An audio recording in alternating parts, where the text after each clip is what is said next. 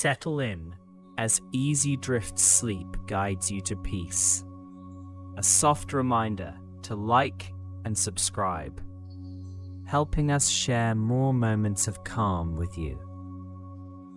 Welcome, traveler, to a journey not of miles, but of moments. A gentle, sleepy descent into the very heart of Istanbul, where time itself seems to slow, softening its edges into a tranquil, dreamlike state. We begin our quiet exploration within the ancient embrace of the spice markets, a place where the vibrant chaos of the waking world transforms into a serene, lulling experience designed to cradle the mind and soothe the spirit. This is a realm of peaceful antiquity, inviting rest, where every archway, every stone, every whisper of scent conspires to guide you toward a profound calm. The market's ancient arches, worn smooth by centuries of gentle breezes and the passage of untold footsteps, frame views of softly glowing lanterns. These luminous beacons cast their warm, inviting light across the scene, creating an atmosphere of timelessness where the rush of the outside world simply fades away. The very structure of this place, with its vaulted, arched ceilings, creates a profound sense of being cradled and protected, as if the market itself is a benevolent guardian holding you safe within its historic walls. Observe the ancient walls, constructed from rough-hewn stone, now softened by the diffused lantern light. They appear almost velvety, their textures muted and deepened by the gentle glow, inviting a touch, a quiet contemplation. The market's layout, a labyrinth of winding alleys and unexpected turns, feels less like a commercial hub and more like a dreamscape, leading you effortlessly from one pocket of calm to another. Here the ancient wooden beams overhead creak softly, a subtle rhythmic lullaby from the distant past, echoing stories of merchants and travelers, of spices and silks, all whispered into the very fabric of the structure. Beneath your gentle steps, the ground is paved with ancient stones, worn smooth and cool by countless generations. These pathways guide the sleepy traveler, each step a soft press into the market's embrace, leading deeper into its tranquil heart. This particular spice market, known historically as the Egyptian Bazaar, or Mısır Çarşısı in Turkish, is not merely a collection of stalls, but a labyrinth of peaceful wonders, a testament to centuries of trade and cultural exchange. Its origins trace back to the 17th century, completed in 1664, and it was originally built as part of the new mosque complex, funded by the revenues from its shops.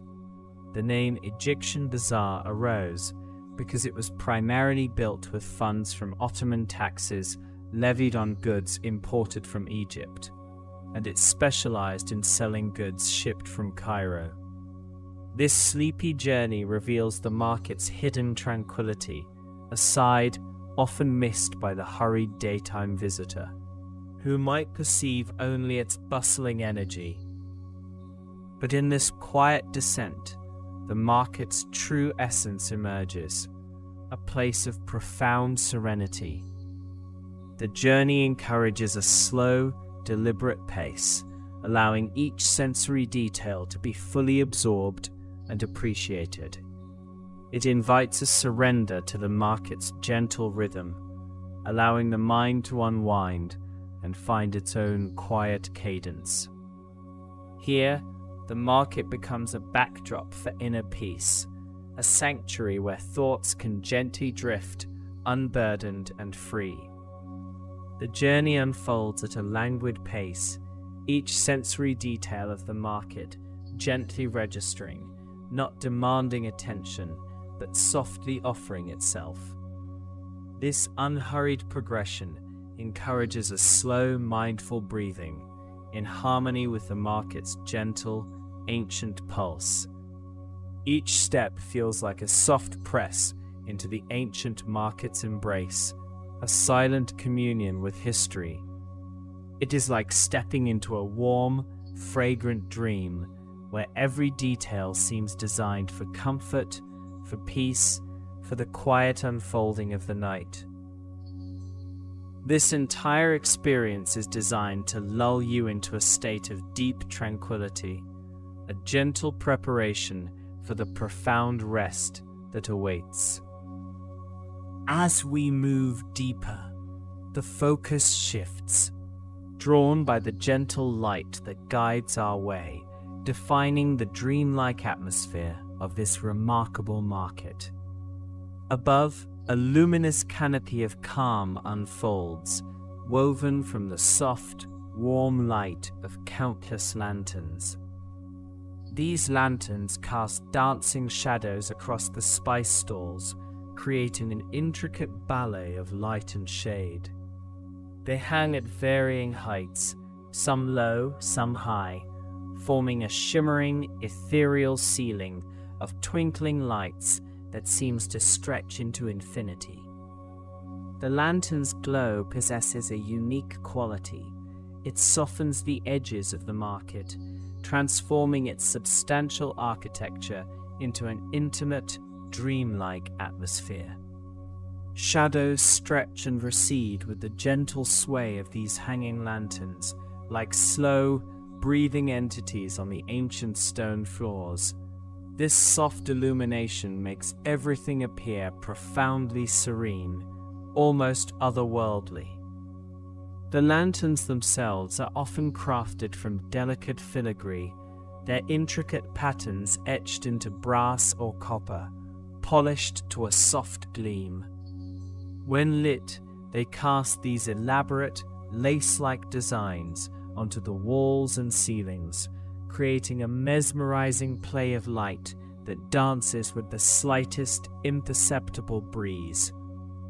Many of these lanterns are adorned with colored glass, panels of ruby, sapphire, emerald, or amber, each diffusing the light into a soft, tinted glow.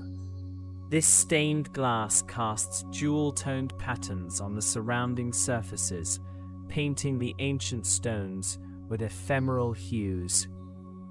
The light from these hammered copper lanterns, their surfaces reflecting the soft glow in a warm, diffused manner, is never harsh. Instead, it is always soft and inviting, like distant embers in a hearth, promising warmth and comfort.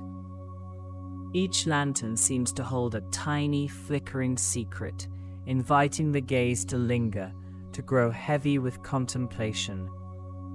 They are strategically placed to illuminate mounds of colorful spices, making them appear to glow from within, their powdered surfaces catching and scattering the light in 1,000 tiny sparkles. The light also makes the dust motes in the air shimmer like tiny dancing stars, visible only in the gentle beams, adding to the ethereal quality of the scene. The gentle sway of these hanging lanterns mimics the slow, rhythmic breathing of someone drifting to sleep, a subtle, hypnotic motion that encourages quietude. Some lanterns feature intricate metalwork, casting delicate, lace-like shadows that dance with the slightest movement of air. These lanterns are often suspended at varying heights, creating layers of soft light and shadow that deepen the sense of calm, drawing the eye into the depths of the market. Shadows from the lanterns stretch and contract like slow, breathing creatures across the market floor, their movements almost imperceptible, yet deeply soothing. Tiny, almost imperceptible dust motes dance in the lantern beams, like miniature, shimmering stars. This soft glow transforms the scene into something otherworldly, and as we drift through the market, the gentle sway of the lanterns, the shimmering light, and the quietude all combine to make the heart slow and the mind drift. Sleepy stars suspended in the quiet air. Lanterns crafted from aged copper emit a deep, mellow glow, hinting at stories untold, at generations of hands that have polished their surfaces, at countless transactions conducted under their soft light. Many lanterns are adorned with intricate glass panels, diffusing light into soft, colored blurs that wash over the ancient architecture. They cast elongated, wavering shadows that seem to stretch into infinity, guiding the imagination into deeper realms of thought. The lantern's light is never harsh, always diffused, creating a perpetual twilight within the market, a timeless space where day and night merge into a gentle, continuous glow. Some lanterns are made with perforated metal, allowing pinpricks of light to escape like distant stars, creating a celestial map on the vaulted ceilings. They are positioned to highlight the rich textures of the spices, making them glow from within, revealing the subtle nuances of their colors and forms. The lanterns also cast long, gentle reflections in the polished surfaces of antique tea sets, in the gleaming copper pots, and in the intricate silverwork displayed in nearby stalls, adding another layer of shimmer to the scene. Your path through this ancient market is illuminated by the soft, diffused glow of these lanterns, each one a tiny moon guiding the way. They are often made from hammered copper, their surfaces reflecting the soft light in a shimmering, hypnotic dance. These lanterns cast long, stretching shadows that slowly shift and sway, mimicking the gentle rocking of a cradle, a silent invitation to rest. Suspended at varying heights, they create layers of light that deepen the sense of dreamlike perspective, drawing you further into this tranquil world. The lantern's glow transforms everyday objects into soft, blurred shapes, encouraging the mind to wander, to gently release its hold on the concrete world. The light is so gentle, it does not disturb the sleeping imagination. Rather, it nurtures it, providing a soft, comforting embrace. Many lanterns are adorned with subtle hand-stitched details that catch the light like tiny sleeping stars, adding to their intricate beauty. The market ceiling, often vaulted and high, creates an enclosed, safe space where the lantern light softly pools, creating pockets of warmth and serenity. These lanterns are often crafted with colored glass panels, casting a soft, muted spectrum of hues across the ancient stones. They flicker almost imperceptibly, their gentle dance mirroring the slow rhythm of a sleepy heart, a subtle, comforting pulse. Some are even adorned with small, tinkling bells, creating a barely audible, soothing chime that blends seamlessly with the quiet hum of the market. The natural sheen of the silk, displayed in nearby stalls, reflects the lantern light, creating a soft glow that dances across its surface, adding to the visual symphony of this peaceful place. With the gentle light established, the narrative now drifts towards the rich, calming aromas that fill the air, creating an olfactory lullaby. The market is not just a feast for the eyes, It is a profound experience for the sense of smell, a symphony of fragrances that weaves itself into the very fabric of the atmosphere.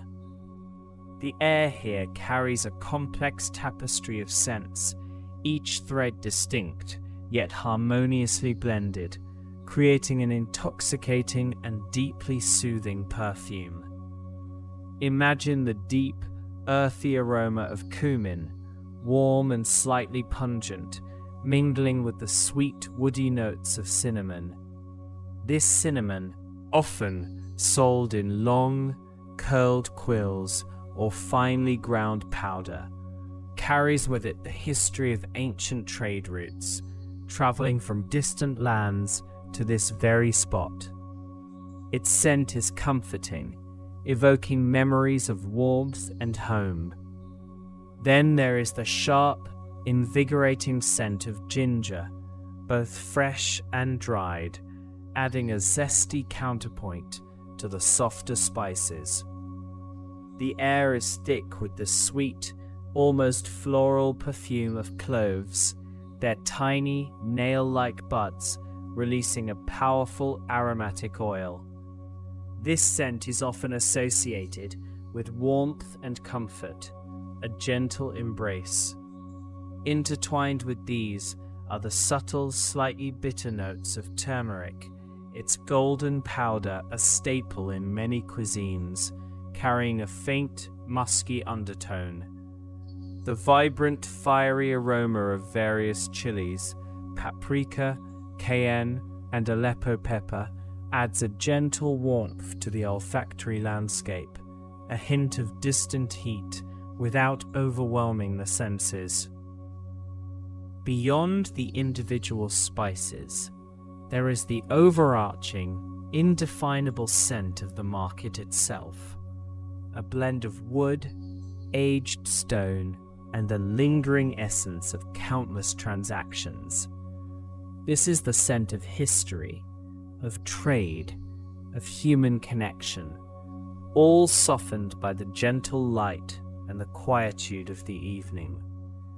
The aroma of dried fruits, plump figs, apricots, and dates adds a sticky, sweet undertone to the air, a natural sweetness that balances the more piquant spices. The delicate, almost ethereal scent of rose petals, often sold dried for teas or culinary uses, floats through the air, a whisper of romance and ancient gardens. This floral note is often accompanied by the rich, sweet fragrance of vanilla beans, their dark, oily pods exuding an aroma that is universally comforting and luxurious.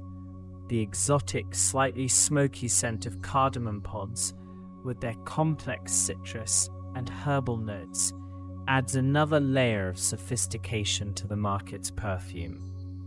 As you inhale deeply, gently, you might discern the faint, resinous scent of frankincense and myrrh. Ancient resins, once traded for their aromatic and medicinal properties, now sold as incense or for traditional uses. These scents carry a spiritual weight, a connection to ancient rituals and ceremonies, adding a profound depth to the market's ambience. The subtle, almost hidden aroma of saffron, the world's most precious spice, with its delicate hay-like and honeyed notes, occasionally wafts through, a fleeting whisper of luxury. Even the teas, displayed in large open sacks, contribute to this aromatic symphony. The robust, malty scent of black teas, the grassy notes of green teas, and the sweet floral aroma of herbal infusions, especially apple tea, a local favorite, all blend together. These are not merely individual scents, but components of a grand, harmonious composition, a fragrant tapestry that wraps around you like a soft, invisible shawl. The air is a living, breathing entity, perpetually infused with these rich, calming aromas. Each breath you take draws in this fragrant lullaby, allowing the scents to gently permeate your being, soothing your mind and body. This olfactory experience is not about identifying each individual spice, but about surrendering to the overall sensation, allowing the blend to wash over you, carrying away any lingering tension. The scent of star anise, with its distinctive licorice-like aroma, adds a sweet, almost medicinal note, reminiscent of comforting remedies. The sharp, clean scent of bay leaves, often bundled and dried, offers a herbaceous counterpoint. The market's air is a testament to the vastness of the world, with spices gathered from every corner of the globe, each carrying a story, a journey, a unique essence. The aroma of dried mint, both refreshing and calming, provides a cool green undertone to the warmer spices. This complex blend of fragrances creates an atmosphere that is both stimulating and deeply relaxing, a paradox that only such an ancient and storied place can achieve.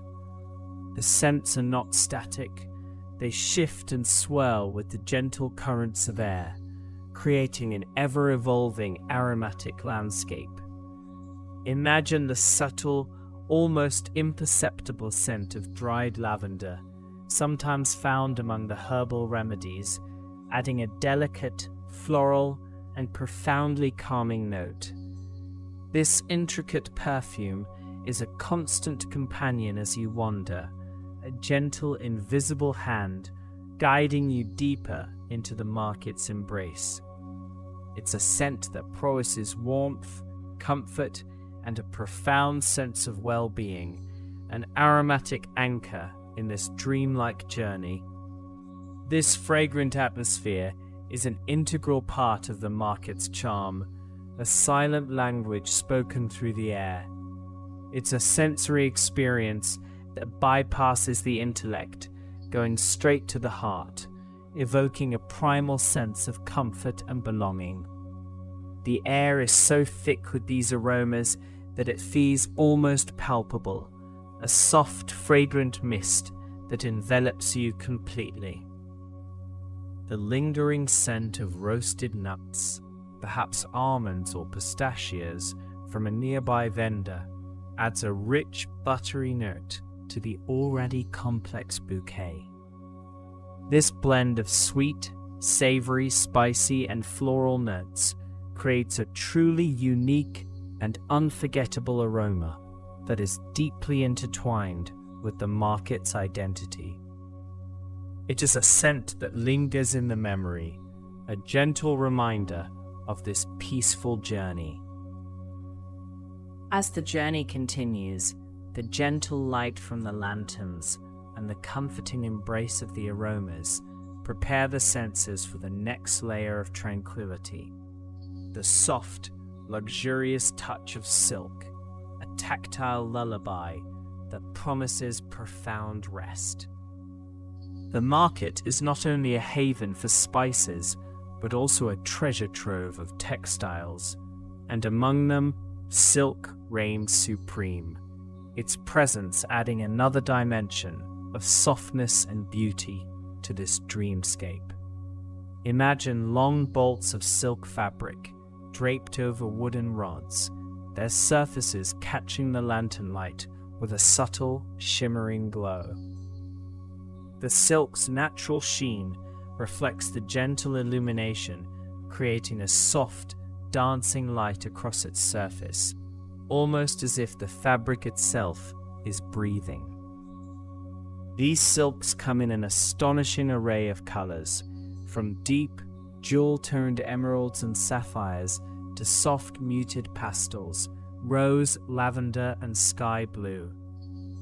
Each color seems to absorb and reflect the light in its own unique way, creating a visual symphony of gentle hues. The texture of silk is famously smooth and cool to the touch, a sensation that is inherently soothing. As you imagine your fingers brushing lightly against a folded stack of silk scarves, you feel the incredible softness, the delicate drape of the material. It flows like water, adapting to every contour, a testament to its fine weave. This sensation is a tactile lullaby, a soft caress against the skin, inviting a release of any lingering tension. The history of silk in Istanbul is deeply intertwined with the Silk Road, the ancient network of trade routes connecting east and west. For centuries, Istanbul, then Constantinople, was a crucial hub for the silk trade, a gateway through which precious silks from China, Persia, and Central Asia flowed into Europe. The Ottoman Empire was renowned for its luxurious silk textiles, used for imperial garments, furnishings, and intricate embroideries. Bursa, a city near Istanbul, became a major center for silk production, famous for its rich velvets and brocades. The silks displayed in the market are often hand-woven, each thread a testament to the skill and artistry of generations of weavers. You might see patterns woven directly into the fabric, intricate floral motifs, geometric designs, or traditional Ottoman patterns like the carnation and tulip. These patterns are not merely decorative. They often carry cultural significance, telling stories or representing aspects of nature and beauty. The weight of silk is surprisingly light, yet it possesses a strength that belies its delicate appearance. This combination of lightness and resilience makes it a truly remarkable fiber. As you visualize the silk, imagine its gentle rustle as a soft breeze passes through the market, a whisper of fabric against fabric, a sound so subtle it almost merges with the silence.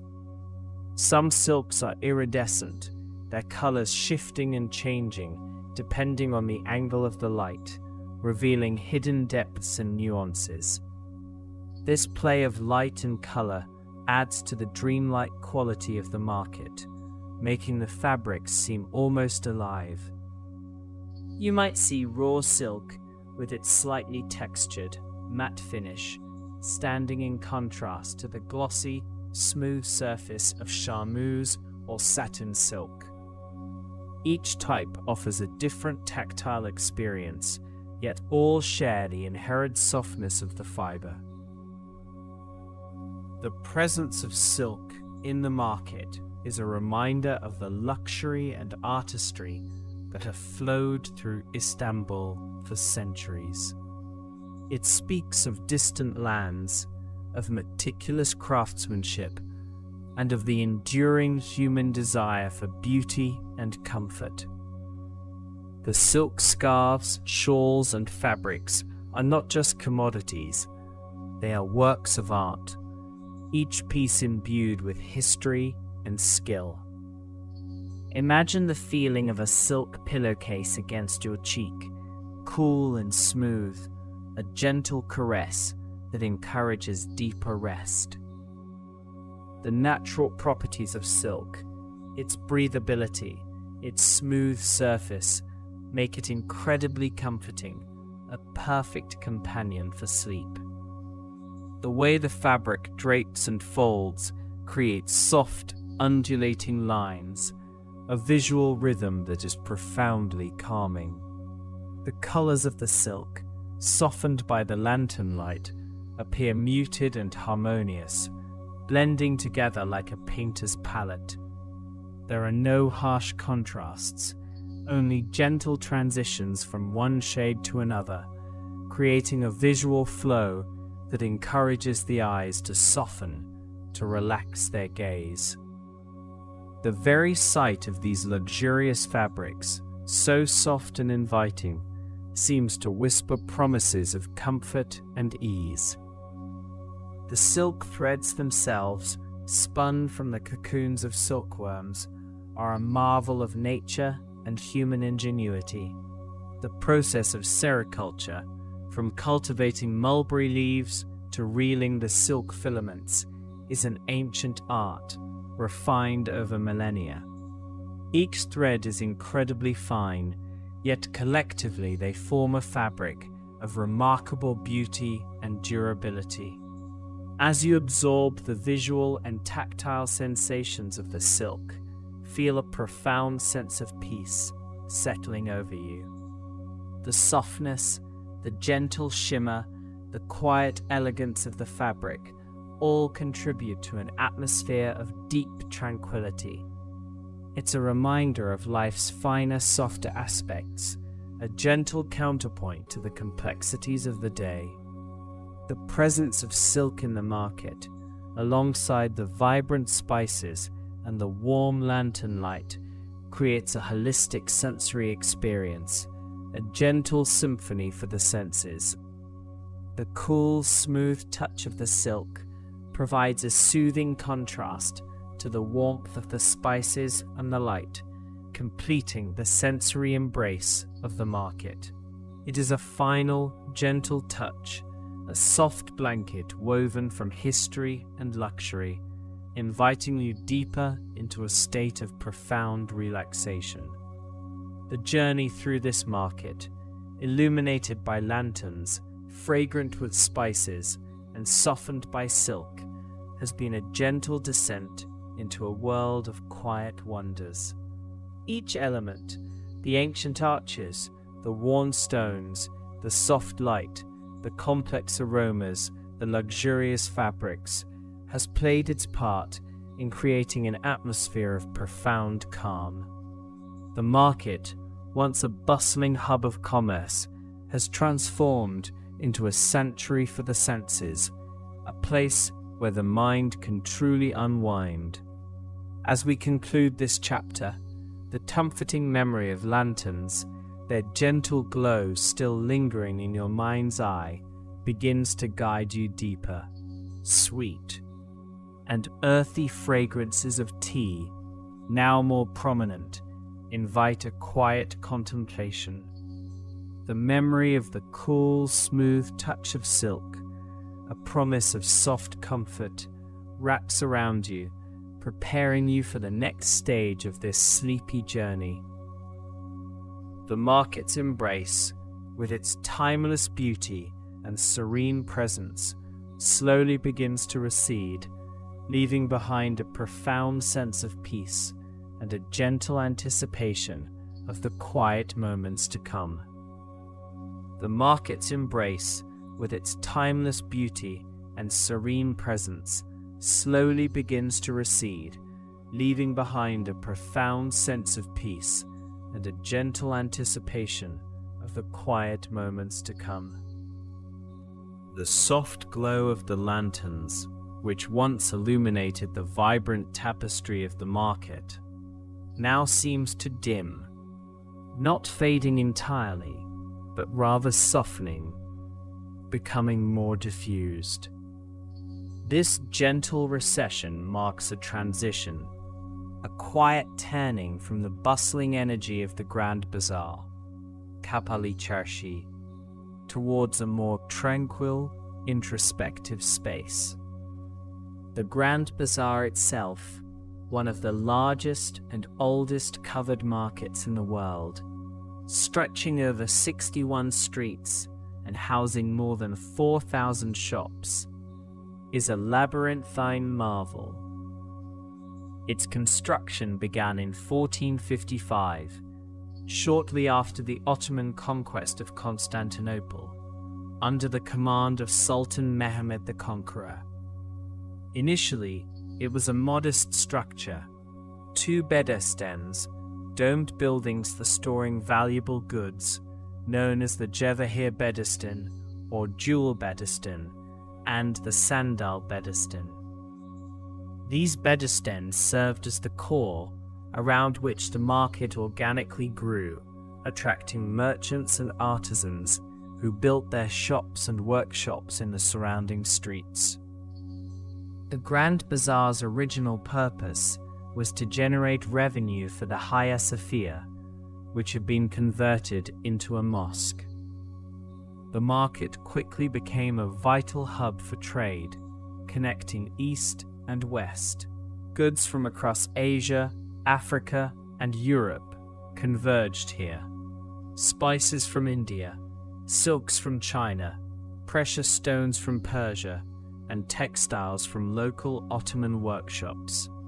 The architecture of the bazaar reflects its long history, with vaulted ceilings, intricate tile work, and sturdy stone arches that have withstood centuries of commerce and seismic activity. Each street or section of the bazaar historically specialized in particular goods, a tradition that, while somewhat diluted today, still echoes in names like the Jeweller's Street or the Coppersmith Street. As the market's daytime energy begins to fold in upon itself, the memory of its vibrant activity remains, a warm afterglow. The sounds, once a symphony of bartering, calls of vendors, and the clinking of tea glasses, now soften into a gentle hum in the distance, like a distant memory. This hum is a composite of countless human interactions, the rustle of fabrics, the soft thud of goods being placed, and the murmur of conversations carried on in a multitude of languages. The Grand Bazaar was not merely a place of commerce, it was a social institution, a meeting point where people exchanged news, forged alliances, and celebrated life. Coffee houses within the bazaar were centers of intellectual discourse and storytelling, while prayer rooms offered moments of quiet reflection amidst the commercial fervor. The aroma of spices, which was so vivid and multifaceted in the heart of the spice bazaar, or Mısır Çarşısı, now blends into a more unified, comforting scent. The Spice Bazaar, a distinct entity from the Grand Bazaar, is located closer to the Golden Horn. Its construction began in the 17th century, completed in 1664, and it was originally known as the New Bazaar, or the Egyptian Bazaar, because it was built with revenues from Ottoman Egypt. Spices were indeed its primary trade, along with herbs, medicinal plants, and various foodstuffs. The L-shaped building, with its distinctive arched entrances and domed ceilings, was designed to be a grand and purposeful structure.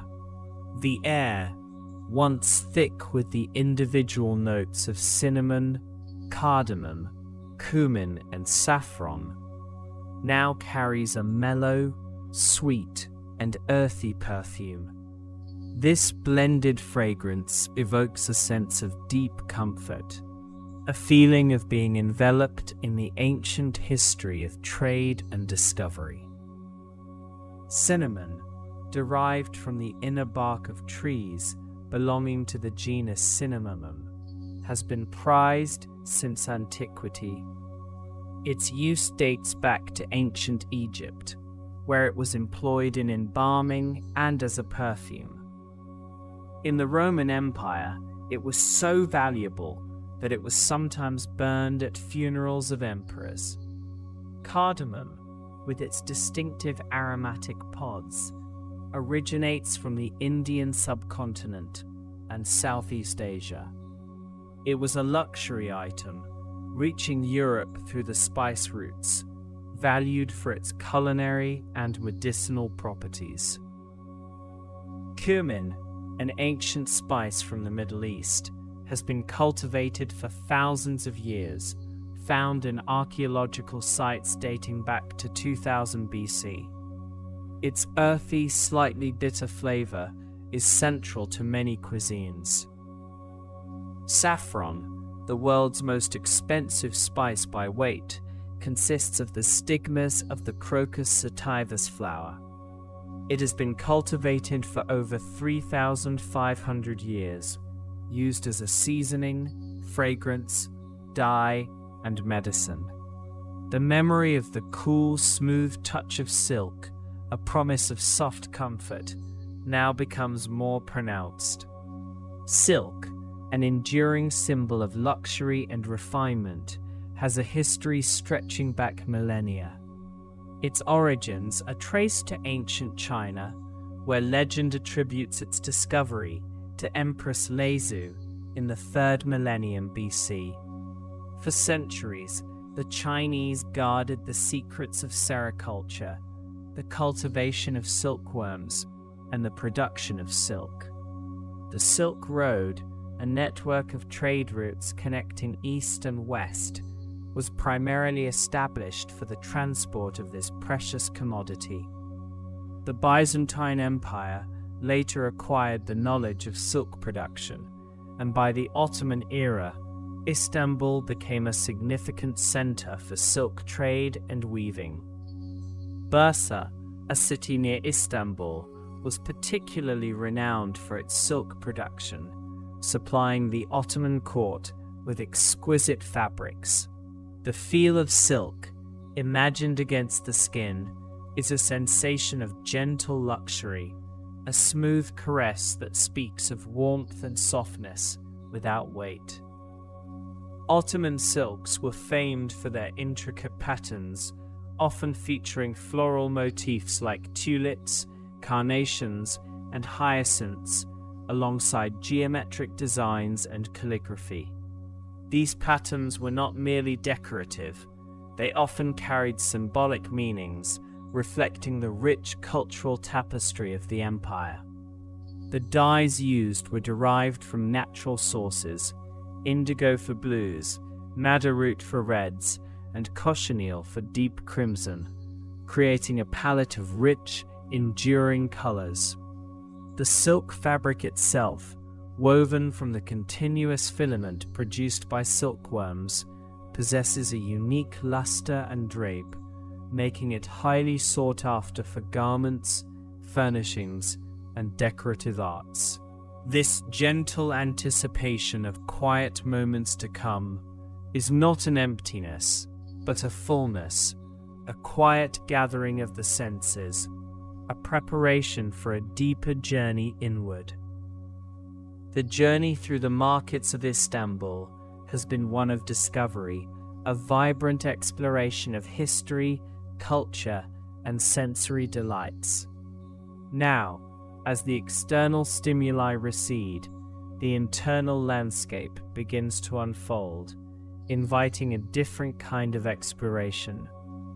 The process of slowing down, of turning away from the external world, mirrors the ancient practices of contemplation and introspection found in many cultures. In Ottoman society, for instance, the practice of sema, the whirling dervishes, was a form of meditative movement aimed at achieving spiritual union. Even the architecture of mosques, with their vast, open spaces and intricate geometric patterns, was designed to foster a sense of peace and focus. The distant glow of the city, which still paints the horizon with a soft, diffused light, begins to soften further. The vibrant energy of Istanbul, a city that straddles 2 continents and millennia of history, never truly disappears. It merely transforms, shifting from a boisterous daytime presence to a more serene, almost ethereal luminescence.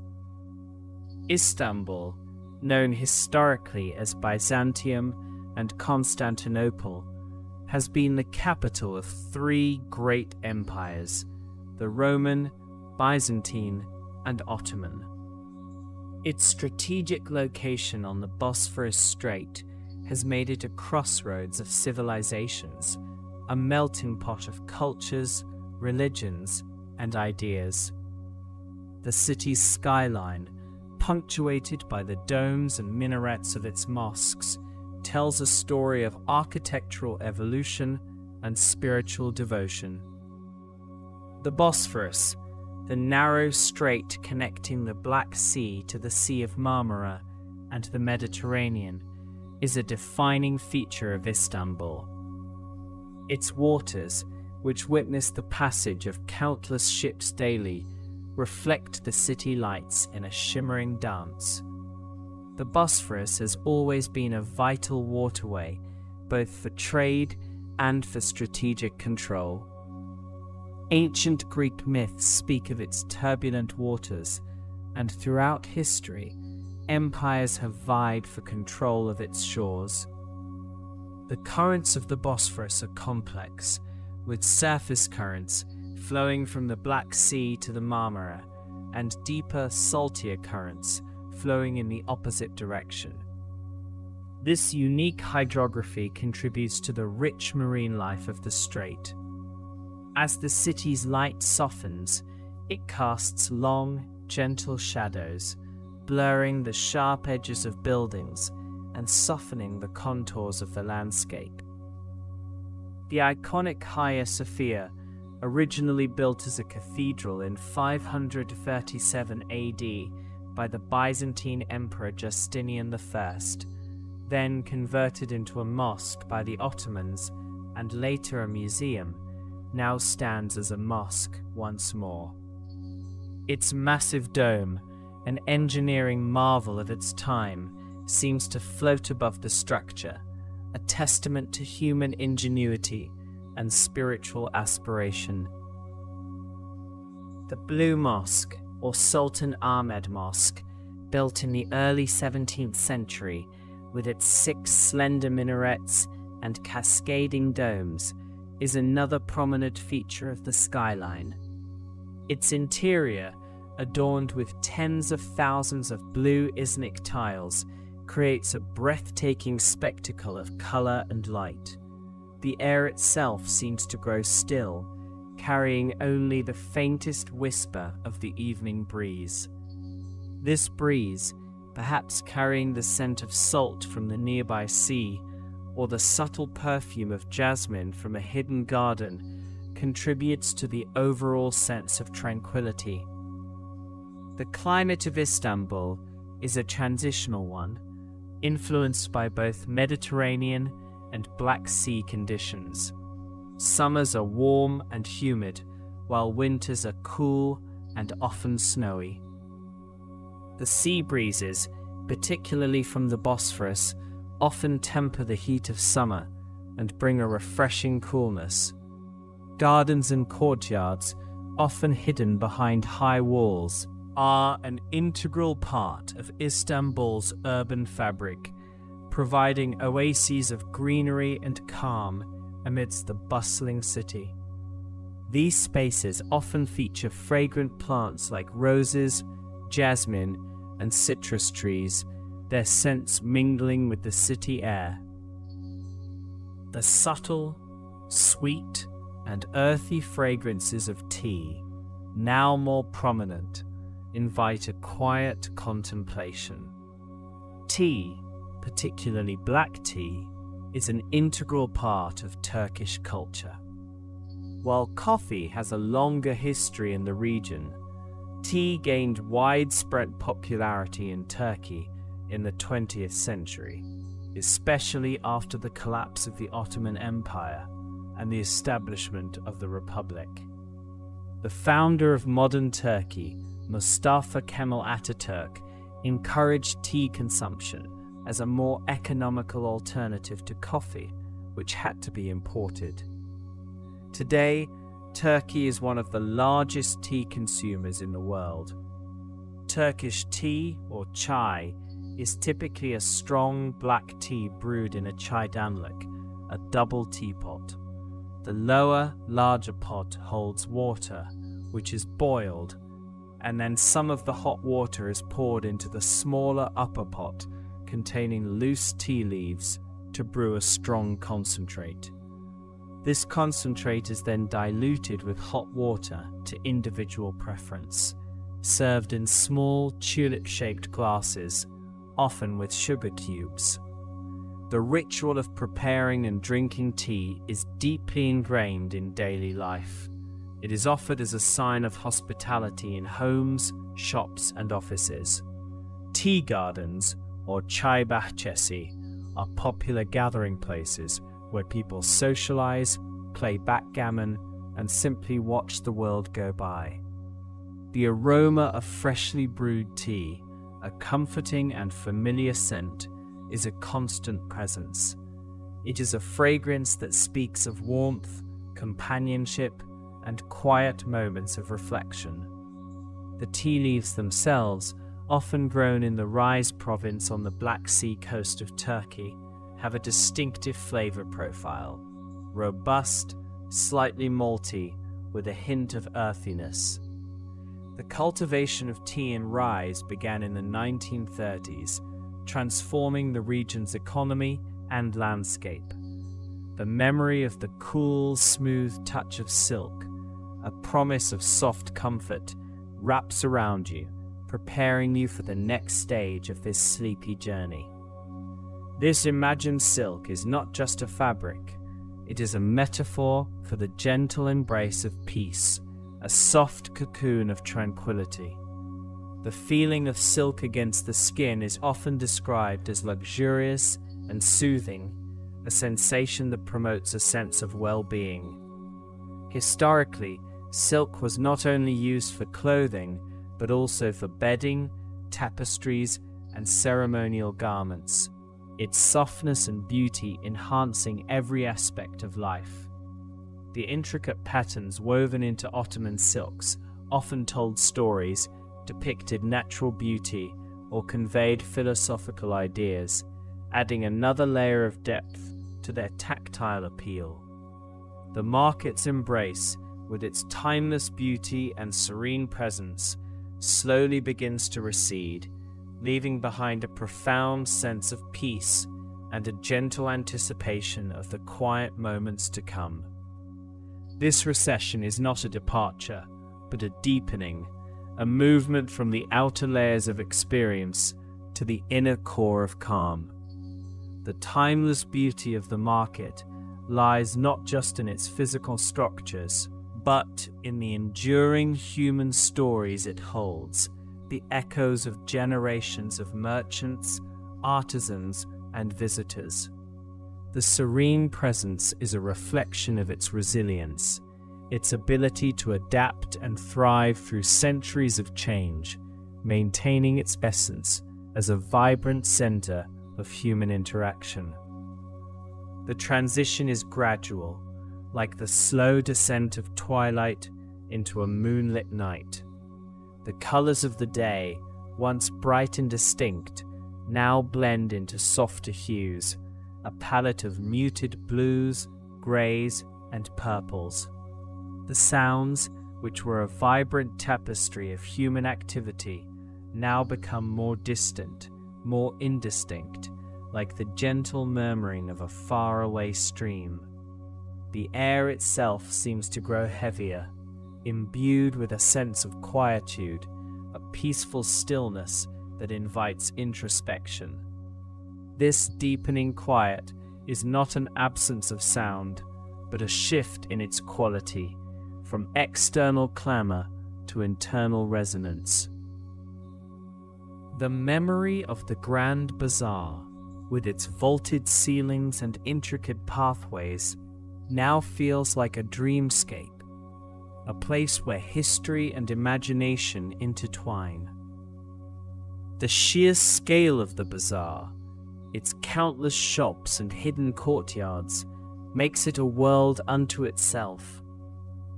Imagine the bedestans, the original stone structures, with their thick walls and domed roofs, designed to protect the most valuable commodities. These were the strongholds of wealth, where gold, silver, and precious jewels were traded under strict security. The names of the streets, like Fesçiler Caddesi, Fezmaker Street, or Kuyumcular Caddesi, Jewelers Street, evoke a time when specific trades were concentrated in particular areas, fostering a sense of community and specialized craftsmanship. The spice bazaar, with its distinct L shape and the heady aromas, also transforms in memory. Its 6 gates, each with its own historical significance, once opened to a vibrant world of exotic goods. The main entrance, facing the new mosque, was a grand portal for merchants and customers alike.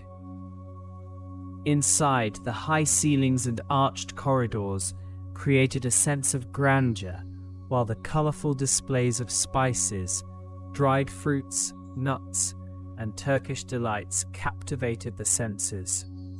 The vendors, with their deep knowledge of their wares, would often share stories of the origins and uses of their spices, adding a narrative layer to the commercial exchange. The intricate patterns of Iznik tiles, which adorn many of Istanbul's mosques and palaces, begin to surface in the mind's eye. These tiles, produced in the town of Iznik, ancient Nicaea, reached their peak during the 16th and 17th centuries. They are renowned for their vibrant colors, particularly cobalt blue, turquoise, emerald green, and a distinctive tomato red, often outlined in black. The designs typically feature complex floral motifs, tulips, carnations, hyacinths, and roses, alongside geometric patterns and calligraphic inscriptions. These tiles were not merely decorative. They were believed to bring blessings and protection, transforming ordinary spaces into realms of beauty and spiritual significance. The cool, smooth surface of these tiles, imagined, adds another layer to the tactile memories of the journey.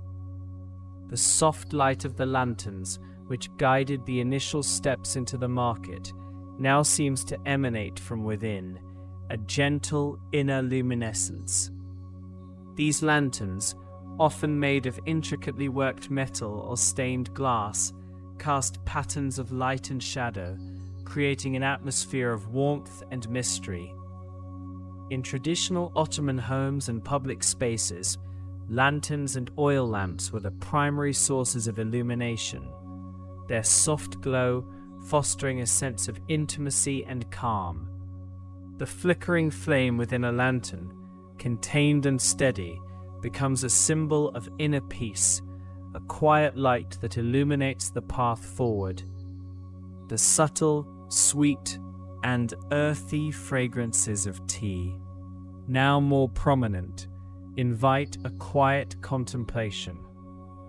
The act of contemplating the aroma of tea is a meditative practice in itself. Each component of the scent, the slightly malty notes of black tea, the hint of sweetness, the subtle earthiness, can be savored individually, allowing the mind to focus gently on these sensory details. This focus helps to quiet external chatter, drawing attention inward to a state of serene awareness. The warmth of a tea glass, imagined in the hand, offers a comforting weight, a gentle anchor in the present moment. The memory of the cool, smooth touch of silk, a promise of soft comfort, wraps around you, preparing you for the next stage of this sleepy journey. The sensation of silk is one of pure, unadulterated luxury, a fabric that seems to glide effortlessly over the skin. It is a material that has been treasured for millennia, not just for its beauty, but for its unique properties, its ability to regulate temperature, its strength, and its hypoallergenic nature. The thought of being enveloped in such a material is inherently soothing, creating a feeling of security and gentle indulgence. This imagined silk, a soft embrace, signifies a complete surrender to comfort, a readiness to enter a deeper state of rest. The market's embrace with its timeless beauty and serene presence slowly begins to recede, leaving behind a profound sense of peace and a gentle anticipation of the quiet moments to come. The receding market is not a loss, but a transformation. Its vibrant energy has been absorbed, its beauty internalized, and its serenity now permeates the very air around you.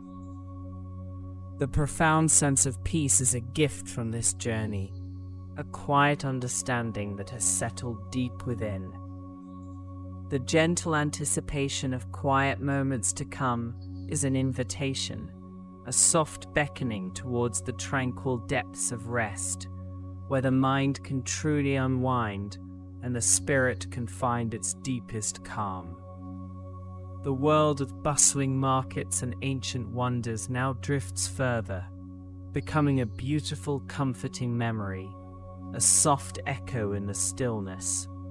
The world of bustling markets and ancient wonders now drifts further, becoming a beautiful, comforting memory, a soft echo in the stillness. The evening in Istanbul begins its slow, graceful descent, painting the sky with hues of deep indigo and soft violet. The last rays of the sun, a vibrant orange at the horizon, cast long, dancing shadows across the ancient cobblestones of the city. As daylight fades, a different kind of light begins to emerge, a softer, more intimate glow that transforms the bustling streets into pathways of quiet contemplation. The sounds of the day, once a vibrant tapestry of calls and commerce, gently recede, replaced by the hushed murmur of evening life. Lanterns, suspended from archways and balconies, flicker to life, their warm amber light chasing away the encroaching darkness.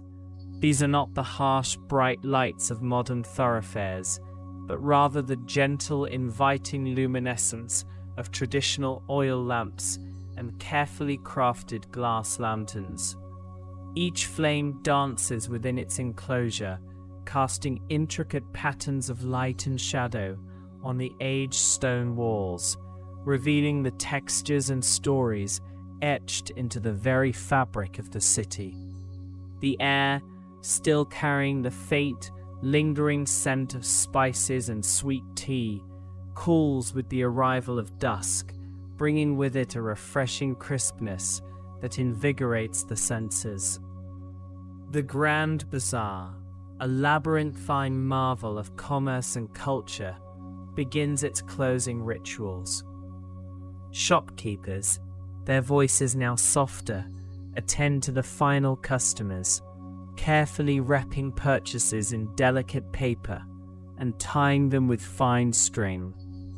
The clatter of coins, once a constant melody, becomes sporadic, then ceases altogether.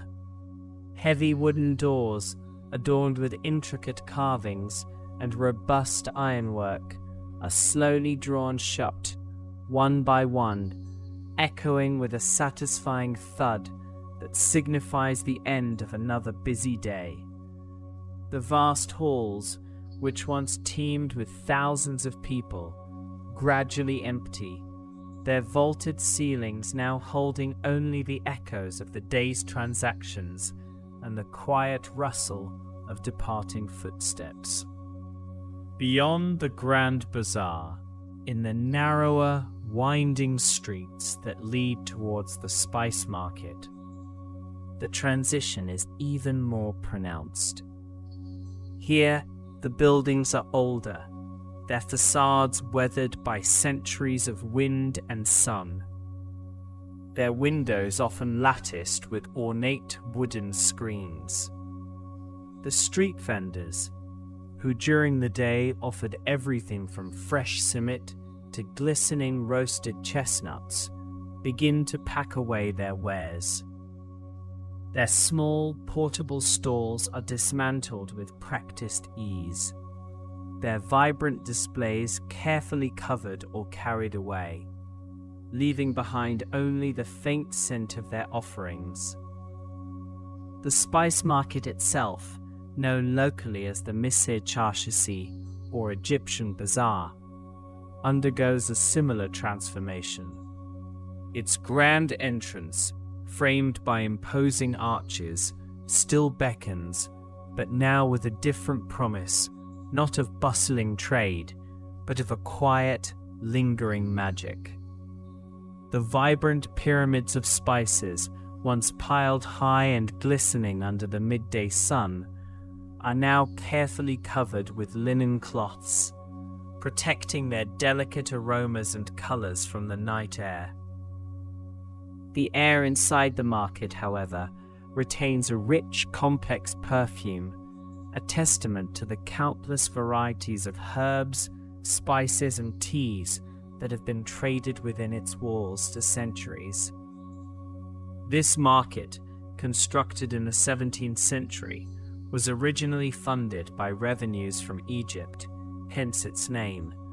It served as the last stop for the camel caravans that brought exotic goods from the east along the Silk Road. For generations, it has been the heart of Istanbul's spice trade, a place where saffron from Iran, cinnamon from Ceylon, cloves from Zanzibar, and countless other treasures from distant lands found their way into Turkish kitchens and apothecaries. The very stones of the market seem to hum with the history of these journeys, the stories of merchants and adventurers, of rare commodities and ancient remedies. As the last few stragglers leave, the market's interior becomes a series of hushed corridors, illuminated by the soft glow of security lights and the occasional forgotten lantern. The intricate tilework that adorns some of the stalls, depicting floral motifs and geometric patterns, seems to come alive in this subdued light. Its colors deepened and its details sharpened. The high vaulted ceilings, supported by sturdy stone columns, create an almost cathedral-like atmosphere, a sacred space dedicated to the aromatic wonders of the world. The scent of cumin, pungent and earthy, mingles with the sweet warmth of vanilla and the sharp, invigorating aroma of dried mint. Cardamom, with its citrusy floral notes, dances with the woody fragrance of star anise. These individual scents, once distinct and vibrant, now blend into a single, harmonious symphony, a complex perfume that permeates every corner of the market. It is a scent that speaks of distant lands, of sun-drenched fields and ancient forests, of careful cultivation and meticulous preparation. Beyond the main market halls, in the small traditional tea houses that line the periphery, a different kind of commerce continues. These establishments, often family-run for generations, are havens of warmth and quiet conversation. Their windows, often steamed up from the heat within, glow invitingly, casting rectangles of soft light onto the darkening street. Inside, the clinking of small tea glasses, known as belli or slim-waisted glasses, and the gentle bubbling of samovars create a soothing soundtrack. The preparation of Turkish tea, or chai, is an art form in itself. It is typically brewed in a çaydanlık, a double-tiered teapot. The lower, larger pot holds boiling water, while the upper, smaller pot contains a strong, concentrated brew of tea. Guests are served by pouring the strong tea into their glass and then diluting it with hot water from the lower pot, adjusting the strength to their preference. This ritual, repeated countless times throughout the day and night, is a cornerstone of Turkish hospitality and social life. The tea served here is usually black tea, often from the Rise region on the Black Sea coast, known for its robust flavor. However, herbal teas are also popular, especially in the evening. Sage tea, with its earthy, slightly bitter notes, is often consumed for its calming properties. Linden flower tea, delicate and subtly sweet, is cherished for its soothing effects. Apple tea, a sweeter, fruitier option, provides a comforting warmth. Each cup is an invitation to pause, to reflect, to simply be. The patrons of these tea houses are a mix of locals and a few lingering visitors, all seeking respite from the day's activities. Their conversations are hushed, their movements unhurried. The soft glow of the lanterns inside illuminates their faces, revealing expressions of contentment and quiet camaraderie. The warmth from the tea, both in the glass and in the steam rising from the samovar, permeates the air, creating a cocoon of comfort against the cool evening. Outside, the street cats, ever-present guardians of Istanbul, begin their nightly patrols. Sleek and graceful, they weave through the deserted alleyways, their eyes reflecting the faint light from the lanterns.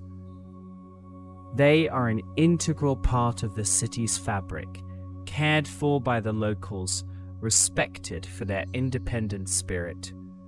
Their silent movements add to the quietude of the night, a subtle reminder of the natural world coexisting with the urban landscape. The air now carries a new subtle aroma, the faint, sweet scent of jasmine and honeysuckle, blooming in hidden courtyards and over garden walls. These delicate floral notes mingle with the lingering spice perfumes, creating a unique olfactory tapestry that is distinctly Istanbulian.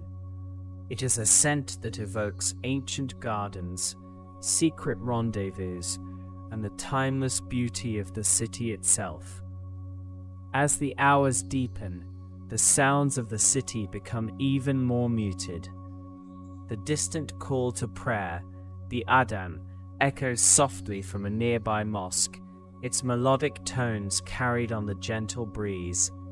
It is a sound that has marked the passage of time in Istanbul for over 1,000 years, a constant, comforting presence that connects the present to the past. This particular call, the Yatsi Azana, signals the final prayer of the day, an invitation to reflection before the night truly takes hold. The Bosphorus, the majestic strait that divides the city and connects the Black Sea to the Sea of Marmara, continues its silent flow. Its dark waters, reflecting the scattered lights of the Asian shore and the distant stars, create a shimmering pathway.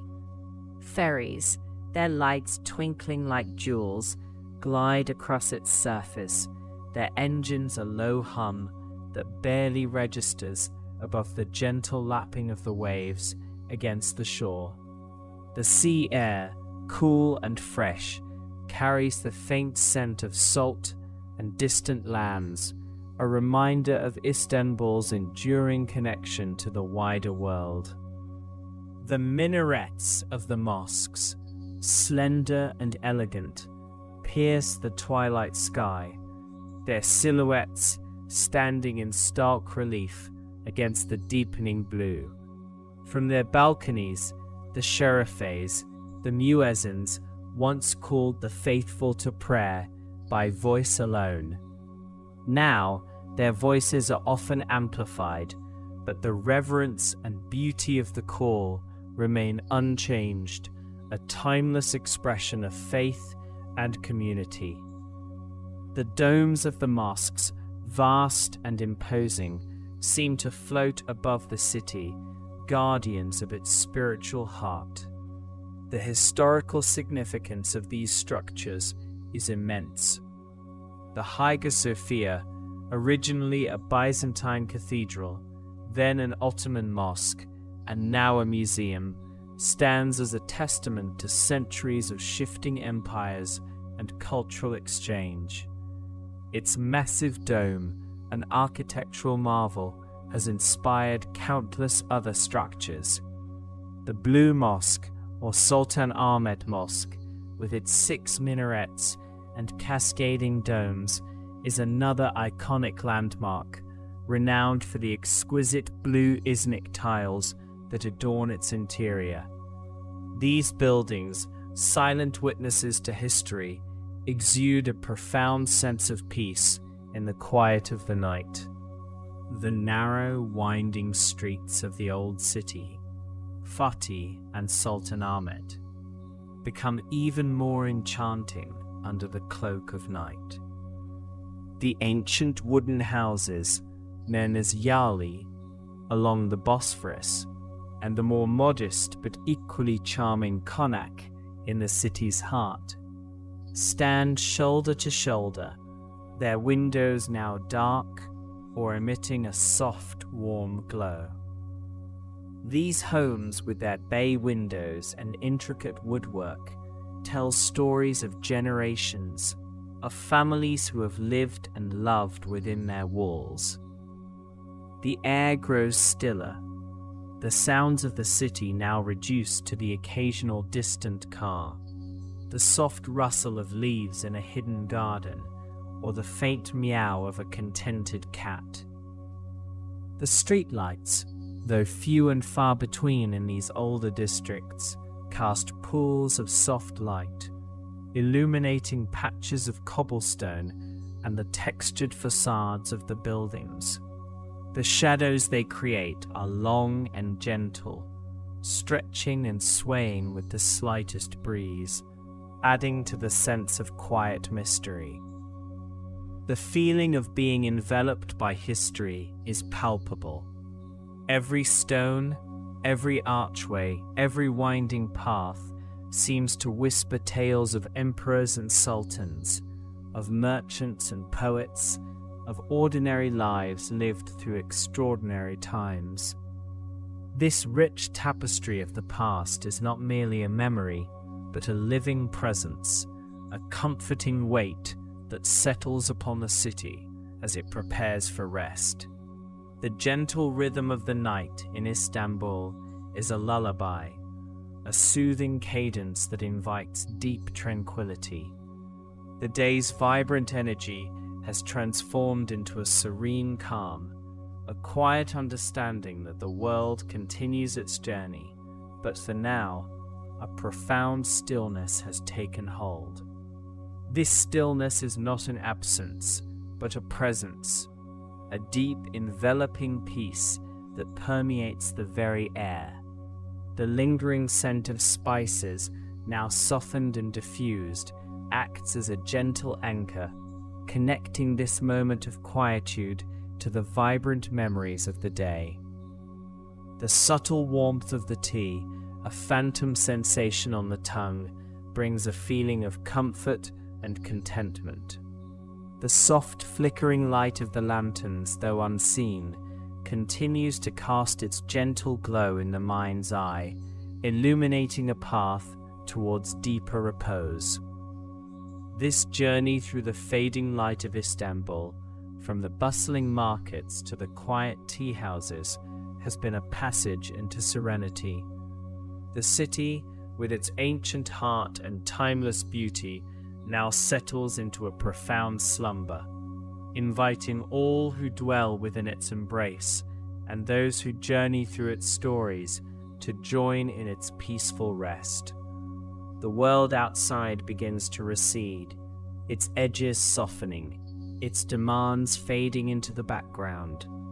A deep sense of peace now gently settles, a quiet understanding that has found its way to the very core of your being. This profound calm is an invitation, a soft beckoning towards the tranquil depths of true rest, where the mind can truly unwind and the spirit can find its deepest calm. The profound calm that has settled within now deepens, a quiet understanding that has found its way to the very core of your being. This tranquility is an invitation, a soft beckoning towards the tranquil depths of true rest, where the mind can truly unwind and the spirit can find its deepest calm. The air itself seems to hold this peace, a gentle current carrying the most exquisite fragrances. A faint, comforting aroma of cinnamon and star anise drifts through the air, inviting slumber. This scent, ancient and warm, speaks of distant lands and timeless traditions. It is a fragrance that has traveled across continents, carried by winds and ships, now gently settling here in the heart of the market. The air is thick with the sweet, earthy scent of exotic spices, lulling the senses into a state of profound peace. Each inhalation brings a new layer of this olfactory tapestry, a subtle blending of notes that soothes and calms. Piles of vibrant saffron threads glow like embers under the lantern light. Their deep, rich crimson gold hue is mesmerizing, a visual warmth that complements their delicate honey-like aroma. Saffron, known as the most expensive spice in the world, has a history steeped in luxury and medicinal use. Cultivated for millennia across the Mediterranean and Asia, its presence here is a testament to the market's enduring legacy. The aroma of dried rosebuds and lavender mingles, creating a calming perfume that floats gently above the more robust spice scents. Rosebuds, often used in Turkish delight and teas, offer a sweet, floral note, while lavender brings its renowned soothing properties, a gentle whisper of tranquility. The air carries a hint of sweet Turkish delight, a sugary dream that evokes childhood memories and simple pleasures. This confection, known as lokum, has been a staple of Ottoman cuisine for centuries. Its soft, chewy texture and delicate flavors a true indulgence. The scent of freshly ground coffee beans adds a deep, grounding note to the air, a rich, robust aroma that anchors the lighter, sweeter fragrances. Turkish coffee, prepared in a sezve and served in small cups, is more than a drink. It is a ritual, a symbol of hospitality and conversation. Each spice mound is a miniature mountain of rich, deep color, a testament to nature's artistry and human cultivation. From the vibrant orange of turmeric to the deep green of dried mint, these natural pigments create a visual feast. The aroma of cloves and cardamom provides a gentle, spicy warmth, a comforting embrace that permeates the market. Cloves, with their distinctive nail-like shape, originate from the Moluccas, the legendary spice islands, and have been treasured for their intense flavor and aromatic qualities. Cardamom, often called the queen of spices, offers a complex, slightly citrusy and floral warmth. The scent of dried figs and apricots adds a sweet, comforting layer to the air. These fruits, sun-dried to preserve their natural sugars and flavors, are a staple of the region, offering a taste of the sun-drenched orchards. The scent of cumin and paprika adds a grounding, earthy aroma, a deeper, more savory note amidst the sweetness. Cumin, with its distinctively warm and slightly bitter flavor, has been used since ancient times, found in archaeological sites dating back thousands of years. Paprika, derived from dried bell peppers, brings a gentle warmth and vibrant color. The aroma of mint tea is refreshing yet deeply soothing, a clear, crisp note that cuts through the richness of the other spices. Mint, a ubiquitous herb in Turkish culture, is often brewed fresh, offering a palate-cleansing and calming experience. The scent of cardamom mingles with rose petals, creating a unique olfactory tapestry for the sleepy traveler. This combination, both exotic and familiar, weaves a spell of peaceful contemplation. The journey allows the mind to wander through ancient trade routes, connecting spices to distant lands in a drowsy reverie. Imagine the ships sailing across vast oceans, laden with these precious commodities, their sails billowing under starlit skies. The scent of cloves and nutmeg creates a grounding aroma, anchoring the sleepy traveler in the present moment, yet allowing the mind to gently drift. Nutmeg, another treasure from the Spice Islands, offers a warm, sweet, and slightly pungent fragrance, often paired with cloves in traditional recipes. The tea's aroma, a blend of tart apple and subtle spice, is a comforting lullaby for the nose.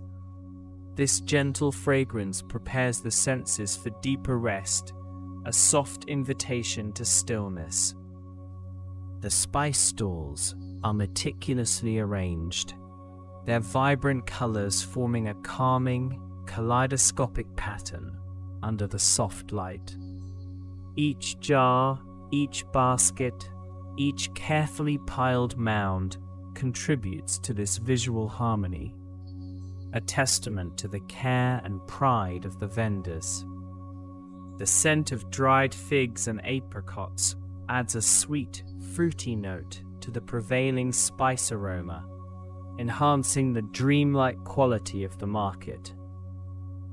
Their natural sweetness is a gentle counterpoint to the more pungent spices. The aroma of frankincense and myrrh, often found in the market, adds an ancient, meditative layer to the sleepy atmosphere. These resins, historically used in religious ceremonies and perfumes, carry a deep, balsamic fragrance that evokes a sense of timelessness and reverence. The scent of dried rose petals mingles with cardamom, creating an unexpectedly calming perfume, a delicate balance of floral sweetness and warm spice. The aroma of cloves, subtle and sweet, drifts from a nearby stall, promising warmth and peace, a gentle whisper of comfort. The scent of dried lavender, tucked away in small sachets, contributes to the market's tranquil atmosphere. Its distinct floral and herbaceous notes are renowned for their calming effects, a natural balm for the weary mind.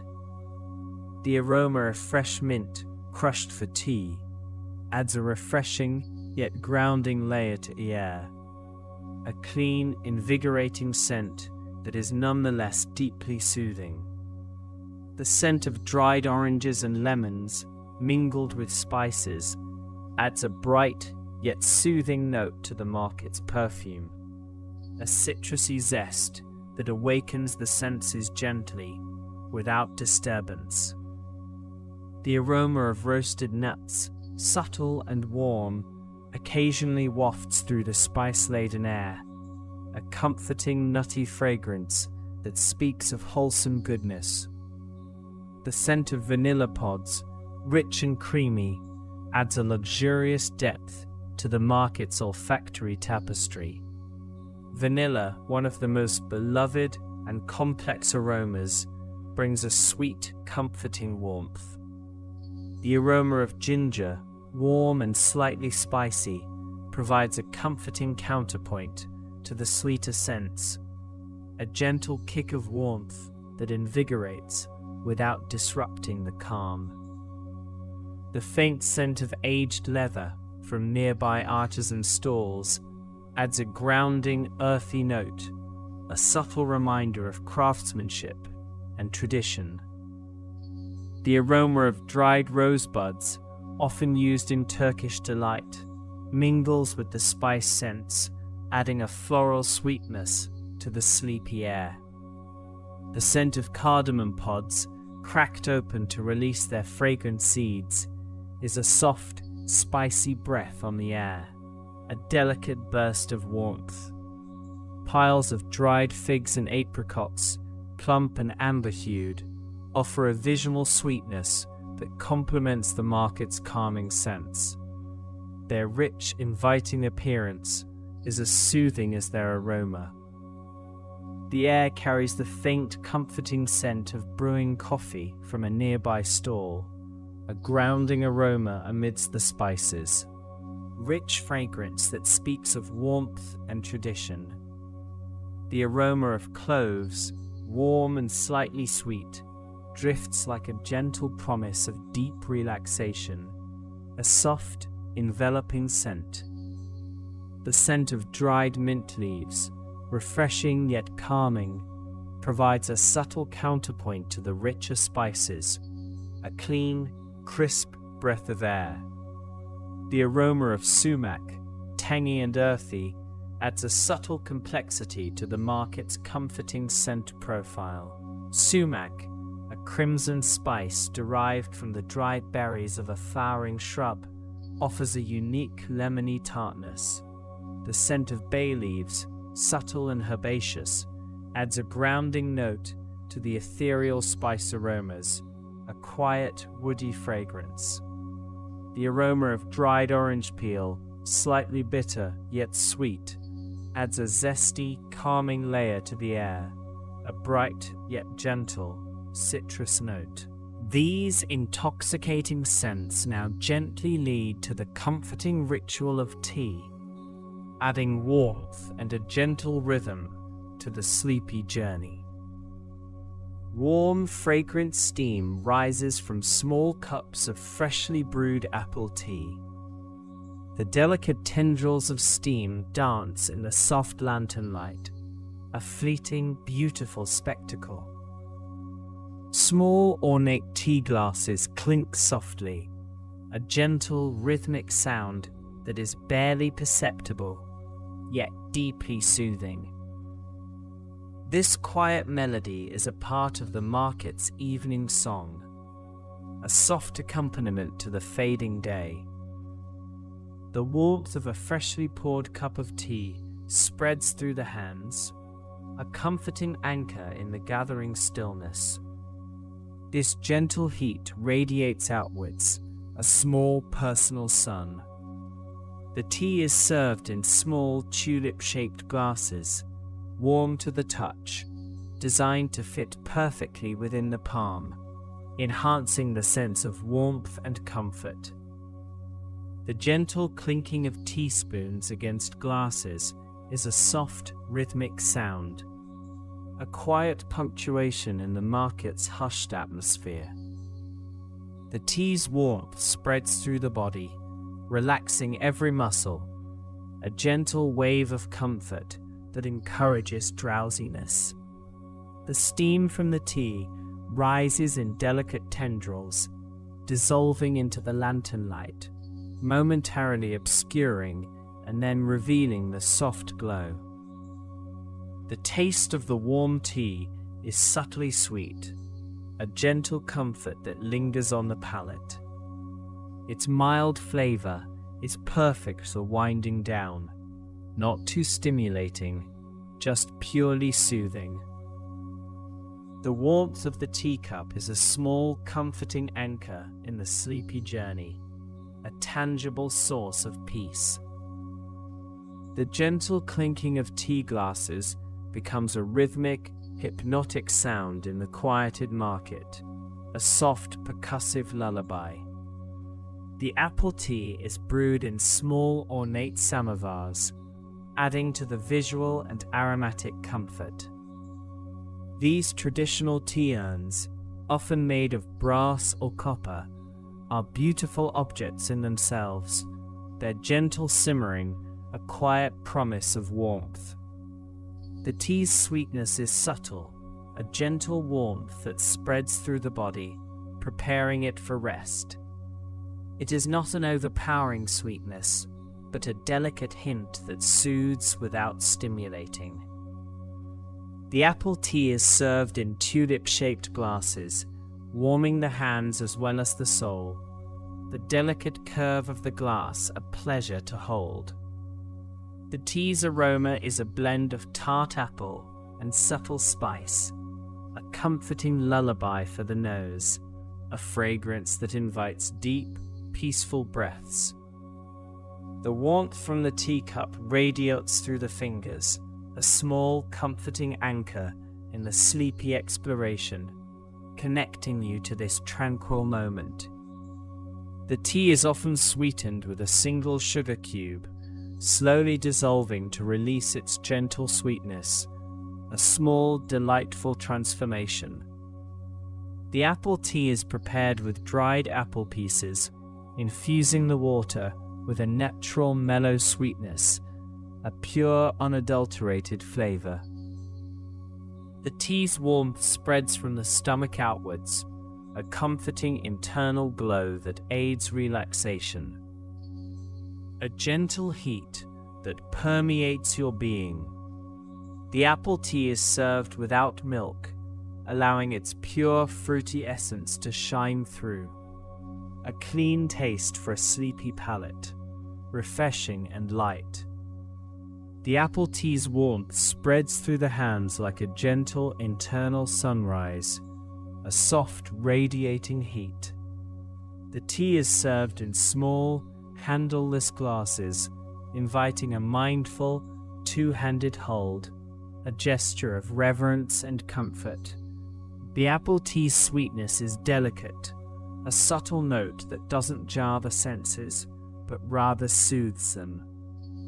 The gentle clinking of tea glasses being set down becomes a soft, percussive element in the market's quietude, a gentle rhythm.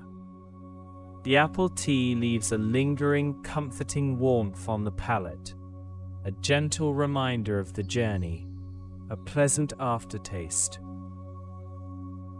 The tea's aroma is a gentle invitation to pause, breathe, and simply be, a fragrant beckoning to stillness. The warmth of the teacup is a small, comforting anchor in the vastness of the market, a personal haven of warmth. The steam from the tea rises in delicate tendrils, momentarily obscuring and then revealing the lantern light, a dance of light and vapor. Small, intricately patterned ceramic teacups, still warm from the recent pour, rest on low wooden tables, inviting a moment of quiet repose. A distant, rhythmic clinking of tea glasses being stirred creates a subtle percussive lullaby, a soft, hypnotic sound. The apple tea, served in tulip-shaped glasses, has a subtle sweetness that melts on the tongue, preparing one for rest, a gentle prelude to sleep. The gentle warmth of the tea glass in hand provides a small, comforting anchor in the sleepy journey, a tangible connection to peace.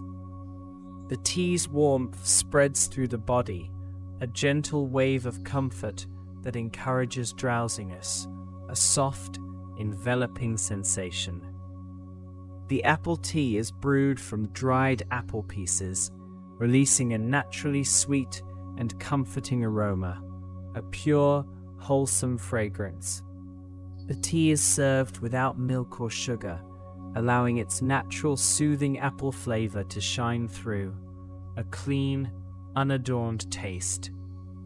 The tea's steam rises in delicate tendrils, a visual representation of the market's gentle, calming energy, a soft, ethereal dance. The tea is often served in small, handleless glasses, encouraging a gentle, two-handed hold that warms the palms, a simple, comforting gesture. From the warmth of the tea, the narrative now glides to the luxurious touch of silk, adding a tactile dimension to the comfort. Imagine the soft, cool feel of silk against your skin, a whisper of luxury and serenity. The market, even in its quietude, holds treasures beyond scent and taste, offering textures that invite further rest. The gentle rustle of silk scarves draped over stalls creates a soft, almost inaudible sound, a delicate sigh in the evening air. These fabrics, woven with centuries of tradition, carry stories in their threads. The silk, often brought from distant lands along the ancient Silk Road, represents a journey of its own, a testament to human ingenuity and artistry. Its smooth surface reflects the lantern light in a subtle sheen, a quiet luminescence. The colors of the silk, deep blues, rich reds, soft greens, are muted in the evening light, appearing as gentle washes of color rather than vibrant bursts.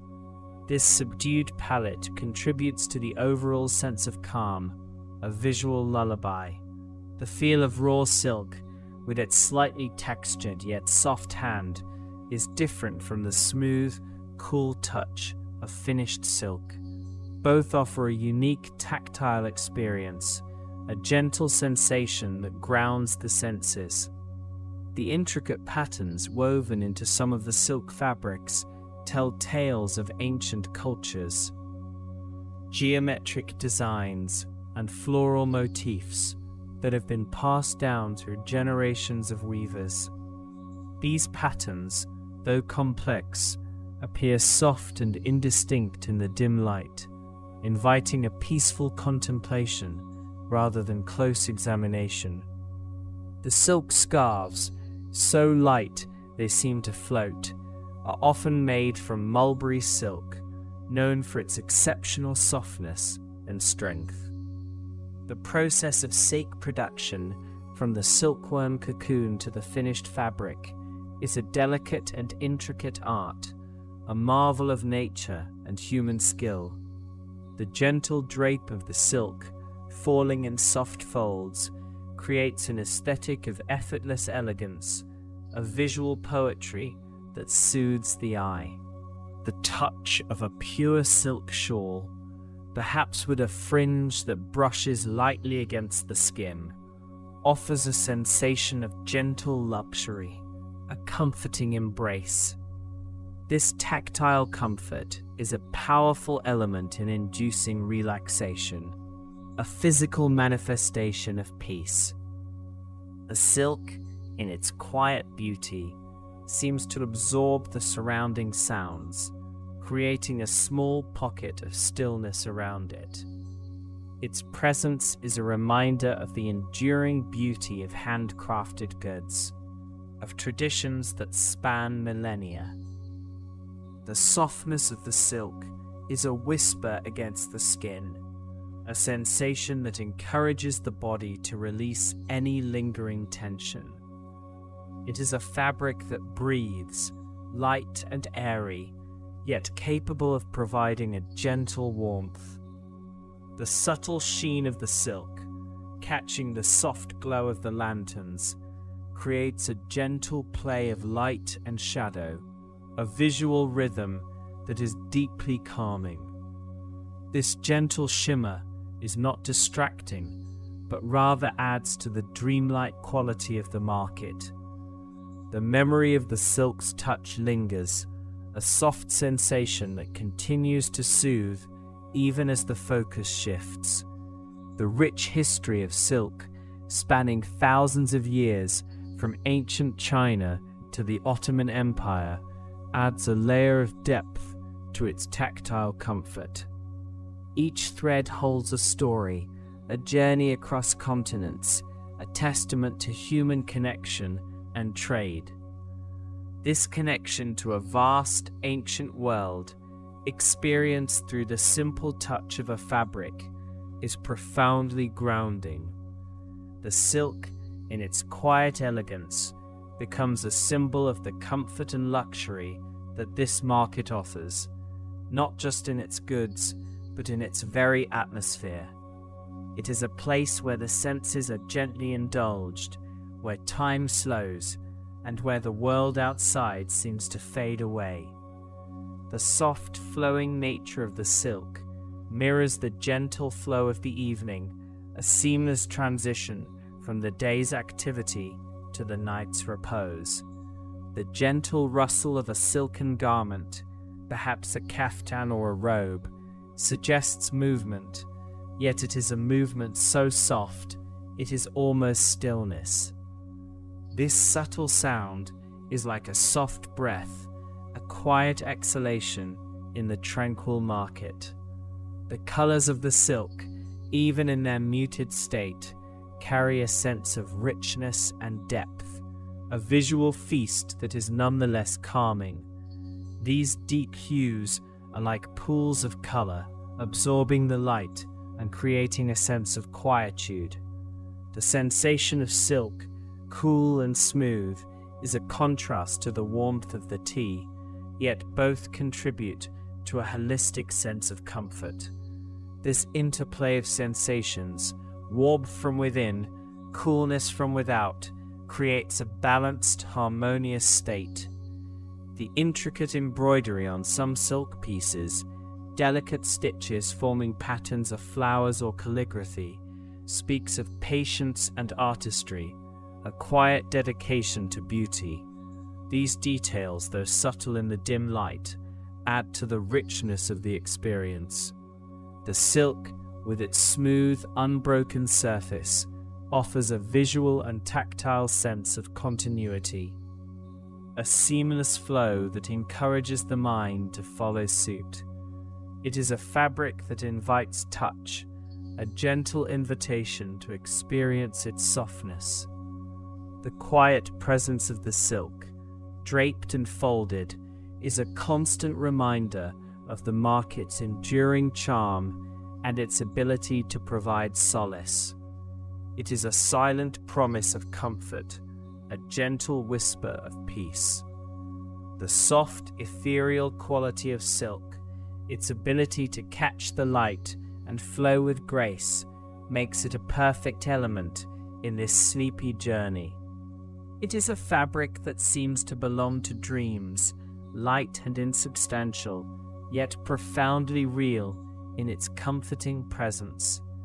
The gentle coolness of the silk against the skin is a refreshing sensation, a subtle counterpoint to the enveloping warmth of the spices and tea. This delicate balance of sensations guides the body and mind towards an even deeper state of rest. The very air around the silk seems to soften, absorbing any remaining edges of the day, preparing for the profound stillness of sleep. The profound stillness of sleep awaits, heralded by the gentle touch of silk and the lingering aromas of the market. The air itself seems to hum with a quiet energy, a memory of the day's vibrant commerce now settling into a peaceful hush. This transition from bustling activity to serene repose mirrors the journey as many goods that pass through these very markets, traveling vast distances before finding their final quiet destination. Consider the journey of the silk itself, a thread spun from the delicate cocoons of the Bombyx mori moth. For centuries, the secret of sericulture, the cultivation of silkworms and the production of silk, was fiercely guarded by the Chinese. Legend tells of a Chinese empress, Leizu, who discovered silk around 2696 BC when a silkworm cocoon fell into her tea. She unraveled the delicate thread, recognizing its potential for weaving. For nearly 3 millennia, China maintained a virtual monopoly on silk production, making it one of the most valuable commodities in ancient trade. The Silk Road, a network of trade routes connecting east and west, was named for this precious textile, which was its primary cargo. The journey of silk from China to Istanbul, then known as Constantinople, was arduous and fraught with peril. Caravans laden with bales of raw silk and finished fabrics traversed deserts, mountains, and vast plains, often taking months or even years to reach their destination. Along the way, merchants faced bandits, harsh weather, and political instability. Yet the demand for silk in the Roman and Byzantine empires was so immense that the risks were deemed worthwhile. The shimmering fabric became a symbol of wealth, status, and power, adorning emperors, empresses, and the highest echelons of society. In the 6th century AD, the Byzantine Empire finally acquired the knowledge of sericulture, reportedly through 2 monks who smuggled silkworm eggs out of China hidden within hollow bamboo canes. This act of industrial espionage allowed the Byzantines to establish their own silk industry, centered in cities like Constantinople, Thebes, and Corinth. The imperial workshops in Constantinople produced exquisite silks, often incorporating gold and silver threads, and featuring intricate patterns depicting mythological scenes, imperial portraits, or Christian symbols. These Byzantine silks were highly prized throughout Europe and the Middle East, further cementing Constantinople's reputation as a center of luxury trade. When the Ottoman Turks conquered Constantinople in 1453, they inherited a thriving silk industry and a deep appreciation for the fabric. Bursa, a city south of Istanbul, became a major center for silk production and trade under Ottoman rule. Raw silk from Persia and Central Asia was also imported and woven into magnificent textiles in Ottoman workshops. The Grand Bazaar and the Spice Market, or Egyptian Bazaar, in Istanbul became crucial hubs for the distribution of these luxurious silks. Merchants from Venice, Genoa, and other European cities flocked to Istanbul to acquire these coveted fabrics, which were then transported across the continent. The silk sold in the markets of Istanbul was not just a commodity, it was an art form. Weavers employed complex techniques such as brocade, velvet, and satin to create fabrics of astonishing beauty and texture. Ottoman silks were renowned for their vibrant colors, often achieved using natural dyes derived from plants and insects, and their distinctive motifs. Tulips, carnations, hyacinths, and cypress trees, symbols deeply embedded in Ottoman culture, were frequently incorporated into the designs, along with intricate geometric patterns and calligraphic inscriptions. Each piece of silk told a story, reflecting the skill of the artisan, the richness of the culture, and the long journey it had undertaken. The gentle coolness of the silk against the skin is a reminder of its long history, its journey across continents and centuries. It is a fabric that has witnessed empires rise and fall, that has adorned royalty and commoners alike, and that continues to captivate with its inherent elegance. The sensation of silk is one of subtle luxury, a quiet comfort that invites a deeper surrender to the present moment. As the silk settles, the memory of the lanterns begins to glow more vividly in the mind's eye. These lanterns, whether crafted from brass, copper, or colored glass, were not merely sources of light. They were integral to the atmosphere of the market, shaping the perception of space and time. In the absence of modern electric lighting, the soft, flickering glow of oil lamps and candles created an intimate, almost theatrical ambience. Each lantern cast its own unique pattern of light and shadow, transforming the mundane into the magical. The design of these traditional lanterns often reflected the rich artistic heritage of the Ottoman Empire. Many featured intricate filigree work, where thin strands of metal were twisted and soldered together to create delicate, lace-like patterns. These patterns were not purely decorative. They also served to diffuse the light, preventing harsh glares and creating a softer, more inviting glow. Some lanterns incorporated panels of colored glass, ruby red, sapphire blue, emerald green, which cast vibrant hues across the market stalls and the faces of the merchants. The interplay of light and color was a deliberate artistic choice, designed to enhance the beauty of the goods on display and to create an enchanting experience for visitors. The use of lanterns in Istanbul's markets dates back centuries, long before the advent of electricity.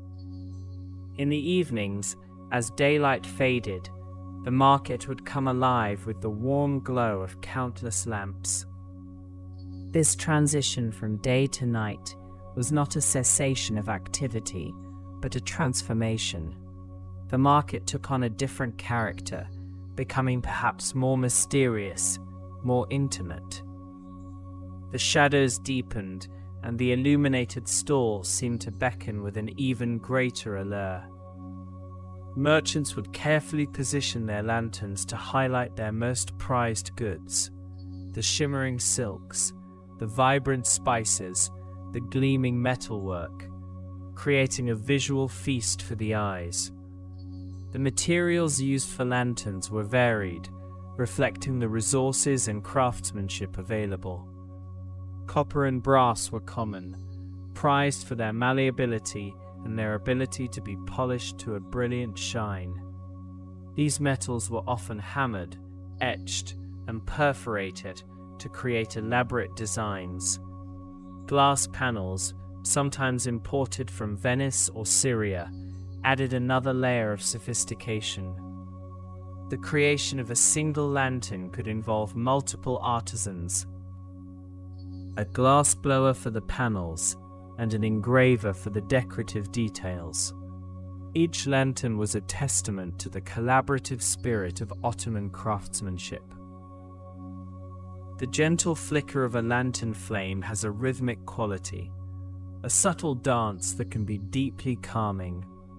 It is a primal light, connecting us to generations past who relied on such simple illumination for their daily lives.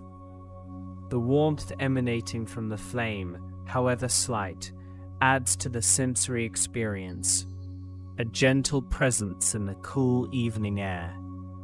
The light it casts is not uniform. It breathes, it shifts, it creates a dynamic interplay of light and shadow that encourages the eye to wander and the mind to soften its focus. This soft, shifting light is particularly conducive to a state of quiet contemplation. Unlike the stark, unyielding glare of modern electric lights, the lantern's glow invites a gentler way of seeing, a more introspective mode of thought. It encourages the mind to slow down, to observe the subtle nuances of light and form, and to appreciate the beauty in imperfection and impermanence. The shadows it creates are not menacing, but rather comforting, defining the boundaries of a personal space within the larger expanse of the market. The memory of the lanterns now merges with the lingering scent of tea, a fragrance that speaks of warmth, hospitality, and quiet moments of reflection. Tea, particularly black tea, holds a central place in Turkish culture, far beyond a mere beverage. It is an institution, a symbol of welcome, and an essential component of daily life. The preparation and serving of tea in Turkey are steeped in tradition, reflecting centuries of cultural exchange and adaptation. Tea first arrived in Turkey relatively late compared to other parts of Asia. While coffee had been a popular drink in the Ottoman Empire since the 16th century, tea only gained widespread popularity in the early 20th century. This shift was partly due to the decline of the Ottoman Empire and the subsequent establishment of the Republic of Turkey. As coffee became increasingly expensive to import after World War I, the Turkish government, under Mustafa Kemal Atatürk, began promoting tea cultivation in the Black Sea region, particularly around the city of Rize. The climate of this region, with its abundant rainfall and mild temperatures, proved ideal for growing tea. The cultivation of tea in Rize transformed the local economy and culture. Tea plantations now carpet the hillsides, creating a lush, green landscape that stretches as far as the eye can see. The tea grown here is predominantly black tea, known for its robust flavor and deep amber color. The harvesting process is often carried out by hand, with skilled workers carefully plucking the freshest leaves and buds. These leaves are then withered, rolled, oxidized, and dried, a meticulous process that transforms the raw green leaves into the aromatic black tea familiar to so many. Turkish tea, or chai, is typically prepared in a çaydanlık, a double teapot. The lower, larger pot holds boiling water, while the upper, smaller pot contains a concentrated brew of tea leaves. The tea is brewed by pouring some of the boiling water from the lower pot into the upper pot, allowing the leaves to steep. When serving, the strong tea concentrate is poured into small tulip-shaped glasses and then diluted with hot water from the lower pot to the desired strength. This method allows each person to customize their tea from very strong, koyu, to very light. The tulip-shaped glass is not merely an aesthetic choice. Its design serves a practical purpose. The narrow waist of the glass allows the drinker to hold it comfortably without burning their fingers, while the wider rim allows the tea to cool slightly, enhancing its aroma and flavor. The transparency of the glass also allows the drinker to appreciate the beautiful amber color of the tea, a visual delight that complements the sensory experience. These glasses are often served on small saucers, sometimes accompanied by a tiny spoon for stirring in sugar cubes, which are a common accompaniment. The act of drinking tea in Turkey is a social ritual, a moment for connection and conversation. It is offered as a gesture of hospitality in homes, shops, and businesses.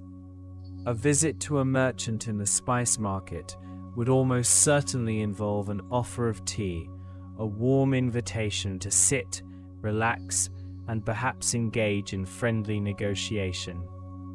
The clinking of the small glasses, the gentle steam rising from the hot liquid, and the quiet murmur of conversation create a soothing backdrop to daily life. The aroma of freshly brewed tea is both invigorating and comforting. It carries notes of earth, malt, and sometimes a subtle sweetness. This fragrance, combined with the gentle warmth of the cup in hand, can evoke a profound sense of peace and well-being. It is a simple pleasure, yet one that holds deep cultural significance and offers a moment of respite from the demands of the day. The act of sipping tea encourages a slow, deliberate pace, a mindful engagement with the present. The memory of the tea, with its warmth and its comforting aroma, now intertwines with the lingering presence of the spices. The spice market, or Mısır Çarşısı, is a symphony of scents, a kaleidoscope of colors, and a testament to centuries of global trade. Each spice has its own unique story, its own journey from distant lands to the bustling stalls of Istanbul. Consider saffron, the world's most expensive spice by weight. It is derived from the stigma of the Crocus sativus flower, a delicate purple bloom. Each flower produces only 3 tiny, thread-like stigmas, which must be hand-picked and carefully dried. It takes tens of thousands of flowers to yield just a single pound of saffron, explaining its exorbitant price.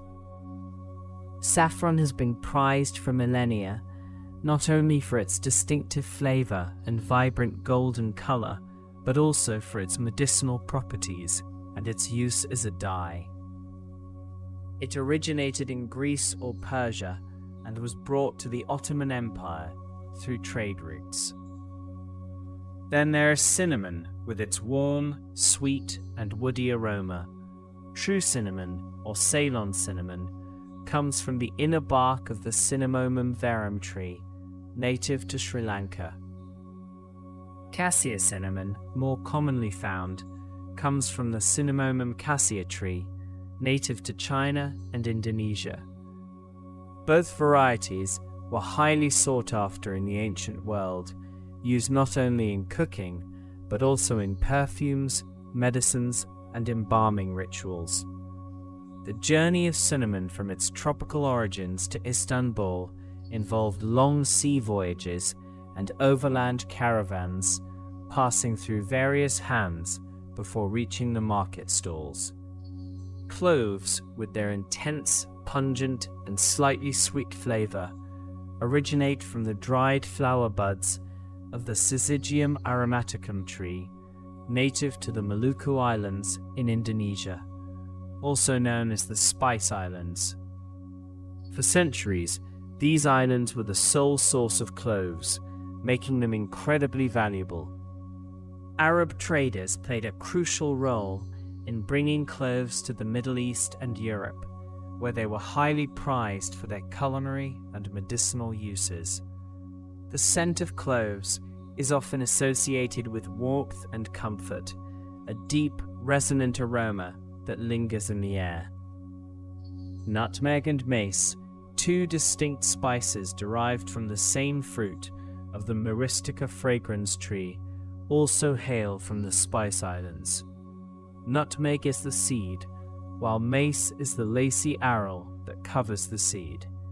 Both offer warm, aromatic, and slightly sweet notes, though mace is generally more delicate. Like cloves, their journey to Istanbul was a testament to the extensive network of maritime trade routes that connected the East to the West. The spice market was not just a place for selling individual spices, it was also a center for the creation of unique spice blends. Merchants, often with generations of knowledge, would combine various spices to create mixtures for specific dishes, teas, or even medicinal purposes. These blends were often closely guarded secrets, passed down from master to apprentice, contributing to the mystique and allure of the market. The air in the market was a complex tapestry of these aromas, each stall contributing its own distinct notes to the overall symphony of scent. The very act of inhaling these complex aromas can be deeply soothing.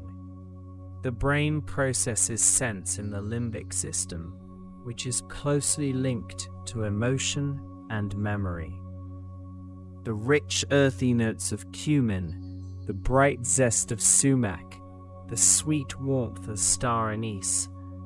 Each scent can evoke a particular feeling or memory, transporting the mind to a place of comfort and familiarity.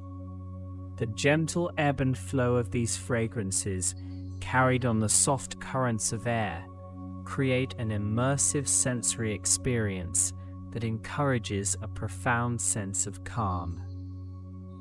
The presence of these spices in Istanbul's markets is a direct legacy of the city's historical role as a crossroads of civilizations. Situated at the confluence of Europe and Asia, on the ancient Silk Road and major maritime routes, Istanbul was a natural hub for the exchange of goods, ideas, and cultures. The spice market, originally built in the 17th century as part of the new mosque complex, was specifically designed to house the trade of goods from Egypt and the East, hence its Turkish name, Misir Çarşısı, meaning Egyptian bazaar. Revenues from the market were intended to fund the upkeep of the mosque and its charitable institutions. The architecture of the spice market itself contributes to its unique atmosphere. With its vaulted ceilings, long corridors, and numerous stalls, it creates a sense of being enveloped, protected from the outside world. The stone walls and arched doorways speak of centuries of history, of countless footsteps and whispered transactions. The light filtering through the high windows, softened by the dust motes dancing in the air, adds to the timeless quality of the space. The combination of these elements, the soft touch of silk, the gentle glow of lanterns, the comforting warmth of tea, and the rich tapestry of spice aromas, creates an environment designed to soothe the senses and quiet the mind. Each element, with its own long and fascinating history, contributes to a collective sense of peace and tranquility. The stories embedded within these objects and sensations are like lullabies, gently guiding the mind away from the day's concerns and towards a state of deep repose. The subtle coolness of the silk against the skin, a whisper of luxury and comfort, becomes a grounding sensation. It is a reminder of the delicate balance between the material world and the world of dreams, a bridge between wakefulness and sleep. The silk's smooth surface, woven from countless threads, mirrors the intricate pathways of thought, now slowing and unraveling into a simpler, more peaceful pattern. The memory of the lantern's soft, flickering light continues to cast a gentle glow, not just in the mind's eye, but as a feeling of warmth and security. This light, which once guided merchants and travelers through the market's labyrinthine passages, now guides the mind towards an inner stillness. It is a light that does not demand attention, but rather invites a gentle observation, a quiet appreciation of its subtle dance. The shadows it creates are not dark or foreboding, but soft and comforting, defining a space of peace. The lingering scent of tea, a delicate blend of earth and warmth, continues to infuse the air, a subtle presence that speaks of hospitality and quiet contemplation. This aroma, so deeply ingrained in the culture of Istanbul, becomes a gentle anchor, holding the mind in a state of serene awareness. It is a fragrance that encourages a slow, deliberate pace, a mindful engagement with the present moment, allowing the thoughts to drift like steam from a hot cup. And the spices, with their ancient stories and exotic origins, continue to weave their aromatic tapestry. Each scent, the sweet warmth of cinnamon, the earthy depth of cumin, the bright zest of sumac, contributes to a complex yet harmonious blend that settles over the senses. These fragrances, having traveled across continents and centuries, now bring their journey to a gentle close, settling into a quiet symphony that calms and soothes. The combined effect of these sensations, the touch, the sight, the smell, the taste, creates a deep, enveloping sense of peace. It is a feeling of being cradled within the rich history and vibrant culture of Istanbul, a quiet observer of its timeless traditions. The sounds of the market have faded into a distant hum, replaced by the gentle rhythm of quietude. The mind, once bustling with the day's events, now finds itself in a tranquil space, a quiet courtyard within the heart of the ancient city. This quiet courtyard, perhaps unseen by many, is a place of profound rest. It is here that the echoes of the market's vibrant life transform into a gentle lullaby. The intricate patterns of the silk, the delicate filigree of the lanterns, the swirling steam of the tea, and the vibrant hues of the spices all merge into a singular, harmonious experience. They are not distinct elements, but rather interwoven threads of a comforting tapestry, each contributing to an overarching sense of calm. The journey through the market has led to this moment of stillness, a deepening of peace. The vibrant energy of the day has softened, transforming into a gentle, pervasive calm. The mind, now unburdened, begins to drift, carried by the subtle currents of these ancient, comforting sensations. The world outside recedes, leaving only the quiet presence of silk, lanterns, tea, and spices, each a gentle guide towards the profound stillness that awaits. The air around seems to grow softer, absorbing any remaining edges of the day, preparing for an even deeper state of rest. The stillness deepens now, embracing the quiet corners of the Grand Bazaar, a labyrinthine world where centuries of trade and artistry converge. This vast covered market, one of the oldest and largest in the world, began its life in the 15th century, shortly after the Ottoman conquest of Constantinople. Sultan Mehmed II, known as Fatih Sultan Mehmed, commissioned its construction, initially as a bedesten, a strong stone building for the safe storage and sale of valuable goods. This initial structure, the Ich Bedesten, or Old Bedesten, still stands at the heart of the bazaar, its sturdy walls and domed ceilings whispering tales of ancient transactions. Over the centuries, the bazaar expanded organically, street by street, guild by guild. Each trade had its own section, its own han, or caravanserai, a courtyard building providing lodging for merchants and storage for their wares. These hams were vital arteries of commerce, bustling with activity during the day, yet settling into a profound quietude as evening descended. Imagine the caravanserai of yesteryear, its central courtyard now empty of camels and porters, the soft glow of lanterns illuminating arched doorways, each leading to a merchant's chamber. The Grand Bazaar is not merely a collection of shops, it is a city within a city, a testament to Istanbul's enduring role as a crossroads of civilizations. Its 61 covered streets house over 4,000 shops, employing an estimated 25,000 people. This sprawling complex includes mosques, hammams, cafes, and even a police station, all nestled beneath its intricate network of domes and arches. The architecture itself is a symphony of Ottoman design, with vaulted ceilings, painted murals, and elaborate tilework adorning many of the passages.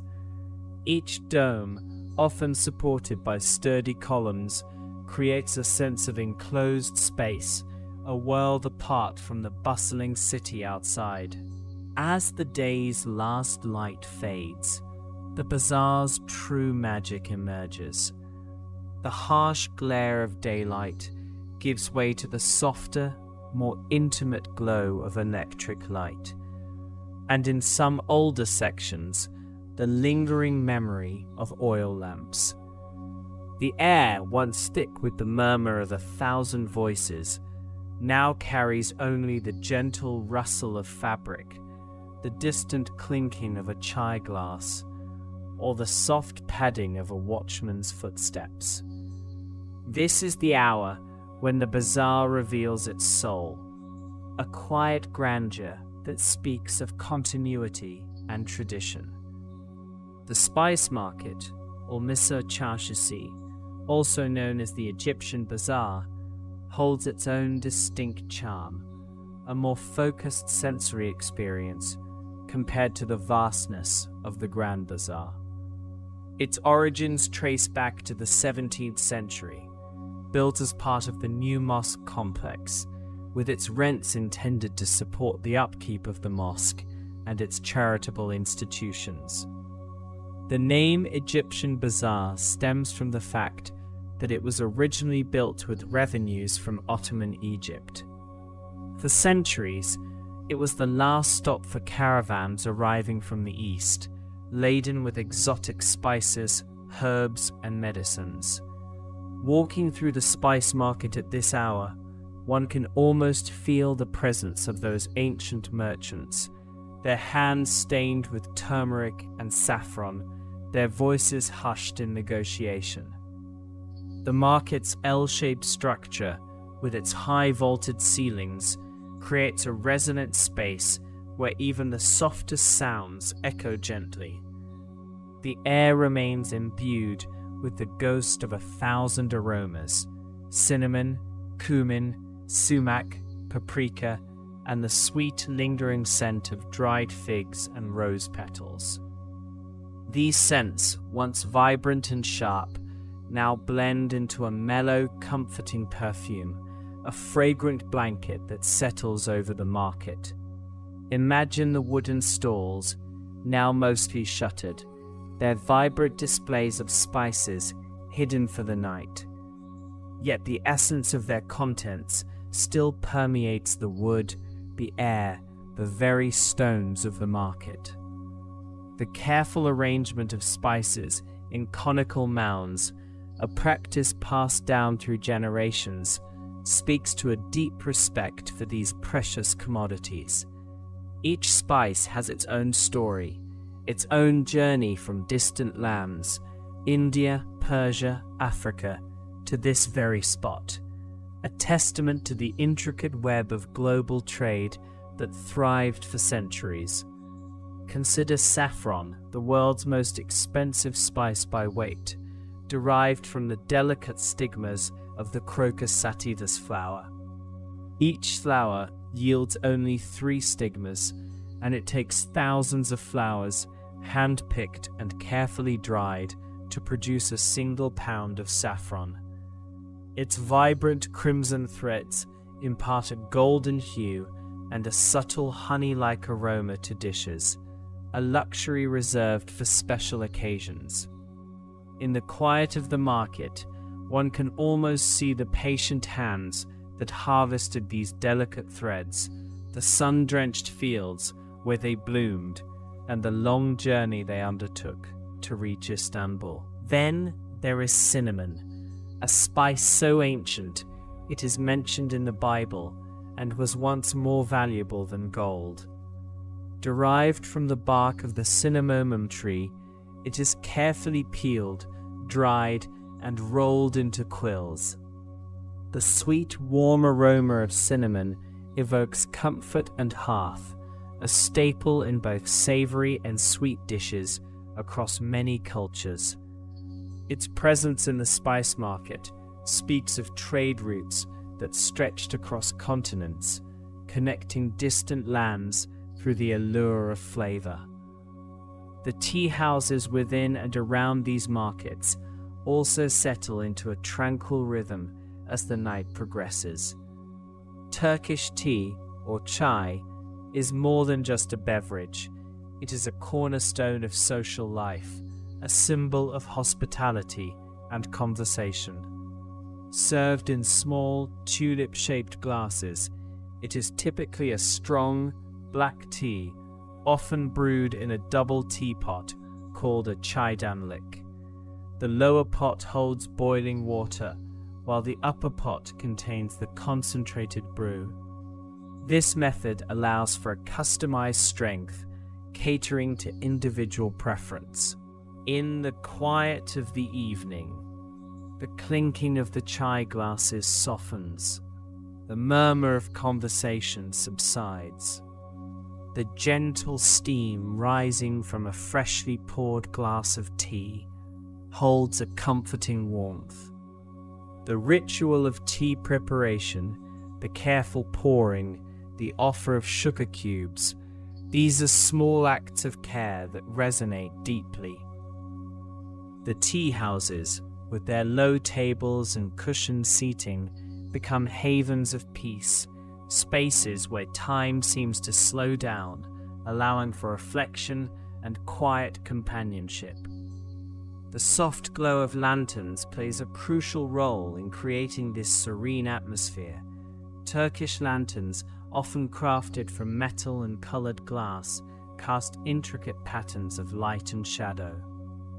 These are not merely functional objects, they are works of art, each one telling a story through its design. Some are adorned with geometric patterns, a hallmark of Islamic art, reflecting the endless and infinite nature of God.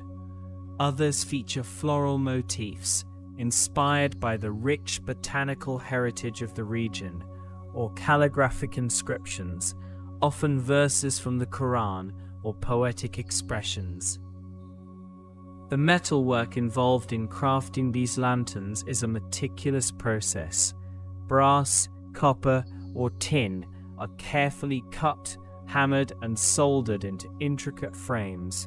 Then, small pieces of colored glass, ruby red, sapphire blue, emerald green, amber yellow, are painstakingly fitted into the metal lattice. When a light source, whether a flickering candle or a soft electric bulb, is placed inside, the lantern transforms into a kaleidoscope of color, casting a warm, inviting glow. Imagine the soft light filtering through a deep blue glass panel, creating a tranquil, almost ethereal ambience, or the vibrant warmth of an amber panel evoking the glow of a sunset.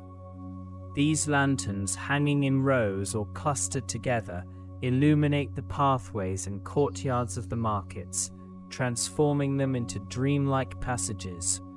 The light they cast is never harsh or intrusive. It is always gentle, always inviting, guiding the eye and calming the spirit. The silk, too, holds a special place in this tapestry of comfort. Istanbul has been a pivotal point on the Silk Road for centuries, a place where the finest silks from the East met the demands of the West. The Grand Bazaar in particular was renowned for its silk merchants, whose stalls overflowed with bolts of shimmering fabric. From Bursa, the Ottoman capital before Istanbul, came exquisite silks, often woven with intricate patterns and rich colors. The touch of silk is inherently soothing, smooth, cool, and incredibly soft against the skin.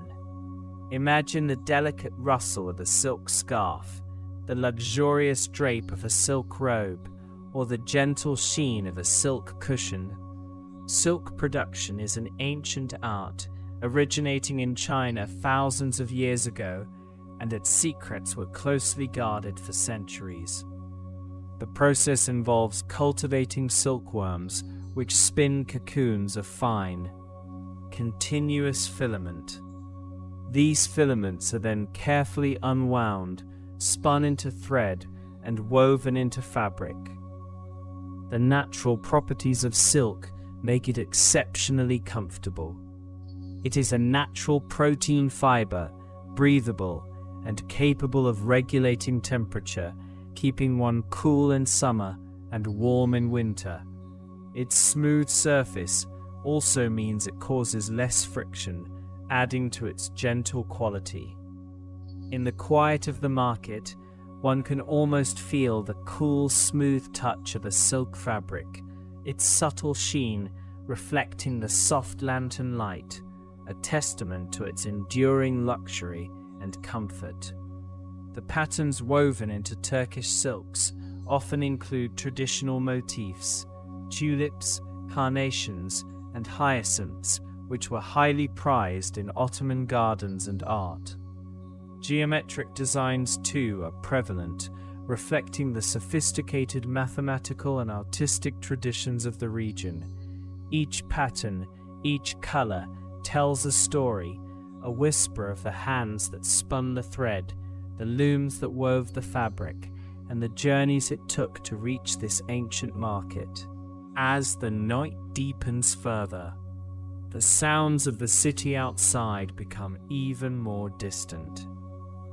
The occasional call to prayer from a nearby mosque, carried on the gentle breeze, adds to the profound sense of peace.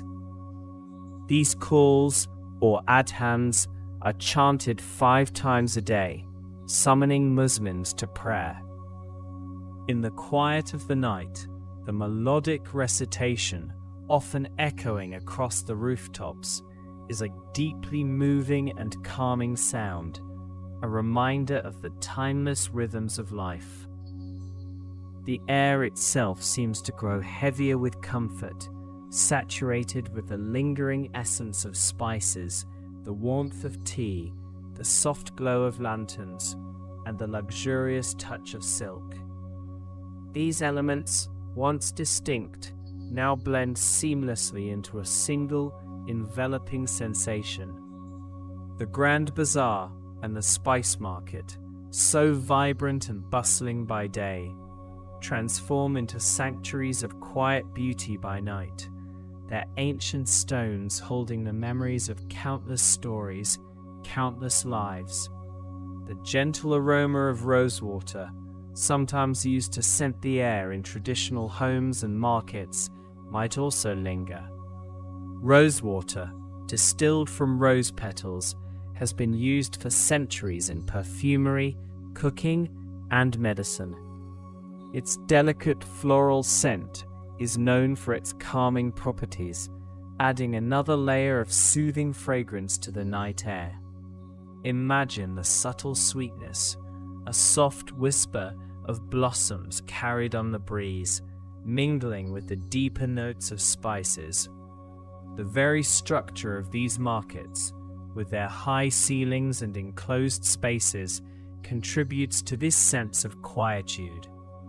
The thick stone walls and vaulted roofs absorb sound, creating an acoustic environment that encourages introspection and calm. The bustling energy of the day, with its myriad of voices and activities, is held at bay, allowing a different kind of presence to emerge, a presence of history, of enduring craft, of deep, quiet beauty. The memory of the day's colors, the vibrant reds of sumac, the golden yellows of turmeric, the deep greens of dried herbs, now softens into a muted palette seen only in the mind's eye. The visual stimulation recedes, allowing other senses to come to the forefront. The subtle scent, the gentle warmth, the profound stillness, these are the guides now, leading one further into a state of deep repose. The intricate details of the market's architecture, once perhaps overlooked in the rush of the day, now reveal themselves in the soft, diffused light. The delicate patterns on a painted ceiling, the subtle variations in the stone of an ancient archway, the worn smoothness of a stone floor. Each detail speaks of time, of enduring craftsmanship, of a world built to last. These are not merely decorative elements, they are integral parts of a living history, each one contributing to the unique character of these sacred spaces of commerce. The silence that settles over the markets is not an empty silence. It is a silence filled with the echoes of centuries, a silence that hums with the stories of merchants and travelers, of artisans and dreamers. It is a silence that invites contemplation, a gentle invitation to simply be, to rest within the embrace of this ancient, comforting world. The quiet presence of silk, lanterns, tea, and spices continues its gentle work, guiding the mind towards an even deeper state of rest, a profound stillness that cradles the spirit. The air around continues to soften, absorbing any remaining edges of the day, preparing for an even deeper state of rest. The gentle current now carries us towards the softest textures, the comforting embrace of silk. Here, in this quiet corner of the market, silk is not merely a fabric, but a caress of comfort. Smooth, cool silk scarves are draped over market stalls, inviting a soft, almost imperceptible touch. Each piece feels like a whisper against the skin, promising a profound sense of ease. The silk on display shimmers with muted, jewel-toned colors, catching the lantern light in subtle, shifting patterns. It feels cool and smooth, much like a gentle stream flowing over polished stones, a sensation that soothes and calms. These silk fabrics are often patterned with ancient motifs, silent stories woven into their very threads, hinting at histories and traditions. The gentle rustle of silk, as it is unfurled, is a sound so soft it barely registers, yet it contributes to the deepening tranquility. This silk feels like a second skin, light and airy, offering comfort without weight. Some scarves are so fine they are said to be pulled through a wedding ring, a testament to their exquisite delicacy. The feeling of the soft silk against the cheek is incredibly calming, a tender touch that encourages stillness. Silk scarves dyed with natural pigments derived from the very spices nearby drape like painted waterfalls over the stalls, their colors softening under the warm glow. This cool, smooth texture provides a comforting contrast to the warm, spice-laden air that still lingers. Among these textiles are intricate patterns, almost imperceptible in the soft light, hinting at stories woven within each thread. Occasionally, silk cushions are found, inviting a momentary soft respite amidst the market's quiet wonders. The silk fabrics range from sheer, almost translucent veils to heavy, richly embroidered brocades, each presenting a unique, tactile story. The silk drapes catch the lantern light, creating soft, undulating waves of color and texture, a visual lullaby. The scarves are so fine, they feel like liquid flowing through the fingers, a truly luxurious sensation that speaks of gentle luxury. The texture of raw silk, slightly uneven and organic, offers a grounding tactile experience amidst the smooth, polished silks, a subtle variation that adds to its charm. Some silk fabrics are embroidered with tiny, sparkling threads, catching the lantern light like scattered stardust, glittering softly in the dimness. The silk, draped in soft folds, seems to absorb the lantern light, glowing with an inner warmth that is deeply comforting.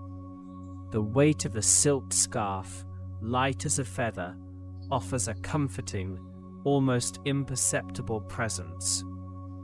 The silk comes in shades of twilight blue and deep plum, colors that invite introspection and a quiet calm. It is dyed with natural pigments, giving it an organic, soft hue that soothes the eyes and mind. The silk drapes are arranged in soft, flowing cascades, inviting a gentle touch, a moment of quiet appreciation. The silk feels cool against the skin initially, then quickly warms, adapting to the body's temperature, a subtle comfort. These fabrics are so soft, they seem to absorb sound, contributing to the market's hushed tranquility, deepening the sense of peace. The silk scarves are dyed with natural pigments, their colors deepening and softening under the lantern's gentle embrace. These silk fabrics are so fine, they seem to float, catching the faintest breath of air like sleeping clouds, a vision of weightlessness.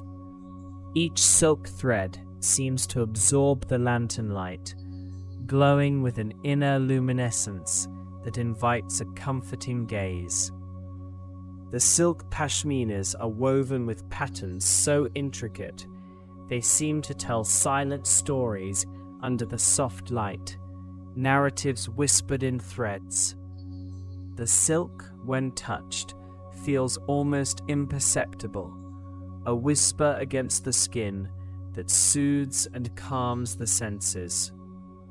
The silk scarves are often adorned with subtle, hand-stitched details that catch the light like tiny sleeping stars, adding to their quiet beauty. This silk feels like a second skin, a comforting presence that promises warmth and softness in slumber. The silk drapes over the stalls like liquid moonlight, inviting a quiet contemplation, a moment of serene observation. The silk fabrics are stacked in soft, undulating piles, like sleeping waves of color and texture, with the senses soothed by light, scent, taste, and the gentle touch of silk. The market sounds and overall atmosphere now become a gentle backdrop, easing the mind further into rest.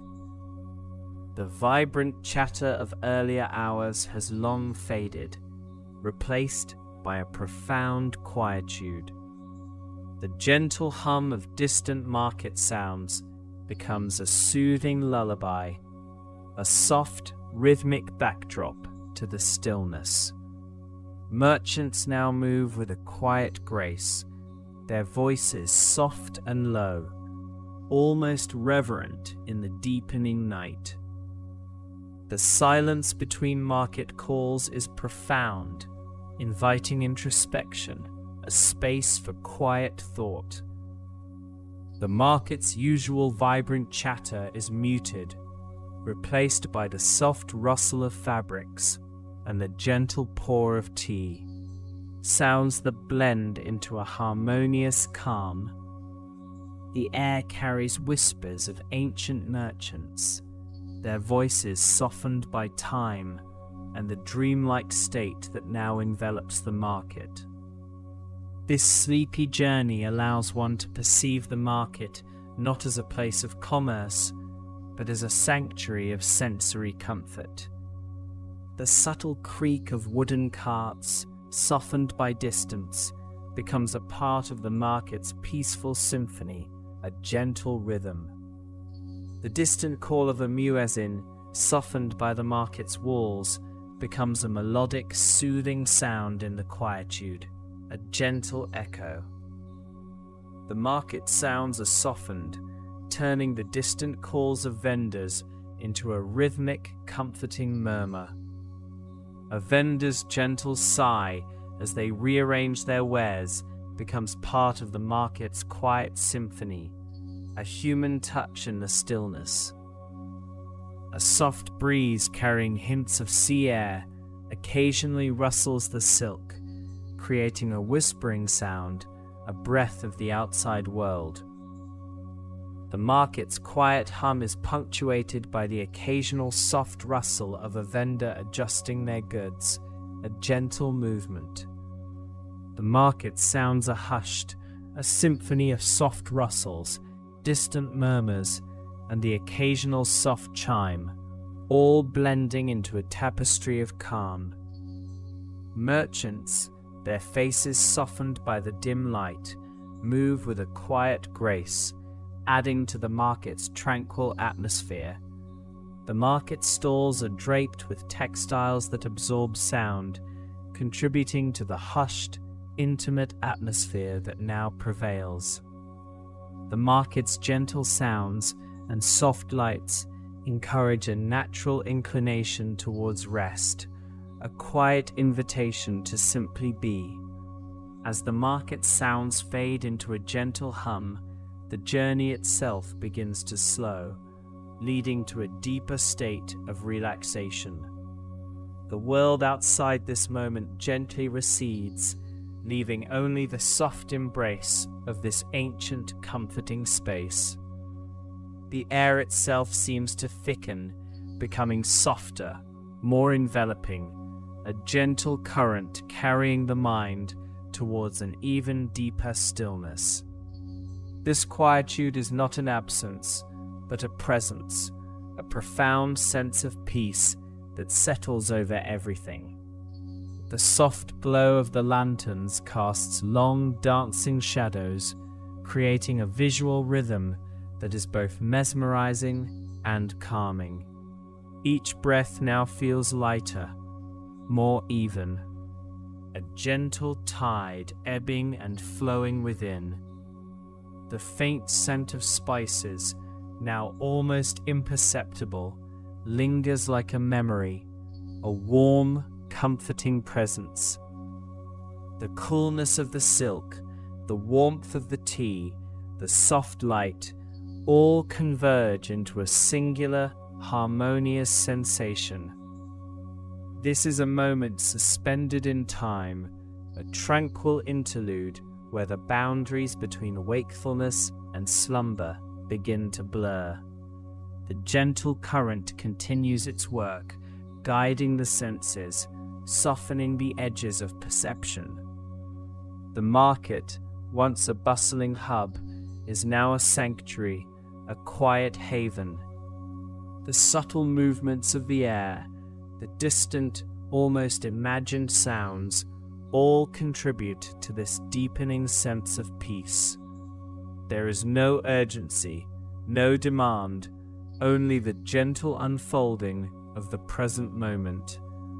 The mind becomes like a quiet pool, reflecting the soft light without ripple or disturbance. The intricate patterns on the silk, the delicate designs on the lanterns, the nuanced flavors of the tea, all these details recede into a soft, indistinct background. What remains is the feeling, the essence of comfort and calm. The gentle current carries us further, towards a profound stillness, a place of complete repose. The quiet presence of silk, lanterns, tea, and spices continues its gentle work, guiding the mind towards an even deeper state of rest, a profound stillness that cradles the spirit. The air around continues to soften, absorbing any remaining edges of the day, preparing for an even deeper state of rest. The market's gentle sounds and soft lights encourage the eyes to slowly close, inviting sleep, a final descent into slumber. The gentle current of the night now carries us further. It is a slow, steady flow, much like the Bosphorus Strait itself, moving calmly between continents. This current guides us deeper into the soft embrace of Istanbul's slumbering market. The vibrant energy of the day has receded. It has given way to a profound tranquility. The air, once filled with bustling sounds, now holds only the softest whispers of the night. Imagine the Grand Bazaar, a labyrinth of wonders. Now it rests, its countless stalls shuttered, its pathways empty. The rich tapestries, the gleaming jewelry, the intricate ceramics, all lie dormant beneath protective covers. The spice market, too, has settled into its nightly quietude. The aromatic spices, once so potent in the daylight, now release their fragrances with a subtle, almost imperceptible breath.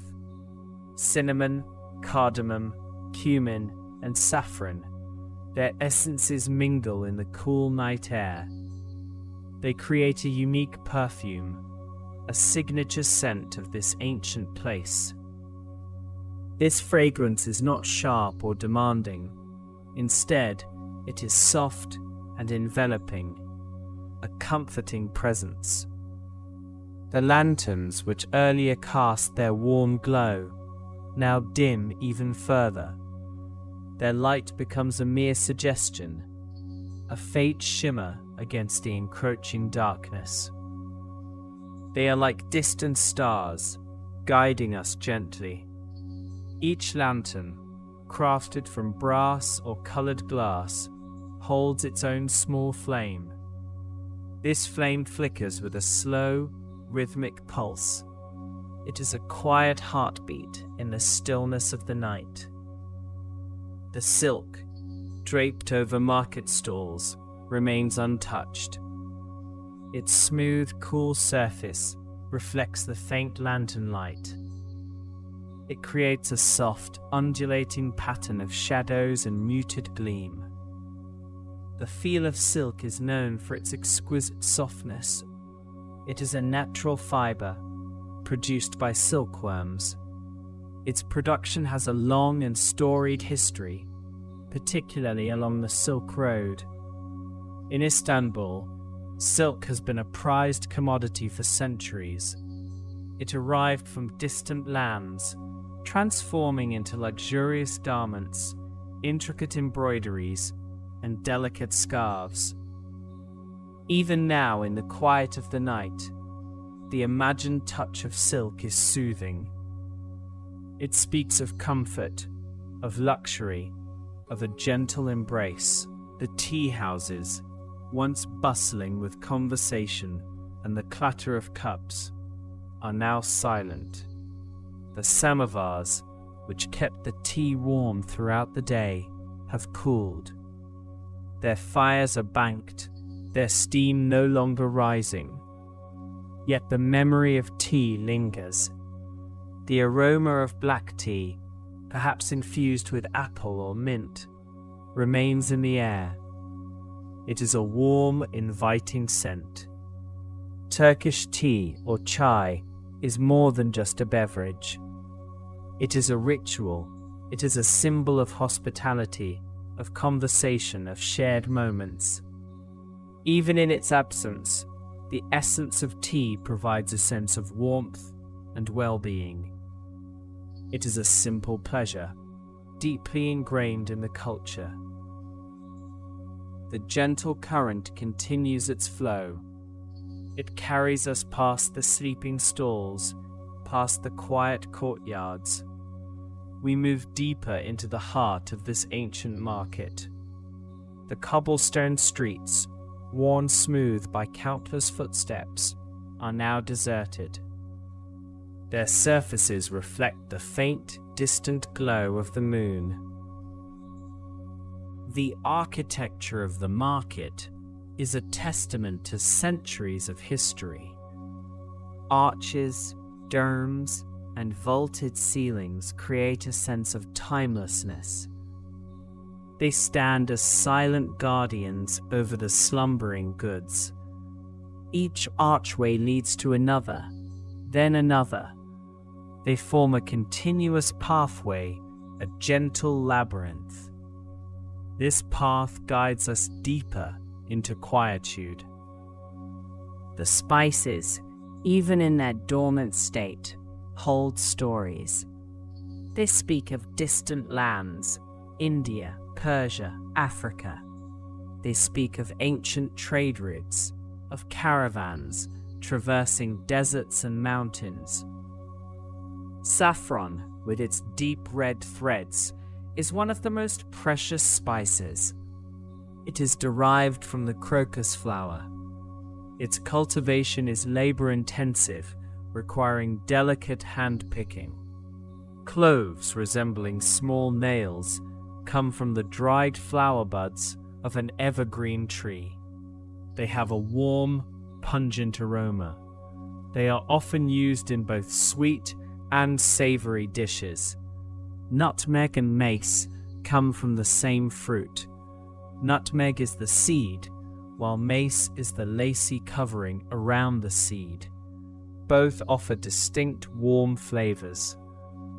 These spices, now resting in their burlap sacks and wooden crates, emit their subtle essences. They contribute to the calming atmosphere. The lanterns, still flickering faintly, cast long, dancing shadows. These shadows stretch and contract with each gentle movement of the flame. They create a mesmerizing, hypnotic display. The light is soft, never harsh. It is designed to soothe, to comfort. It is a beacon of tranquility in the quiet darkness. The silk, in its various forms, represents softness and elegance. From raw silk to finished brocade, its journey is one of transformation. The threads are spun with precision. The fabrics are woven with artistry. Each piece tells a story of craftsmanship and dedication. Imagine the feel of cool, smooth silk against the skin. It is a sensation of pure comfort, of gentle luxury. It is a feeling that encourages deep relaxation. The tea, though no longer brewing, leaves its comforting memory. The clinking of small spoons against delicate glasses, the warmth of the cup in one's hands, these sensations linger. The ritual of tea is a pause, a moment of reflection. It is a time to slow down, to savor the present. The gentle current continues to carry us. It is a journey without destination, a movement towards profound rest. Each passing moment brings a deeper sense of peace. The sounds of the market have faded completely. There is only the soft hum of the night, an almost imperceptible stillness. The air itself feels heavier, softer. It is imbued with the lingering scents of spices and the quiet presence of silk and lanterns. The ancient stones of the market absorb the day's warmth. They slowly release it into the cool night air. This creates a subtle, comforting warmth around us. The history embedded in these walls, in these stones, is immense. Centuries of trade, of human connection, of daily life have unfolded here. All that history rests. It is a silent, profound presence. It offers a sense of continuity, of timelessness. The lanterns continue their quiet vigil. Their light is now barely a whisper. It is a soft, ethereal glow. Each flicker is a gentle breath. It is a quiet pulse in the heart of the sleeping market. The silk, in its quiet repose, seems to breathe with the night. Its soft folds rise and fall with an imagined rhythm. The memory of its coolness, its smoothness, is a comforting thought. It is a reminder of gentle textures, of soft touch. The essence of tea, a warm and inviting memory, settles around us. It is a subtle warmth, a feeling of contentment. The gentle current now moves even slower. It is almost imperceptible. We are nearing a state of complete stillness. The boundaries between waking and sleeping begin to blur. The soft textures, the gentle lights, the subtle fragrances, they all merge into one calming experience. The market with its spices, lanterns, tea and silk has completed its gentle work. This threshold is a place of profound quiet. It is a space where the mind can finally rest, completely and utterly. The gentle current has brought us home to a place of deep, undisturbed sleep. The world outside fades, leaving only peace. The soft glow of the last lantern now dims to an almost invisible point. The gentle current has carried us to the very edge of slumber. The journey has reached its peaceful conclusion. The air here is filled with the quiet magic of old-world charm. This place is a vast, comforting embrace. It is a haven for weary senses. The market walls, though unseen now, are adorned with intricate tile work. These patterns once caught the lantern's glow.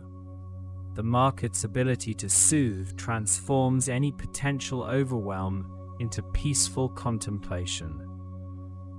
This journey emphasizes the feeling of being enveloped by warmth and gentle energy. It feels like a slow, gentle drift. Each moment was a step deeper into this quietude. The market's atmosphere is one of timeless tranquility.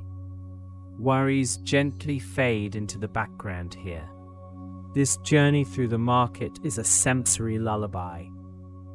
Each element contributed to a state of deep calm. The market's gentle sounds and soft lights encouraged the eyes to slowly close. They invited sleep. The journey concludes with the comforting memory of lanterns, tea, and silk. These memories guide one deeper into slumber. The entire experience is designed to lull one into a state of deep tranquility. This is a state of profound sleep. The market's quiet magic now wraps around us. It holds us gently. The deep stillness of the night now holds you. The lanterns glow softly now. The lanterns glow softly now, their intricate designs casting delicate patterns upon the ancient stone. a testament to centuries of craftsmanship that illuminated not only the bustling markets, but also the quiet courtyards and grand palaces of Istanbul.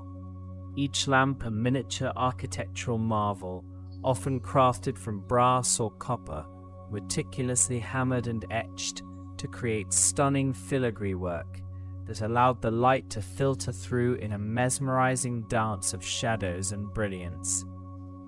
These traditional Ottoman lanterns, known as fena or kandil, were not merely sources of light, but were significant cultural artifacts, frequently adorned with colored glass panels, ruby red, emerald green, sapphire blue, that transformed the harsh glow of a flame into a softer, more inviting luminescence, painting the market with a kaleidoscope of gentle hues. The history of lantern making in this region stretches back through the Byzantine era and into the Roman period, evolving from simple oil lamps to the sophisticated hanging fixtures that became synonymous with the opulent Ottoman aesthetic. Each piece often reflecting the artistic sensibilities of its specific period and the regional influences from across the vast empire. Imagine the skilled artisans, often working in small, specialized workshops nestled within the labyrinthine alleys behind the main market thoroughfares, meticulously cutting and shaping sheets of metal, then patiently soldering the pieces together to form the intricate cages that would house the light source, a process that required immense precision and a steady hand honed over years of dedicated practice. The decorative elements were often inspired by Islamic geometric patterns, floral motifs, or calligraphic inscriptions, each symbol carrying its own cultural or religious significance, adding layers of meaning to an object primarily designed for illumination. These lanterns were not solely for public spaces. Smaller, more ornate versions graced the private chambers of wealthy merchants and the Sultan's court, where their gentle light would highlight luxurious textiles and intricate tile work, creating an atmosphere of serene grandeur. Even today, the techniques used to create these timeless pieces have been passed down through generations, preserving an artisanal heritage that connects the modern market stalls to the ancient bazaars, allowing visitors to glimpse the enduring beauty of traditional Ottoman artistry. As the sun dipped below the horizon, the market would transform, the natural light fading to be replaced by the warm, inviting glow of countless lanterns, each one contributing to a collective radiance that made the Grand Bazaar and the spice market feel like a living, breathing jewel box, a spectacle that drew both locals and travelers into its enchanting embrace.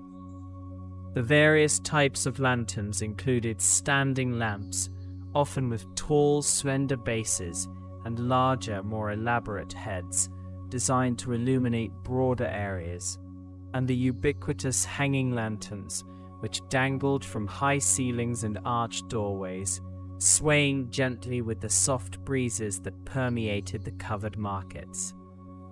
The fuel for these early lamps evolved from animal fats and olive oil to kerosene in later centuries, each advancement bringing brighter, longer-lasting light, though the traditional aesthetic of the housing remained largely unchanged, preserving the classic Ottoman silhouette.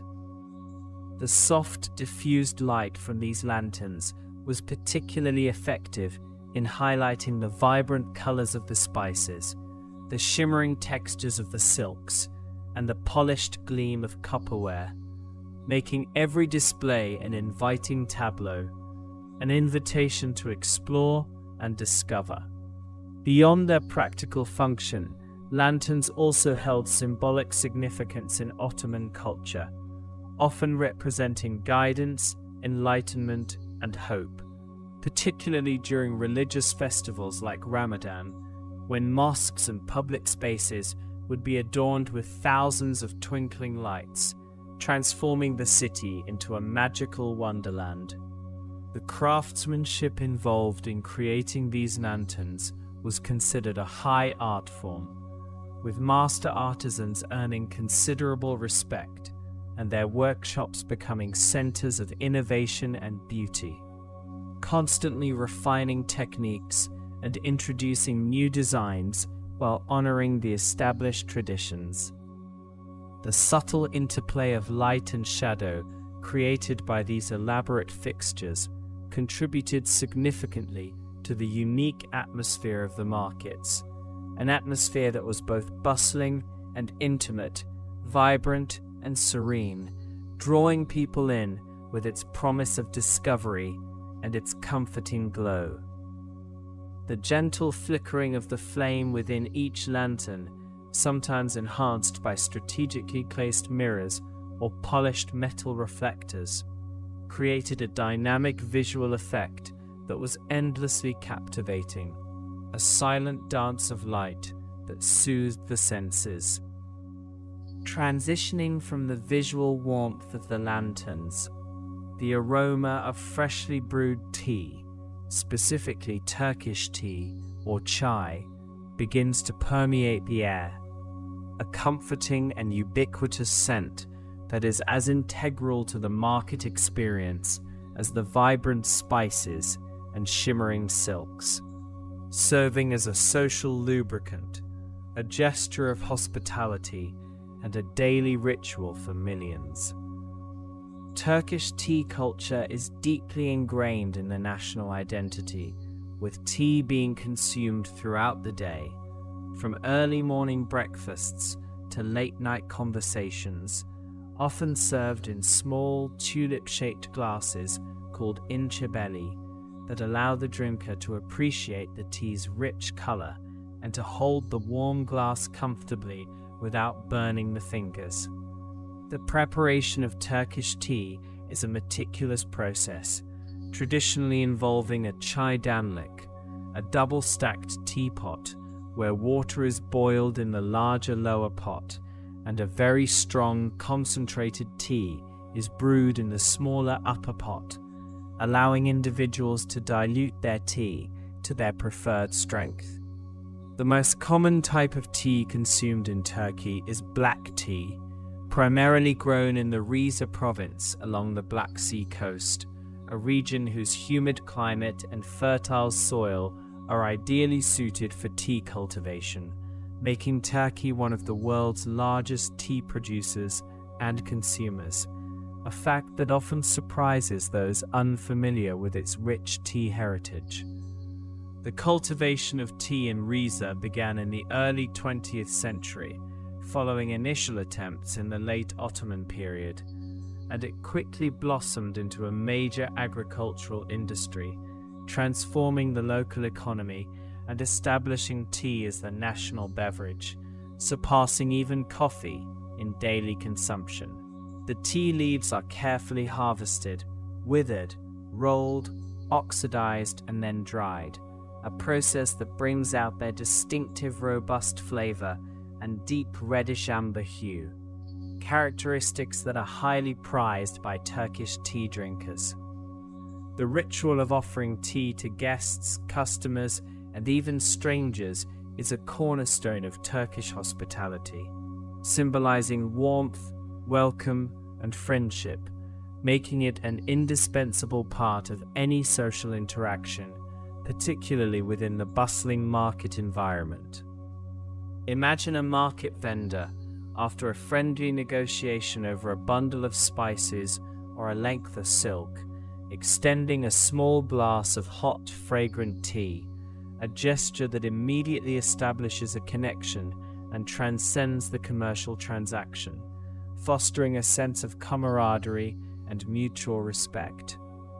This act of sharing tea is not just a formality, it is a genuine expression of generosity and an invitation to pause, to converse, and to experience a moment of calm amidst the market's vibrant energy, allowing for deeper engagement and understanding. The market stalls themselves often have small dedicated spaces for brewing and serving tea, with vendors constantly refilling their chaidanlik and offering fresh glasses to passers-by, creating a continuous flow of warmth and aroma that intertwines with the other sensory delights of the bazaar. The specific blend of black tea used in Turkey often has a slightly malty, earthy flavor with a hint of sweetness, which is typically enjoyed without milk, though some prefer a cube or two of sugar to enhance its natural richness, a preference that varies from person to person and region to region. Beyond black tea, the markets also offer a delightful array of herbal and fruit teas, each with its own unique flavor profile and traditional uses, catering to a wide range of tastes and often prized for their perceived health benefits. Apple tea, or elma chai, is a particularly popular choice among tourists, known for its sweet, refreshing taste and often served as a welcoming drink in shops, though it is more of a tourist novelty than a staple for locals, who largely prefer black tea. Other herbal infusions include linden flower tea, valued for its soothing properties and often consumed before sleep, and sage tea, traditionally used for its antiseptic qualities, showcasing the deep connection between herbal remedies and daily tea consumption in Turkish culture. The vibrant colors of these dried herbs and fruit pieces, displayed in large, open sacks alongside the black tea leaves, add another layer of visual appeal to the spice market, inviting exploration and experimentation with new flavors and aromas. The act of drinking tea in the market is a multi-sensory experience, from the sight of the steam rising from the delicate glass, to the warmth of the glass in one's hand, to the invigorating aroma that precedes the first sip, culminating in the satisfying taste that refreshes and revitalizes, providing a brief respite from the sensory overload of the bazaar. This simple pleasure, deeply rooted in tradition, allows one to slow down, to observe the ebb and flow of market life, and to absorb the atmosphere more fully, appreciating the intricate tapestry of sounds, sights, and smells that define the Istanbul spice markets. The tea houses, or çay bahçesi, found both within and around the markets, serve as important social hubs where people gather to discuss business, share news, or simply enjoy a moment of quiet contemplation, further cementing tea's role as a cornerstone of Turkish social life. The gentle clinking of spoons against the small glasses, the murmur of conversations, and the constant pouring of tea create a soothing auditory backdrop that contributes to the overall sense of calm and community within the bustling market. Moving from the comforting warmth of tea, our journey now embraces the luxurious world of silk, a material that has captivated humanity for millennia, with its unparalleled softness, shimmering luster, and remarkable strength, playing a pivotal role in the history of trade and luxury goods in Istanbul and across the ancient Silk Road.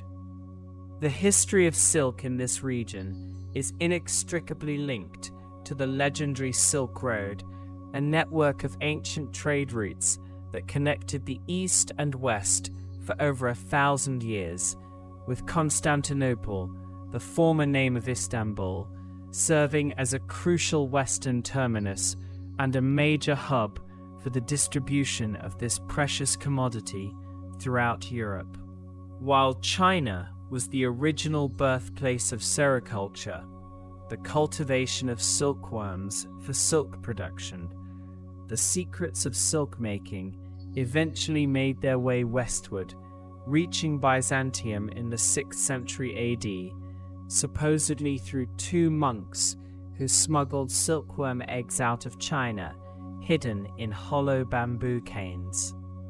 Once established in Byzantium, silk production flourished, becoming a state-controlled industry of immense strategic and economic importance, with imperial workshops producing exquisite silks for the emperor, the church, and for diplomatic gifts, showcasing the empire's wealth and sophistication.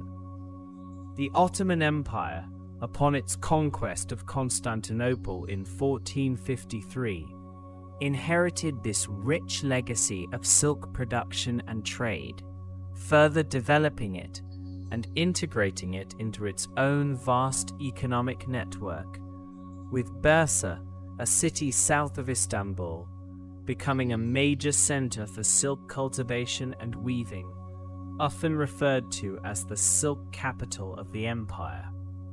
The silkworms, Bombyx mori, feed exclusively on mulberry leaves, and the cultivation of mulberry trees became an important agricultural pursuit in regions suitable for sericulture, providing the essential food source for these industrious insects. The process of transforming silkworm cocoons into lustrous thread is a delicate and labor-intensive art, involving reeling the continuous filament from the cocoons, twisting multiple filaments together to create stronger yarn, and then weaving these yarns into magnificent fabrics. The silk fabrics found in Istanbul's markets were incredibly diverse, ranging from plain, undyed silks used for linings and everyday garments, to highly ornate brocades and velvets, woven with gold and silver threads, destined for the robes of sultans, the interiors of palaces, and the most exclusive garments of the elite. Ottoman silk textiles were renowned for their intricate patterns, often featuring stylized floral motifs like tulips, carnations, and hyacinths, as well as geometric designs and calligraphic elements, each pattern carrying cultural or symbolic significance and reflecting the artistic trends of the era. The vibrant dyes used to color these silks were derived from natural sources: indigo for blues, madder root for reds, weld for yellows, creating a rich and enduring palette that has captivated observers for centuries, with the quality of the dyes being a testament to the advanced chemical knowledge of the time. The shimmering quality of silk, known as its scintillation, is due to the triangular prism-like structure of the silk fiber, which refracts incoming light at different angles, giving the fabric its characteristic luster and depth of color. Merchants from across the globe would converge in Istanbul's Grand Bazaar, specifically in sections like the Kozahan or Silk Cocoon Caravanserai, a historic building dedicated to the silk trade, where they would buy and sell raw silk, spun silk yarn, and finished silk fabrics, making it a bustling hub of international commerce. The Kozahan, built in the late 15th century, served as both a marketplace and an inn for silk merchants, providing stable grounds for their camels and secure storage for their valuable goods, facilitating the efficient exchange of this precious commodity. The sheer variety of silk products available was astonishing, including luxurious garments, intricate embroidery threads, decorative wall hangings, elegant scarves, and even silk carpets, each item showcasing the versatility and beauty of this natural fiber.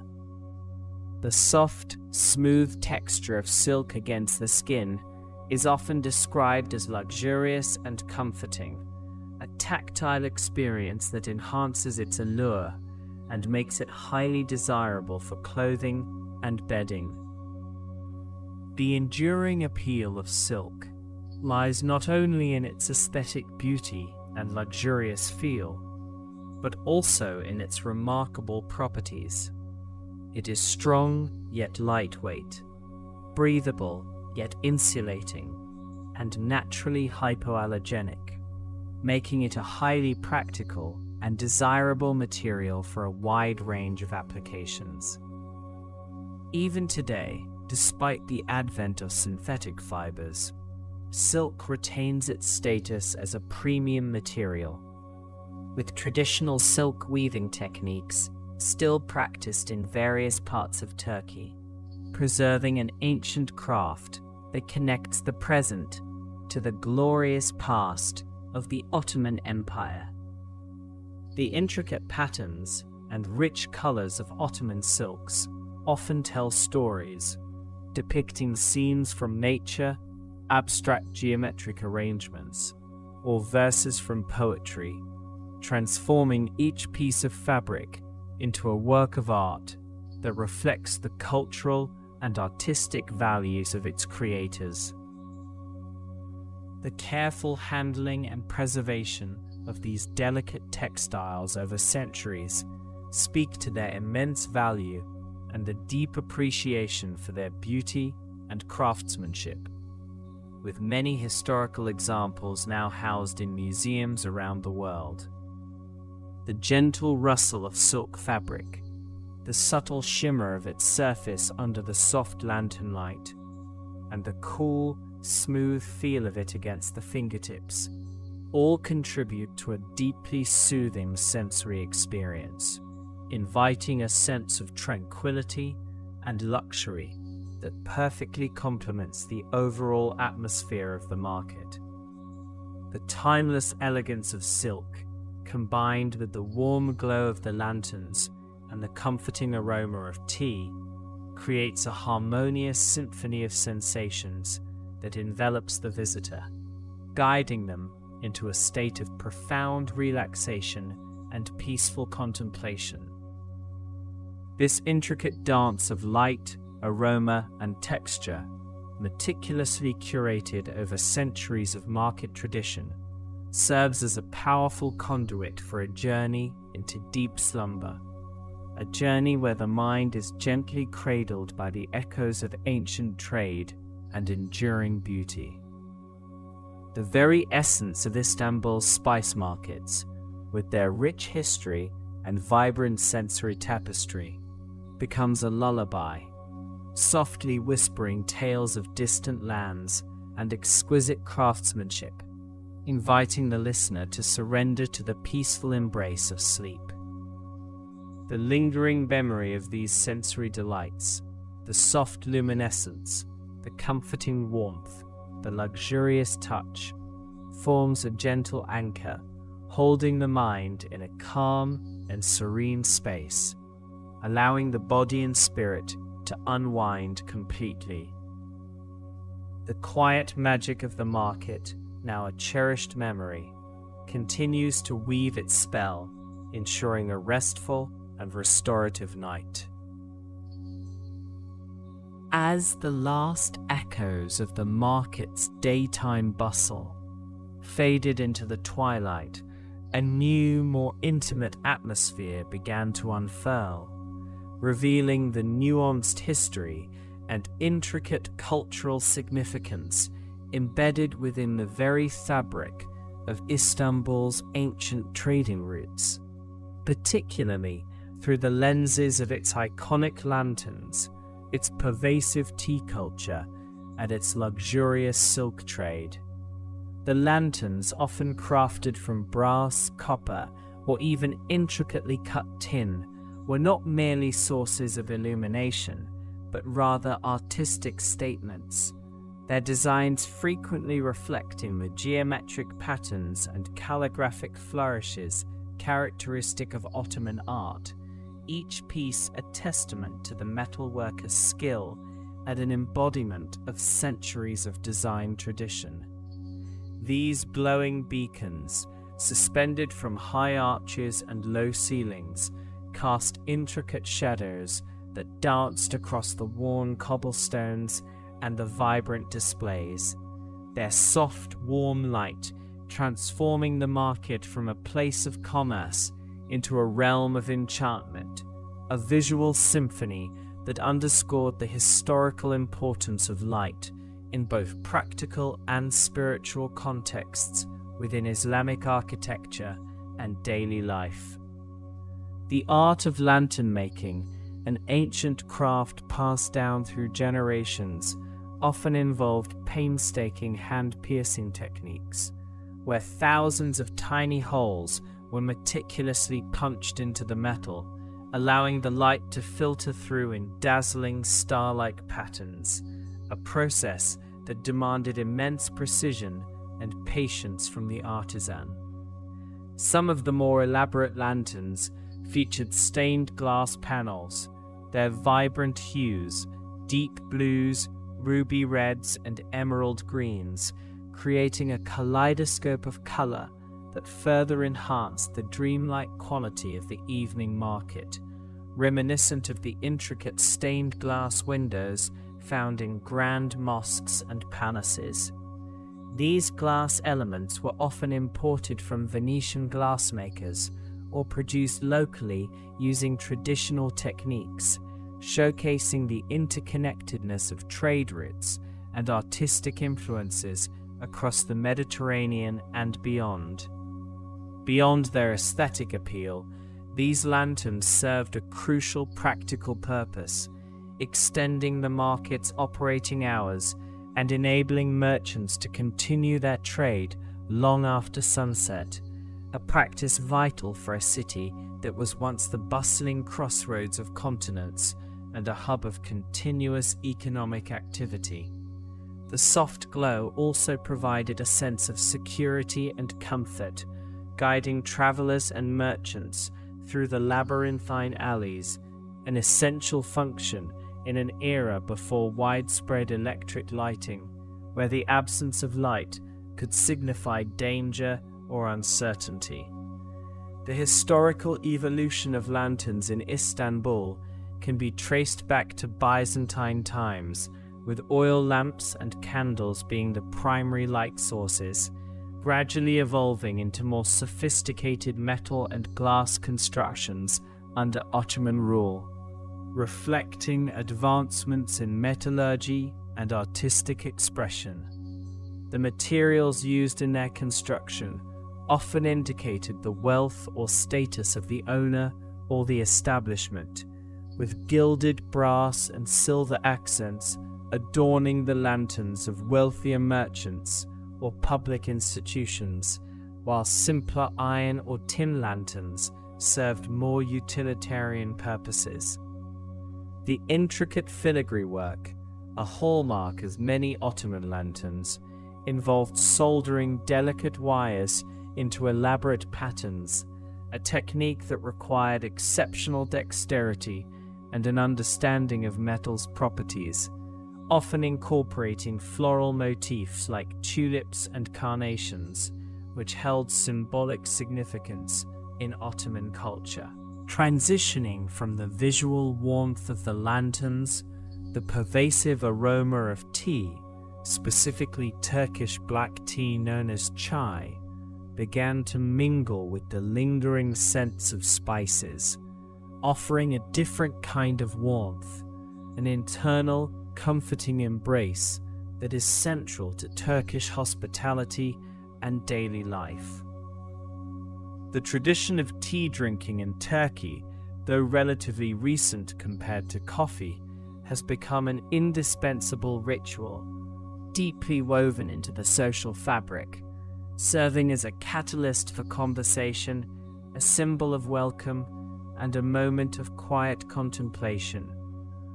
While coffee, introduced to the Ottoman Empire in the 16th century, initially dominated the beverage landscape, tea gained prominence in the early 20th century, particularly after the collapse of the Ottoman Empire and the establishment of the Turkish Republic, when coffee became more expensive due to import challenges.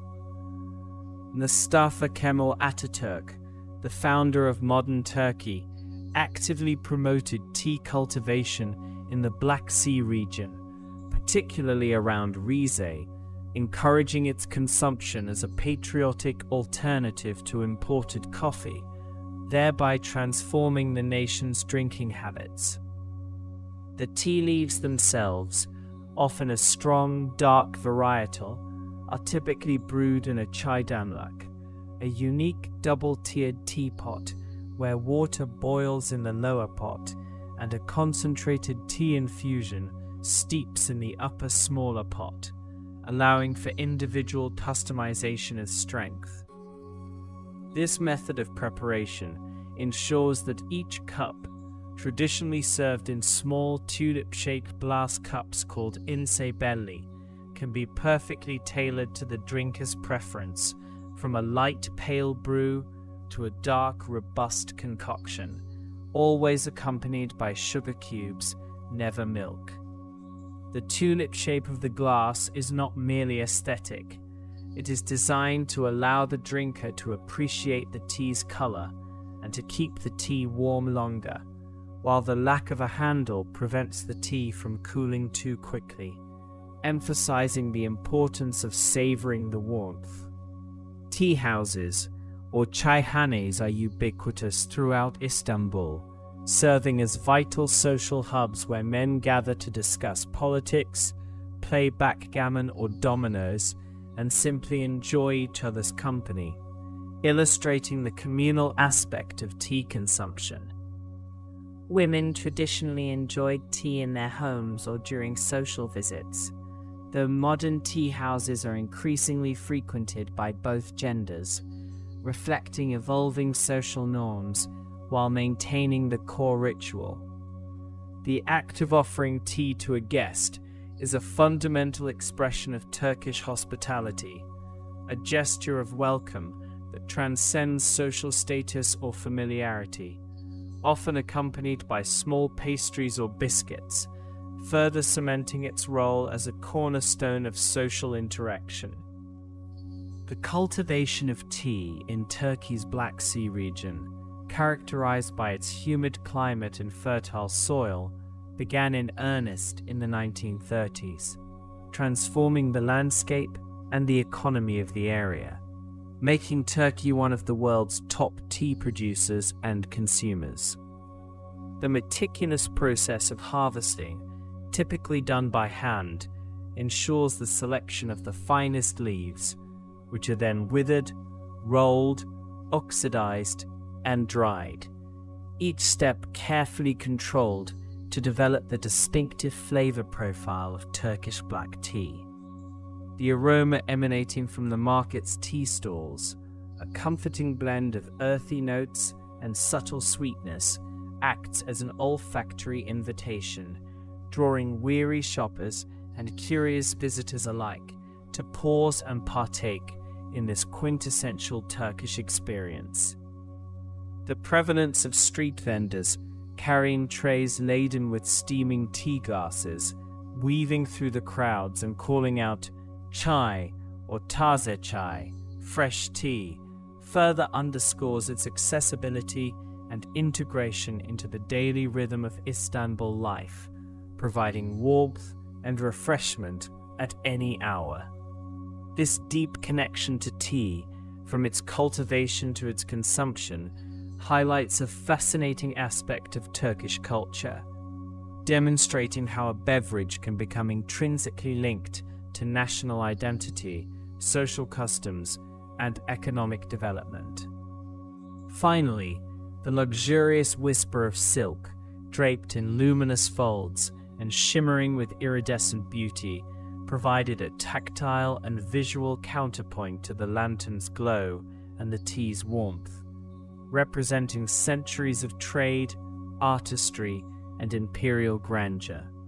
Silk, historically a highly prized commodity, arrived in Istanbul via the ancient Silk Road, a vast network of trade routes connecting the East and West, bringing not only goods, but also ideas, technologies, and cultural influences. The Ottoman Empire, strategically positioned at the crossroads of these routes, became a major hub for silk production and trade, with Bursa, a city near Istanbul, emerging as a significant center for sericulture and silk weaving, renowned for its exquisite textiles. The journey of silk begins with the humble silkworm, Bombyx mori, whose larvae feed exclusively on mulberry leaves, meticulously spinning their cocoons from a single, continuous strand of protein fiber, a natural marvel that has captivated humanity for millennia. The cultivation of mulberry trees and the raising of silkworms, known as sericulture, was a closely guarded secret in China for thousands of years before the technology gradually spread westward, reaching the Byzantine Empire by the 6th century and later flourishing under the Ottomans.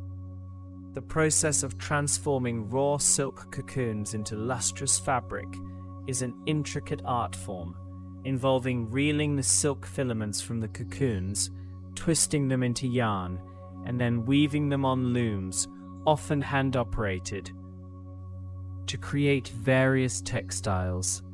Ottoman silk textiles were celebrated for their rich colors, elaborate patterns, and exceptional quality, frequently featuring motifs such as stylized flowers like tulips, carnations, and hyacinths, as well as geometric designs, calligraphic inscriptions, and animal figures, each carrying symbolic meaning.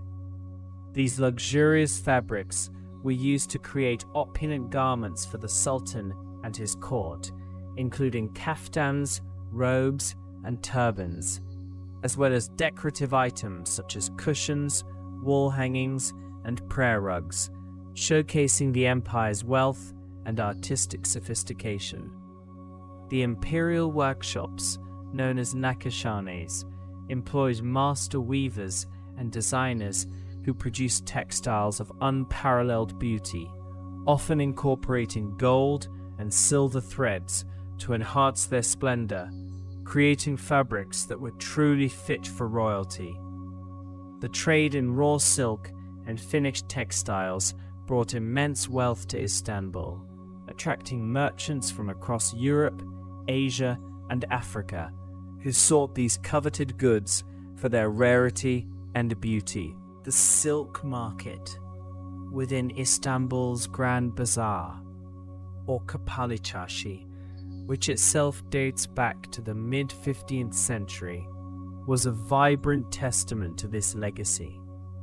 A place where bolts of shimmering fabric were stacked high, their surfaces catching the light and creating a dazzling display of color and texture. Merchants would meticulously unfold lengths of silk, allowing potential buyers to feel the smooth, cool touch of the material and admire the intricate patterns, often explaining the provenance and craftsmanship of each piece. Different types of silk, such as brocade, velvet, and satin, each with its unique weaving technique and texture, were available, catering to a diverse clientele with varying tastes and purposes. Brocade, characterized by its raised patterns woven into the fabric, was particularly favored for ceremonial garments and upholstery, while soft velvet, with its dense, plush pile, was often used for luxurious robes and furnishings. The colors of Ottoman silks were achieved using natural dyes derived from plants, insects, and minerals, such as madder root for reds, indigo for blues, and cochineal for crimson, resulting in a palette of deep, enduring hues that retain their vibrancy even after centuries. The historical significance of silk extends beyond its commercial value. It played a crucial role in diplomatic relations, with exquisite silk textiles often exchanged as gifts between rulers, symbolizing respect, alliance, and cultural exchange. The intricate patterns and superior craftsmanship of Ottoman silks also influenced European textile design, particularly during the Renaissance and Baroque periods, demonstrating the far-reaching impact of Istanbul's artistic and commercial prowess. Even today, a legacy of silk weaving continues in Turkey, with artisans preserving traditional techniques while also adapting to modern designs, ensuring that this ancient craft remains a vibrant part of the nation's cultural heritage. The soft rustle of silk, the gentle play of light on its surface, and the stories of its journey across continents evoke a sense of timeless elegance and enduring artistry, weaving together threads of history, culture, and craftsmanship into a rich tapestry. The sensory symphony of the market, the dancing light of the lanterns, the comforting aroma of tea, and the luxurious touch of silk creates an immersive experience that transcends mere commerce, offering a profound connection to Istanbul's storied past and its vibrant present. Each element, from the hand-pierced metal of a lantern to the delicate fibers of a silk scarf, carries with it a narrative of human endeavor, artistic expression, and cultural exchange, inviting a deeper appreciation for the intricate beauty of this ancient city. The lingering impressions of these historical and cultural layers, now gently settling in the mind, provide a serene foundation for a peaceful transition into the quiet depths of sleep, allowing the spirit to rest and rejuvenate amidst the echoes of a magnificent past. As the last echoes of the bustling Grand Bazaar and the aromatic spice market gently recede, a new layer of Istanbul's rich tapestry begins to unfurl, revealing the profound historical significance of its geographical position as the bridge between continents, a crossroads that fundamentally shaped the flow of goods, ideas, and cultures for millennia. This unique location, straddling both Europe and Asia, transformed Istanbul, then Constantinople, into an unparalleled hub for the ancient Silk Road and various spice routes, making it an indispensable nexus where exotic commodities from the East met eager markets in the West. The very air of Istanbul, even today, seems to carry the faint, ghost-like scent of countless caravans laden with precious cargo that once traversed vast deserts and rugged mountains to reach its storied gates. Consider the intricate network of trade routes that converged upon this magnificent city, extending far beyond the immediate vicinity of the markets we explored, reaching deep into the heart of China for silk, across the Indian subcontinent for spices, and through the Arabian Peninsula for frankincense and myrrh. The historical evolution of these trade routes, from rudimentary paths to well-established arteries of commerce, directly influenced the development of Istanbul's infrastructure, including its formidable city walls, its expansive harbors, and its numerous caravanserai, which were essential roadside inns providing shelter for merchants, their animals, and their valuable merchandise. These caravanserai, architectural marvels in their own right, often featured large courtyards, stables, storage rooms, and living quarters, fostering a vibrant exchange of information and cultural practices alongside commercial transactions. The spice trade, in particular, was a driving force behind global exploration and economic development, with Istanbul serving as a critical bottleneck through which many of these prized commodities had to pass before reaching European consumers. Spices like black pepper, cinnamon, cloves, nutmeg, and ginger, originating from distant lands such as India, Sri Lanka, and the Moluccas, the legendary Spice Islands, were not merely culinary enhancements, but were also highly valued for their medicinal properties, preservative qualities, and even as symbols of wealth and status. The exorbitant prices commanded by these spices in Europe fueled intense competition among trading nations and spurred the search for alternative sea routes, ultimately leading to the Age of Discovery and fundamentally altering the geopolitical landscape. Before the advent of sea routes dominated by European powers, the overland spice routes, often traversing the treacherous terrain of Central Asia and the Middle East, were meticulously managed by a succession of empires, including the Byzantine and later the Ottoman Empire, both of which understood the immense strategic and economic advantage of controlling these vital arteries. The Ottoman Empire, at its zenith, exerted significant control over the land-based spice routes, imposing duties and taxes on goods passing through its territories, thereby accumulating vast wealth that funded its military campaigns, architectural marvels, and sophisticated administrative apparatus. This control over trade was a cornerstone of Ottoman power, making Istanbul a global economic powerhouse for centuries.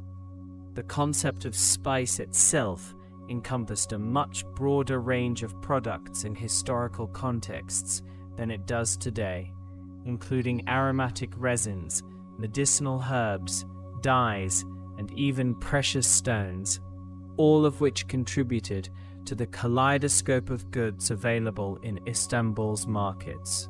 Saffron, derived from the crocus flower and originating primarily from Persia, was not only used as a culinary ingredient and a vibrant dye, but also prized for its purported medicinal benefits and its symbolic association with royalty and luxury.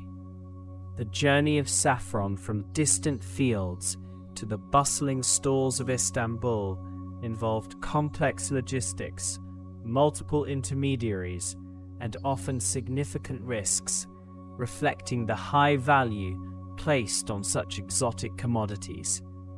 Beyond the raw materials, the processing and packaging of spices were also crucial aspects of the trade, with merchants often employing specialized techniques to preserve their freshness and potency during long journeys. Grinding, drying, and blending were common practices, and the knowledge of these techniques was often passed down through generations, contributing to the mystique and perceived efficacy of various spice preparations. The intricate wooden boxes, woven baskets, and clay jars used to transport and store these spices were themselves objects of artisanal craftsmanship, reflecting the care and value attributed to their contents. The role of tea in Istanbul's cultural fabric, though perhaps less ancient than spices, has become equally pervasive, evolving from a relatively late introduction to an indispensable part of daily life and social rituals. While coffee was the dominant hot beverage for centuries, tea gained significant traction in the Ottoman Empire, particularly in the 20th century. Largely due to economic factors and government initiatives promoting its domestic cultivation. The Black Sea region of Turkey, with its suitable climate and fertile soil, became a major tea-producing area, allowing the country to become one of the world's largest consumers and producers of tea. Turkish tea, typically a strong black tea brewed in a unique double teapot called a çaydanlık, is served in small, tulip-shaped glasses without handles, allowing the drinker to appreciate its rich color and warmth. The preparation of tea is a precise art, involving heating water in the lower, larger pot and brewing a concentrated tea in the smaller upper pot, which is then diluted to individual preference. This ritualistic preparation underscores the importance of tea not just as a beverage, but as a symbol of hospitality, friendship, and communal gathering, deeply embedded in the social customs of Istanbul. The tea houses, or çay bahçesi, found throughout Istanbul, from bustling urban centers to serene garden settings, serve as vital social spaces where people gather to converse, play backgammon, read newspapers, and simply observe the rhythm of city life. These establishments, often adorned with traditional Turkish carpets and low seating, provide a relaxed atmosphere conducive to extended conversations and contemplation, offering a stark contrast to the rapid pace of modern life. The ubiquitous presence of tea vendors carrying trays laden with glasses of hot tea through markets and streets further highlights its integral role in the daily life of Istanbulites, offering warmth and refreshment to weary shoppers and merchants alike. The history of tea's journey to Turkey is fascinating, with initial introductions likely occurring through the Silk Road from China, but large-scale consumption and domestic production only truly blossomed in the Republican era. The shift from coffee to tea was partly a strategic move to reduce reliance on imported coffee beans, which were becoming increasingly expensive, and to boost the domestic agricultural economy.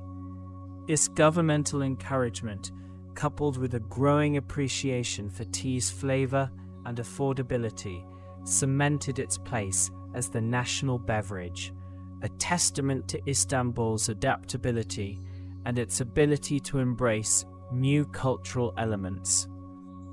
Moving to the shimmering world of silk, its origins lie deep within ancient China, where sericulture, the cultivation of silkworms, was a closely guarded secret for millennia, giving rise to the legendary Silk Road, a network of trade routes that facilitated the exchange of goods and ideas across continents.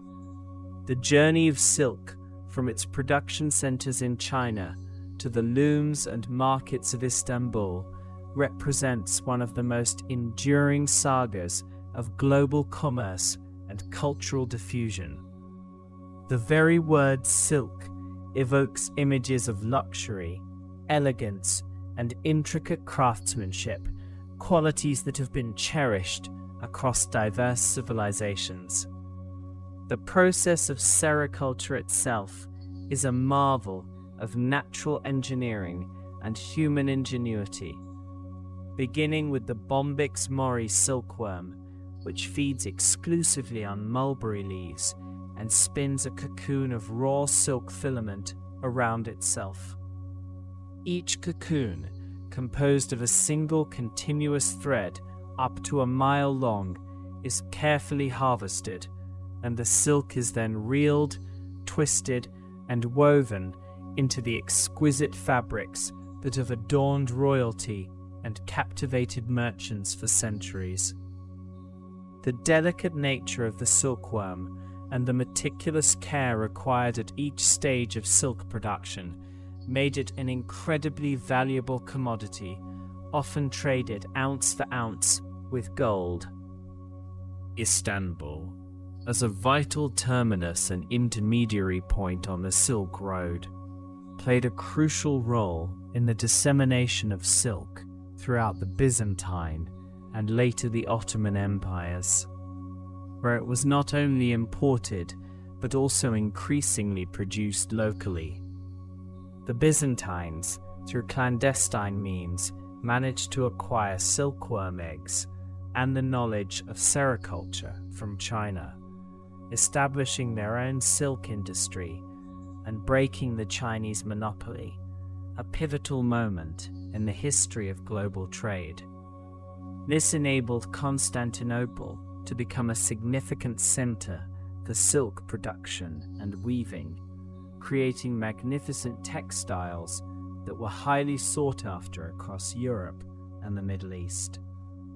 Under the Ottoman Empire, Bursa, a city near Istanbul, became a renowned center for silk production and weaving, producing exquisite brocades, velvets, and satins that were used for imperial garments, ceremonial textiles, and luxurious furnishings.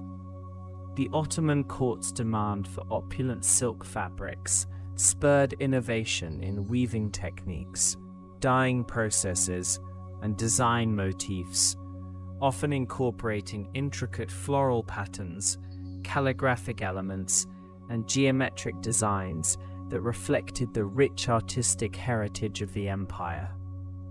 The silk workshops of Bursa and Istanbul employed highly skilled artisans whose craftsmanship was unparalleled, contributing significantly to the empire's economic prosperity and cultural prestige. The designs and patterns found on Ottoman silks were often imbued with symbolic meaning, reflecting religious beliefs, social status, and imperial power. For example, motifs such as the Chintamani, 3 circles and 2 wavy lines, originally derived from Buddhist art, were adopted and reinterpreted in Ottoman textiles, symbolizing power and good fortune. The vibrant colors achieved through natural dyes, such as indigo for blues, madder root for reds, and cochineal for crimson, further enhanced the beauty and value of these fabrics, showcasing the advanced knowledge of dyeing techniques possessed by Ottoman artisans. The trade in raw silk and finished silk products through Istanbul was a complex affair, involving merchants from various ethnic and religious backgrounds, including Armenians, Greeks, Jews, and Turks, all contributing to the city's cosmopolitan commercial landscape. These merchants formed extensive networks, facilitated by shared languages, familial ties, and established trust, allowing for the efficient movement of goods and capital across vast distances. The silk trade also fostered cultural exchange, as design motifs, weaving techniques, and fashion trends spread from east to west and vice versa, enriching the artistic traditions of numerous civilizations. The enduring legacy of silk in Istanbul is evident not only in historical artifacts and museum collections, but also in the continued presence of silk products in its markets. Albeit often with modern adaptations. While traditional hand-woven silks are still produced by master artisans, contemporary silk scarves, garments, and accessories continue to be popular, reflecting a timeless appreciation for the fabric's luxurious feel and elegant drape. The feel of a silk scarf, soft and cool against the skin, connects the present-day visitor to a lineage of luxury and craftsmanship that stretches back thousands of years, embodying a continuous thread of human artistry. The role of lanterns, those captivating sources of light, that illuminate the markets and streets of Istanbul extends far beyond mere illumination, serving as powerful symbols of hospitality, guidance, and aesthetic beauty. From the simplest oil lamps to the most elaborate glass and metal creations, lanterns have shaped the nocturnal landscape of the city, guiding travelers, illuminating homes, and enhancing the ambiance of social gatherings. Their evolution reflects advancements in technology, changes in artistic tastes, and the enduring human need for light in the darkness. Historically, the earliest forms of lanterns in Istanbul, as in many ancient cities, would have been rudimentary oil lamps, often made of clay or bronze, burning olive oil or animal fat with a wick. These provided localized light, essential for navigating unlit streets after dusk and for extending working hours indoors. The flickering glow of these early lamps would have cast dancing shadows, creating an atmosphere of mystery and intimacy in the ancient city. With the advent of glass-making techniques, lanterns became more sophisticated, incorporating panes of glass to protect the flame from wind and to diffuse the light more effectively. Ottoman lanterns, in particular, developed into intricate works of art, often crafted from brass, copper, or silver, adorned with delicate filigree work, intricate piercings, and colored glass inserts. These lanterns were not just functional objects, but also decorative elements, gracing the interiors of mosques, palaces, and wealthy homes, as well as illuminating public spaces during festivals and celebrations. The designs of Ottoman lanterns frequently incorporated Islamic geometric patterns, calligraphic inscriptions, and floral motifs, reflecting the rich artistic traditions of the empire. The use of stained glass, in particular, allowed for the creation of mesmerizing light effects, casting colorful patterns on walls and floors, transforming mundane spaces into enchanting environments. The craftsmanship involved in creating these lanterns was highly specialized, requiring skilled metal workers, glass blowers, and designers to collaborate in their production. Lanterns also played a significant role in religious ceremonies and public rituals, illuminating mosques during evening prayers and processions during religious holidays. The sight of hundreds of lanterns blowing softly in the twilight, especially during the holy month of Ramadan, would have been a truly breathtaking spectacle, symbolizing spiritual light and communal unity.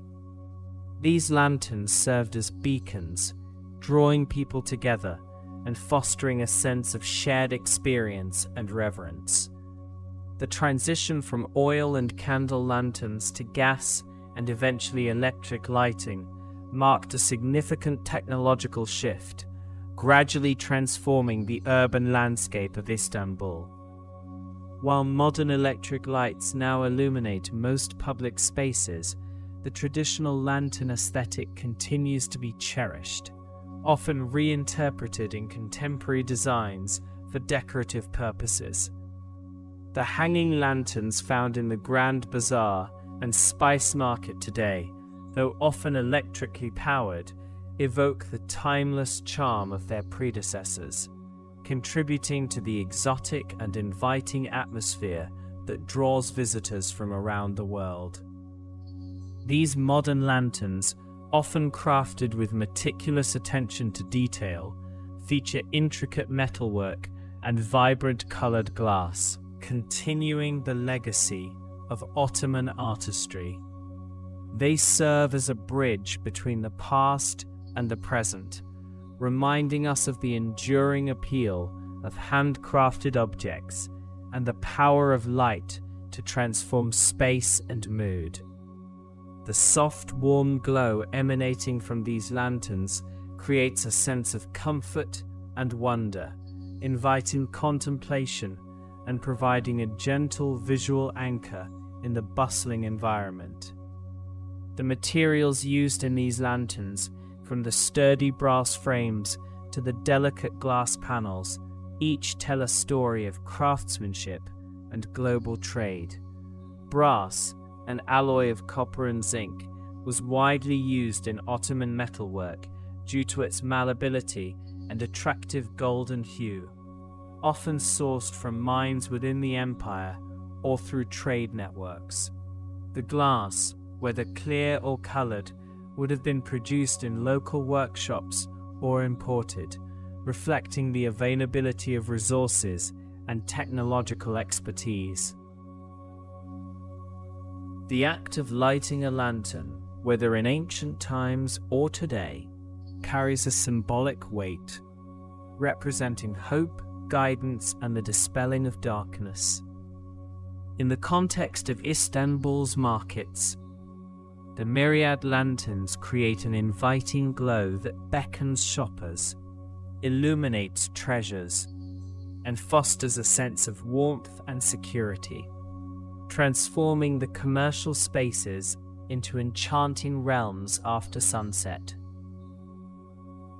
The interplay of light and shadow, created by these diverse sources of illumination, adds depth and character to the architectural details of the markets, highlighting intricate carvings and vibrant displays. The very concept of a market, especially one as ancient and storied as Istanbul's Grand Bazaar or Spice Market, is intrinsically linked to the idea of exchange, not just of goods, but also of stories, ideas, and human connections. These markets are living museums, repositories of history, where every store, every object, and every interaction carries the weight of centuries of commerce and cultural evolution.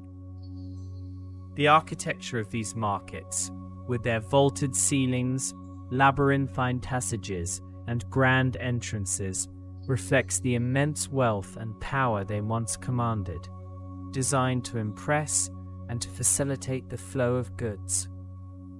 The Grand Bazaar, for instance, is not merely a collection of shops, but a meticulously planned commercial complex, originally comprising numerous smaller hams, caravanserai, bedestans, domed halls for valuable goods, and covered streets, each dedicated to specific trades or commodities. This organizational structure allowed for specialization and fostered a sense of community among merchants, who often lived and worked within the bazaar's confines. The intricate network of passages and courtyards within the bazaar reflects a sophisticated urban planning approach designed to maximize efficiency and security. The Spice Market, or Misa Çarşısı, Egyptian bazaar, with its distinctive L-shaped layout and grand entrances, was historically financed by taxes levied on goods imported from Egypt, hence its name.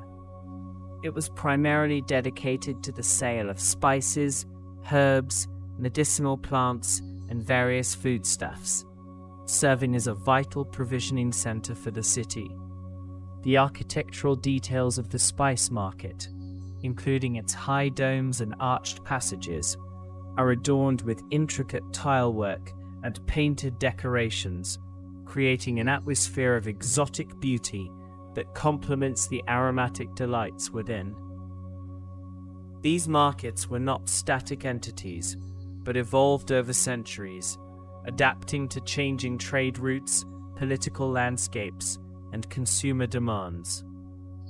They witnessed the rise and fall of empires, survived fires and earthquakes, and continued to thrive as resilient centers of commerce, demonstrating the enduring human impulse to trade and connect. The historical records, including Ottoman firmans, decrees, and travelogues by foreign visitors provide invaluable insights into the daily life, economic activities, and social dynamics of these bustling marketplaces.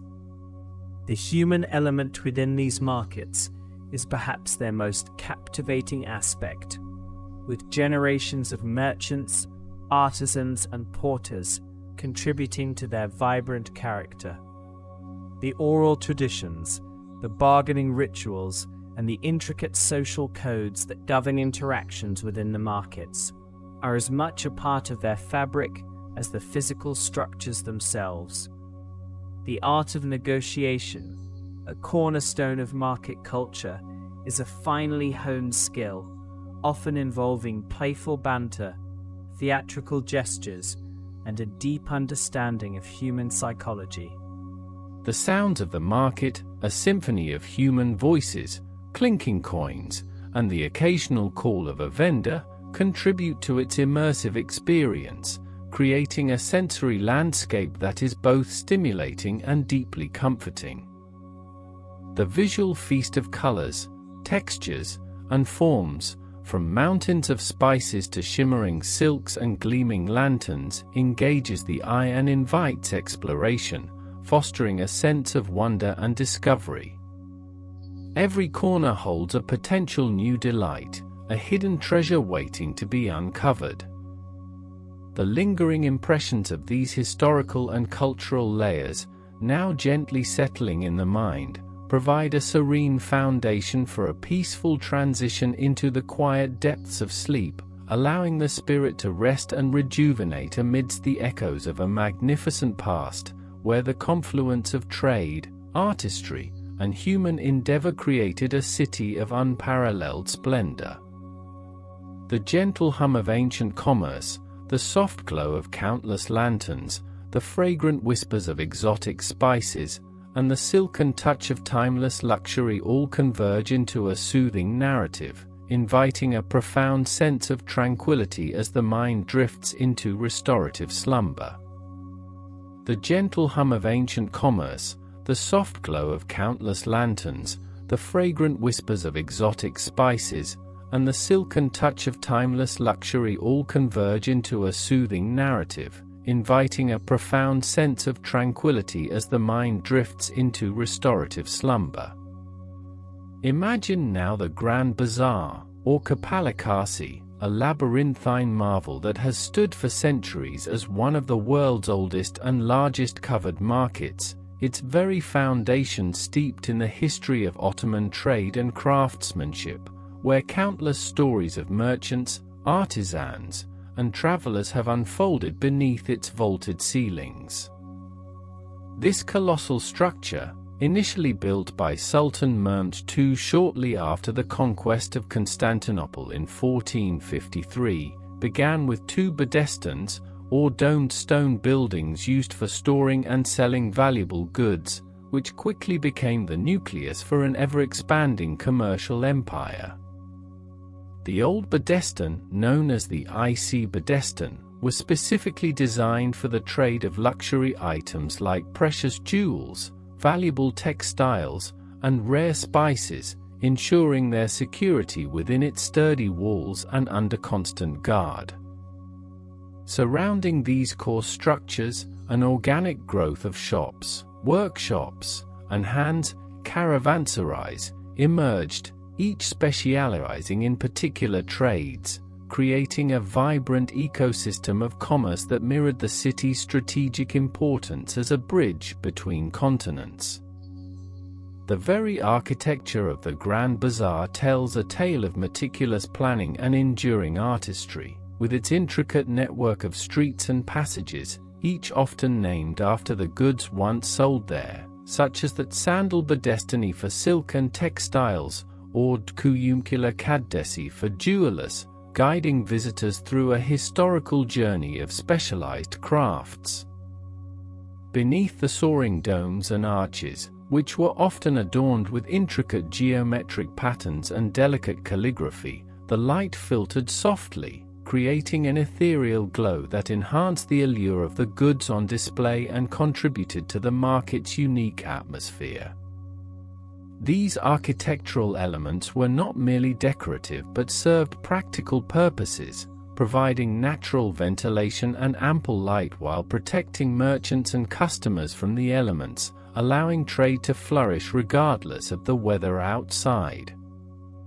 The sheer scale of the Grand Bazaar is astounding, encompassing over 60 streets, thousands of shops, several mosques, numerous fountains, and even a police station, functioning as a self-contained city within a city, a testament to its pivotal role in the Ottoman economy and social life.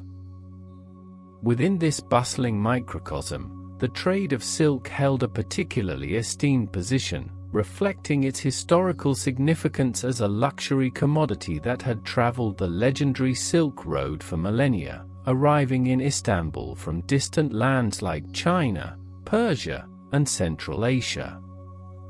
Ottoman silk production itself was highly developed, with Bursa, a city south of Istanbul, becoming a primary center for sericulture and weaving, producing exquisite fabrics that were coveted across Europe and the Middle East. The quality of Ottoman silk was renowned, characterized by its rich texture, vibrant colors, and often intricate patterns, which included floral motifs, calligraphic designs, and geometric shapes, reflecting both Islamic artistic traditions and local aesthetic preferences. These luxurious silks were used for a myriad of purposes, from the opulent garments of the Sultan and his court, including kaftans and ceremonial robes, to the lavish furnishings of palaces and grand homes, such as cushions, drapes, and wall hangings. The process of silk production, from the delicate cultivation of silkworms on mulberry leaves to the intricate weaving on specialized looms, was a labor-intensive art form passed down through generations, requiring immense skill and patience. Merchants in the Grand Bazaar would display these magnificent textiles with pride, their shimmering surfaces catching the soft light from the lanterns, inviting discerning buyers to admire the craftsmanship and feel the smooth, cool touch of the fabric. That Sandal Bedestani, one of the oldest sections of the Grand Bazaar, was specifically dedicated to the trade of high-quality textiles, including silk, where merchants would meticulously arrange their wares to showcase the beauty and variety of their collections. Beyond raw silk and finished fabrics, the market also offered an array of silk products, such as intricately embroidered scarves, elegant shawls, and decorative household items, each piece telling a story of distant lands and dedicated artistry.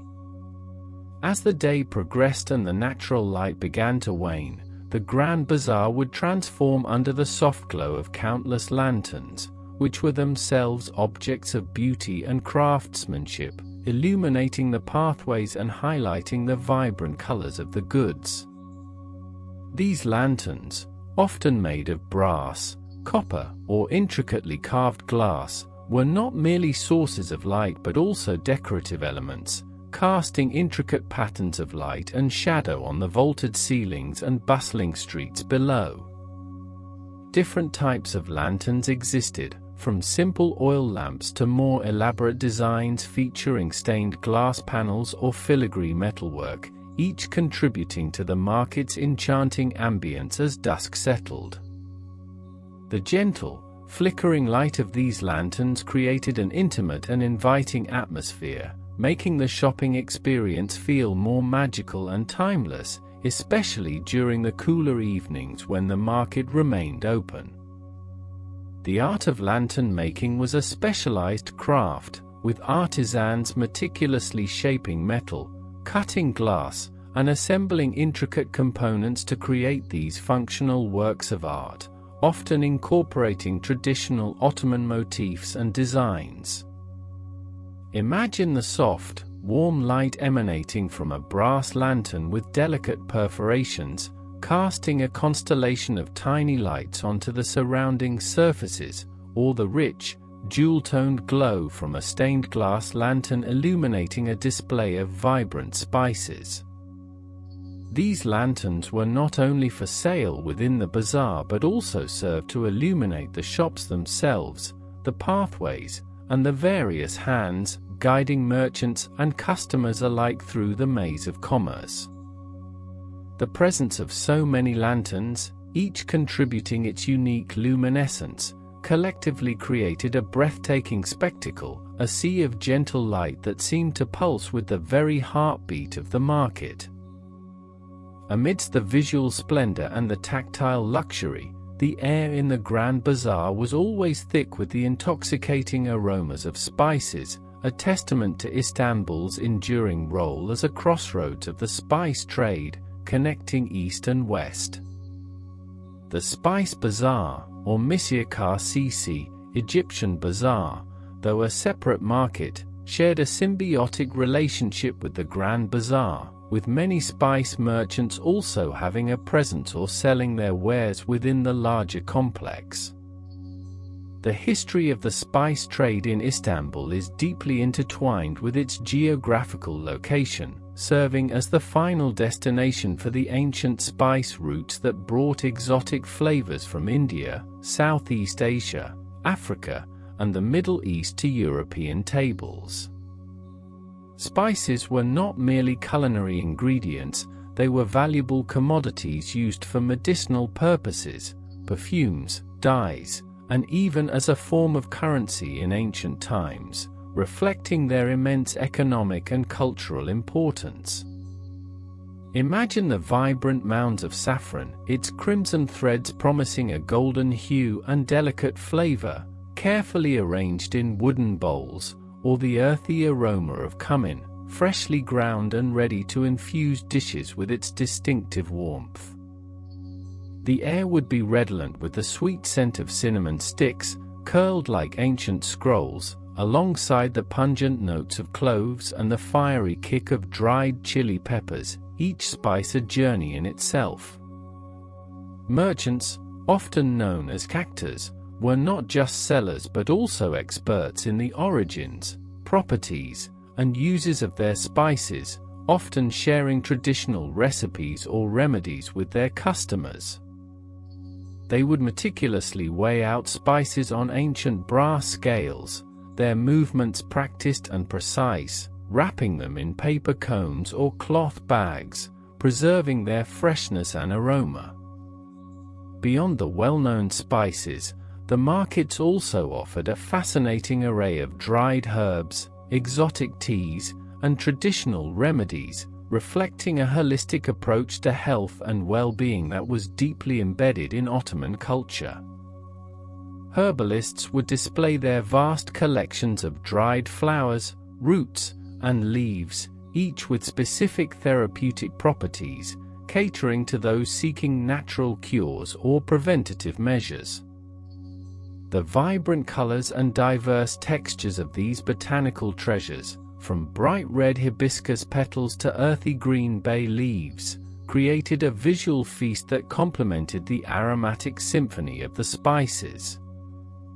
The tradition of using herbs and spices for medicinal purposes dates back centuries, with knowledge passed down through generations, often documented in ancient texts and treatises. Tea, while not as ancient a commodity as some spices in the Ottoman Empire, became an increasingly popular beverage, especially in later centuries, eventually becoming a cornerstone of Turkish hospitality and daily life.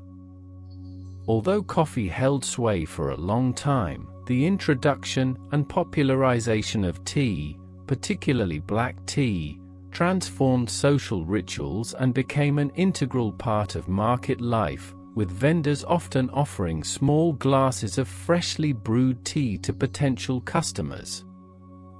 The preparation of Turkish tea, typically a strong black tea brewed in a double teapot called a çaydanlık, is an art form in itself, resulting in a rich, robust flavor that is often served in small, tulip-shaped glasses without handles. Imagine the comforting warmth of a small glass of tea, offered as a gesture of welcome, providing a moment of respite amidst the sensory overload of the market, its gentle steam carrying a subtle, earthy aroma. The tea houses, or khanes, within or adjacent to the Grand Bazaar, served as vital social hubs where merchants, porters, and customers could gather, discuss business, share news, and simply relax over a cup of tea. These establishments, often simply furnished with low tables and cushioned benches, provided a tranquil escape from the market's hustle and bustle, fostering a sense of community and camaraderie. The ritual of drinking tea, often accompanied by lively conversation or the quiet contemplation of daily life, became a soothing rhythm within the vibrant chaos of the market.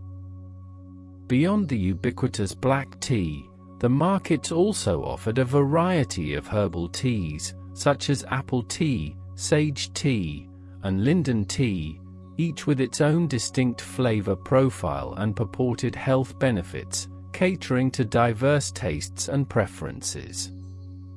The very act of haggling, an integral part of the market experience, was often accompanied by the offering of tea, transforming a commercial transaction into a social interaction, building rapport between buyer and seller. This custom underscored the importance of hospitality and personal connection in Ottoman commerce, making the exchange of goods a more human and less purely transactional endeavor. The rhythmic clinking of tea glasses, the gentle murmur of conversation, and the soft glow of the lanterns all contributed to an atmosphere of timeless charm and inviting warmth, drawing visitors deeper into the market's embrace. Even today, the tradition of offering tea to customers persists in many shops, a continuation of a centuries-old custom that embodies the spirit of Turkish hospitality and trade. The Grand Bazaar was not just a place for buying and selling, it was a center of cultural exchange, where ideas, stories, and artistic influences converged from across the vast Ottoman Empire and beyond, shaping the city's unique identity. Artisans from various regions brought their specialized skills, contributing to the incredible diversity of goods available, from intricate ceramics and hand-painted tiles to exquisite copperware and finely crafted leather goods. Each workshop, often tucked away in a quiet corner of the bazaar, represented a lineage of craftsmanship, with techniques and designs passed down from master to apprentice over generations. The sound of hammers on metal, the whirring of looms, and the gentle chatter of artisans at work created a symphony of industry that resonated through the market's ancient walls. Consider the intricate details of Ottoman ceramics, particularly the Iznik tiles, renowned for their vibrant colors, often dominated by cobalt blue, turquoise, and coral red, and their complex floral patterns featuring tulips, carnations, and hyacinths. These magnificent tiles, once adorning mosques, palaces, and public fountains, were also sold in smaller decorative forms within the bazaar, allowing travelers to take a piece of this artistic heritage home. The glazes used in Iznik pottery were particularly sophisticated, creating a lustrous finish that made the colors appear even more brilliant and enduring, a testament to the advanced ceramic technology of the time. The meticulous hand-painting of each tile required immense skill and precision, with artists often spending hours on a single piece to achieve the desired level of detail and vibrancy. Similarly, the copperware found in the bazaar showcased the masterful artistry of coppersmiths, who transformed raw metal into functional and decorative objects through hammering, engraving, and tinning. From large cooking pots and ornate serving trays to delicate coffee sets and intricate lanterns, Copper items were both practical household necessities and cherished decorative pieces, reflecting the rich tradition of metalwork in the region. The process of hand-hammering copper, known as dovemi, created unique textures and patterns on the surface of the metal, adding to its aesthetic appeal and demonstrating the artisan's skill. Many of these copper items were also tinned on the inside, a process that made them safe for food preparation and consumption, highlighting the blend of artistry and practicality. The leather goods, ranging from finely crafted shoes and handbags to intricately embossed belts and wallets, also represented a significant portion of the market's offerings, showcasing the expertise of Ottoman leatherworkers. The quality of the leather, often sourced locally, combined with skilled craftsmanship, resulted in durable and aesthetically pleasing products that were highly sought after by both locals and foreign visitors. The aroma of tanned leather, mingling with the spices and teas, added another layer to the sensory tapestry of the Grand Bazaar, creating a truly immersive experience. Artisans would often customize leather items on the spot, adding personal touches or engravings, further enhancing the unique value of each piece. As the day gradually yielded to night, the collective glow of the lanterns would intensify, transforming the Grand Bazaar into a magical realm, where the boundaries between past and present seemed to blur, and the echoes of centuries of trade and human connection resonated softly. The gentle murmur of the market, though quieter, would still carry the faint whispers of 1,000 transactions, 1,000,000 stories, and the enduring spirit of a city that has always embraced the flow of goods, ideas, and dreams. This timeless atmosphere, imbued with the warmth of hospitality and the beauty of craftsmanship, creates a profound sense of peace, allowing the mind to wander through ancient alleys and savor the lingering scents of exotic spices and fine teas. The soft light filtering through the intricate metalwork of a hanging lantern, casting dancing shadows on a silk tapestry, invites a deep sense of calm, a gentle invitation to surrender to the restorative power of sleep. The lingering scent of rose petals, perhaps from a sachet of dried flowers, or the subtle sweetness of apple tea, carried on an imaginary breeze, further enhances the tranquil journey into slumber, leaving a gentle imprint of Istanbul's rich sensory tapestry on the dreaming mind. The rhythmic, almost hypnotic quality of the market's quiet hum, a blend of distant footsteps and soft conversations, becomes a lulling soundtrack, guiding one deeper into the realm of peaceful repose. As the imagined market sounds gently recede, the mind's eye begins to wander beyond the immediate stalls, exploring the historical layers that have shaped Istanbul's vibrant trade, revealing how the very concept of a spice market is inextricably linked to the city's strategic position at the crossroads of continents, a pivotal point on ancient trade routes like the Silk Road and the Spice Route. This geographical advantage meant that for centuries, Istanbul, then Constantinople, served as the primary conduit through which exotic goods from the East, fragrant spices, delicate silks, and rare teas, flowed into the Western world, profoundly influencing European cuisine, fashion, and even medicine. The origins of the spice trade itself stretch back millennia, with evidence suggesting that spices like cinnamon and cassie were traded in the Middle East as early as 2000 BCE, long before the Ottoman Empire rose to prominence, indicating a deep, enduring human fascination with aromatic plants. The Grand Bazaar, or Kapalı, which began its life as a small warehouse for textiles and spices shortly after the Ottoman conquest of Constantinople in 1453, rapidly expanded under Sultan Mehmet II, evolving into a sprawling labyrinth of covered streets and caravanserai, each section often dedicated to a specific type of commodity, from precious jewels to humble household goods. This architectural marvel, one of the largest and oldest covered markets in the world, was not merely a place of commerce but a vibrant economic hub, housing banks, mosques, police stations, and even restaurants, a self-contained city within a city that facilitated the smooth flow of goods and capital across vast distances. The careful organization of the bazaar, with its distinct sections for different tradesmen, known as bedestans and hands, reflected a sophisticated understanding of urban planning and commercial efficiency, ensuring that merchants could easily locate their desired products and conduct business effectively.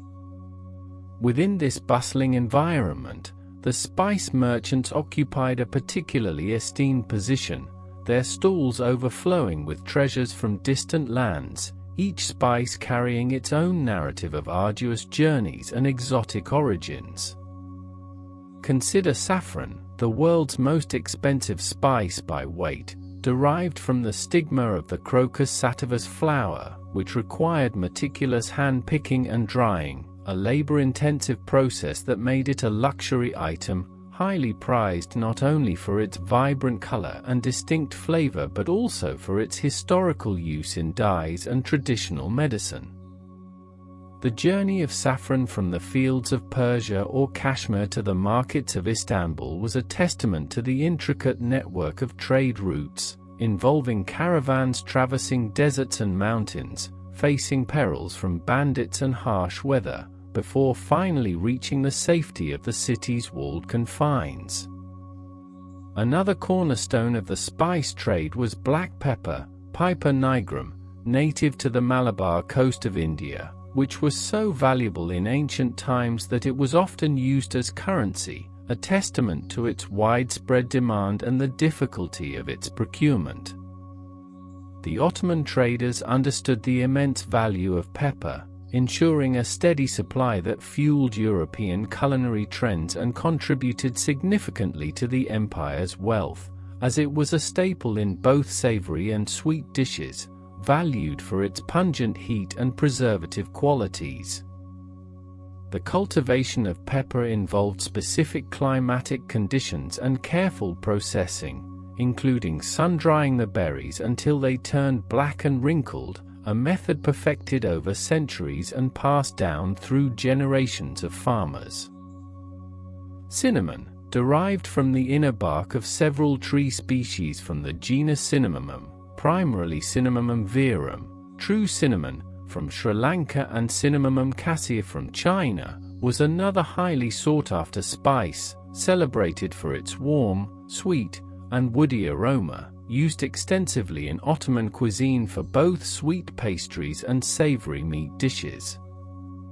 The process of harvesting cinnamon involved stripping the outer bark, then carefully scraping off the inner bark, which curls into quills as it dries, a delicate operation that required skill and precision to yield the finest quality spice. The distinct flavor profiles of true cinnamon versus cassia were well understood by discerning merchants, with true cinnamon often commanding a higher price due to its more subtle and complex aromatic notes. Cloves, the dried flower buds of the Syzygium aromaticum tree, native to the Moluccas, Spice Islands of Indonesia, were revered for their intense, pungent, and slightly sweet flavor, and their strong antiseptic properties, making them valuable not only in cooking but also in traditional medicine and perfumery.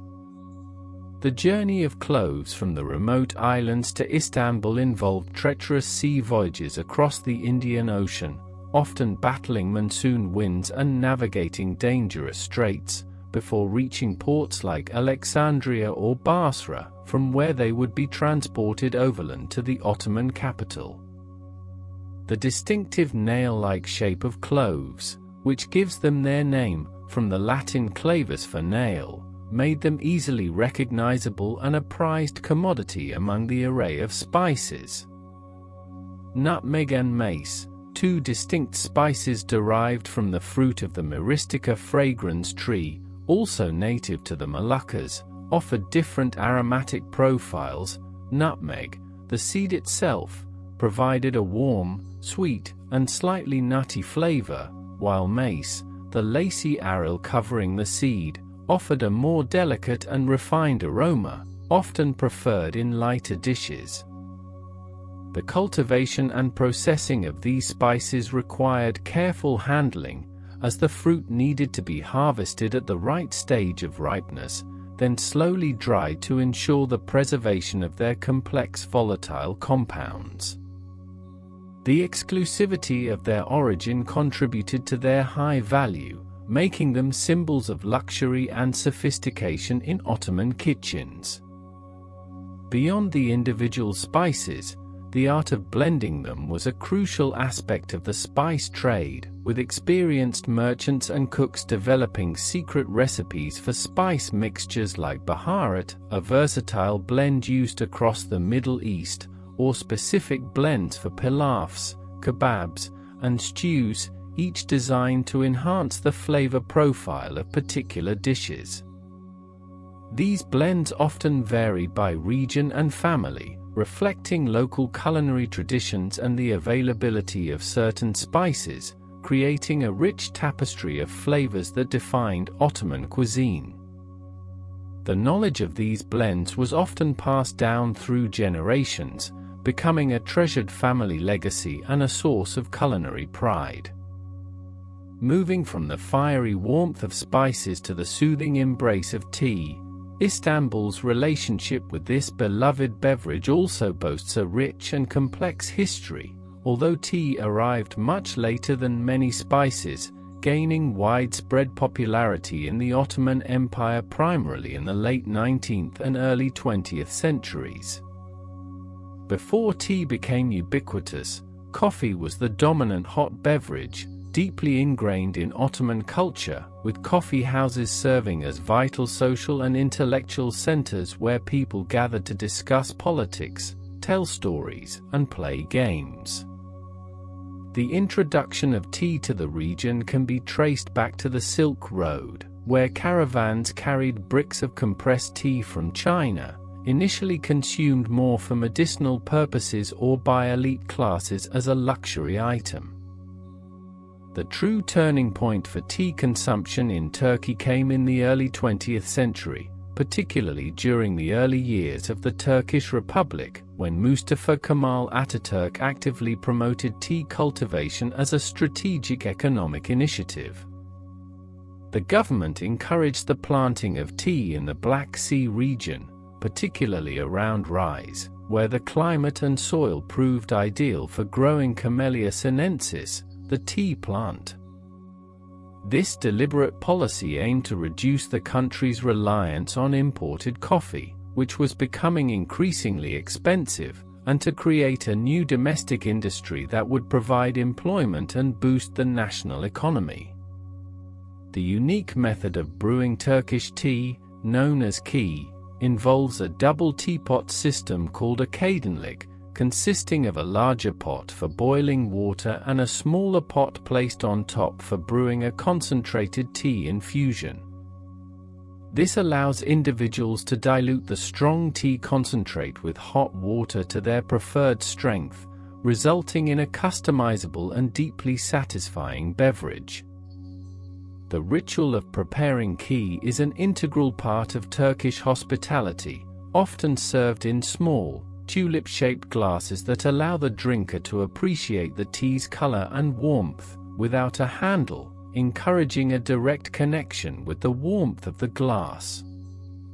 Different varieties of tea, beyond the ubiquitous black tea, also found their way into Istanbul's markets, including herbal infusions and fruit teas, which were often consumed for their perceived health benefits or simply for their delightful flavors.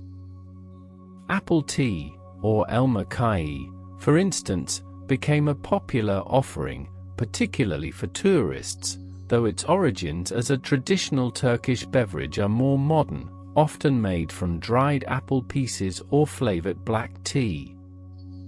Sage tea, or adakayi, and linden tea, or illuminated, are traditional herbal remedies, consumed for their soothing properties, particularly during colder months, reflecting a long-standing tradition of using natural botanicals for wellness. The tea houses, or ki bahçesi, found throughout Istanbul, from bustling city squares to serene waterfronts, serve as important social spaces, much like the historic coffee houses, where people gather to socialize, relax, and enjoy endless glasses of tea. These establishments range from simple, unpretentious stalls to elegant, sprawling gardens, each offering a unique atmosphere but sharing the common thread of providing a communal space centered around the enjoyment of tea. The experience of sipping tea while overlooking the Bosphorus, or amidst the lively chatter of a market, becomes an indelible memory for visitors and a daily ritual for locals, embodying the essence of Turkish social life. As the mind drifts further, the soft shimmer of silk begins to capture the imagination, recalling the historical significance of this luxurious fabric in Istanbul's trade and culture, a material that literally gave its name to the legendary Silk Road.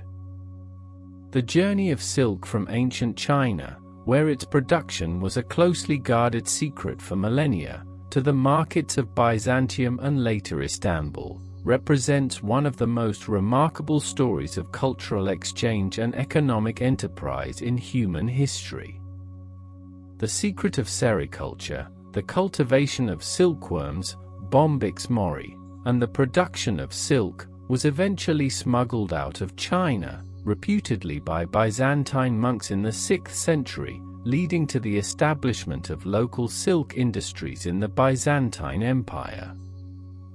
Under Ottoman rule, Bursa, a city near Istanbul, became a major center for silk production and trade, renowned for its high-quality silk textiles and intricate patterns, often incorporating motifs inspired by nature, calligraphy, and geometric designs.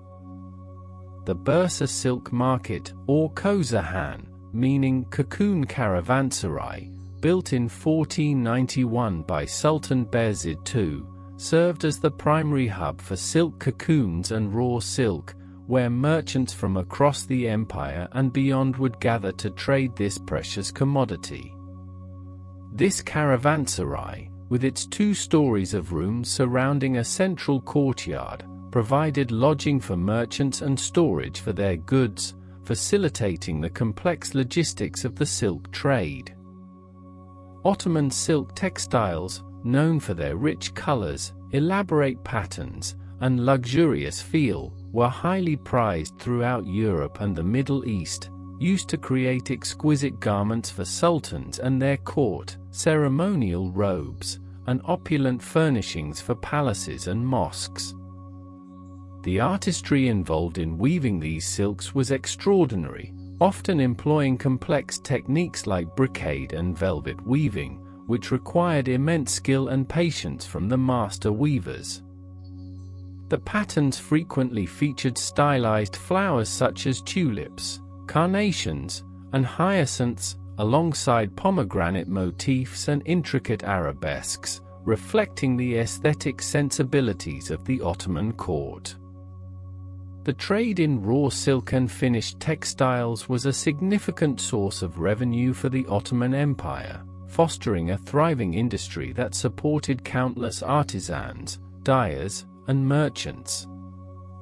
The dyes used to color the silk were often derived from natural sources, such as indigo for blues, madder root for reds, and cochineal for vibrant purples, creating a palette of colors that were both rich and enduring.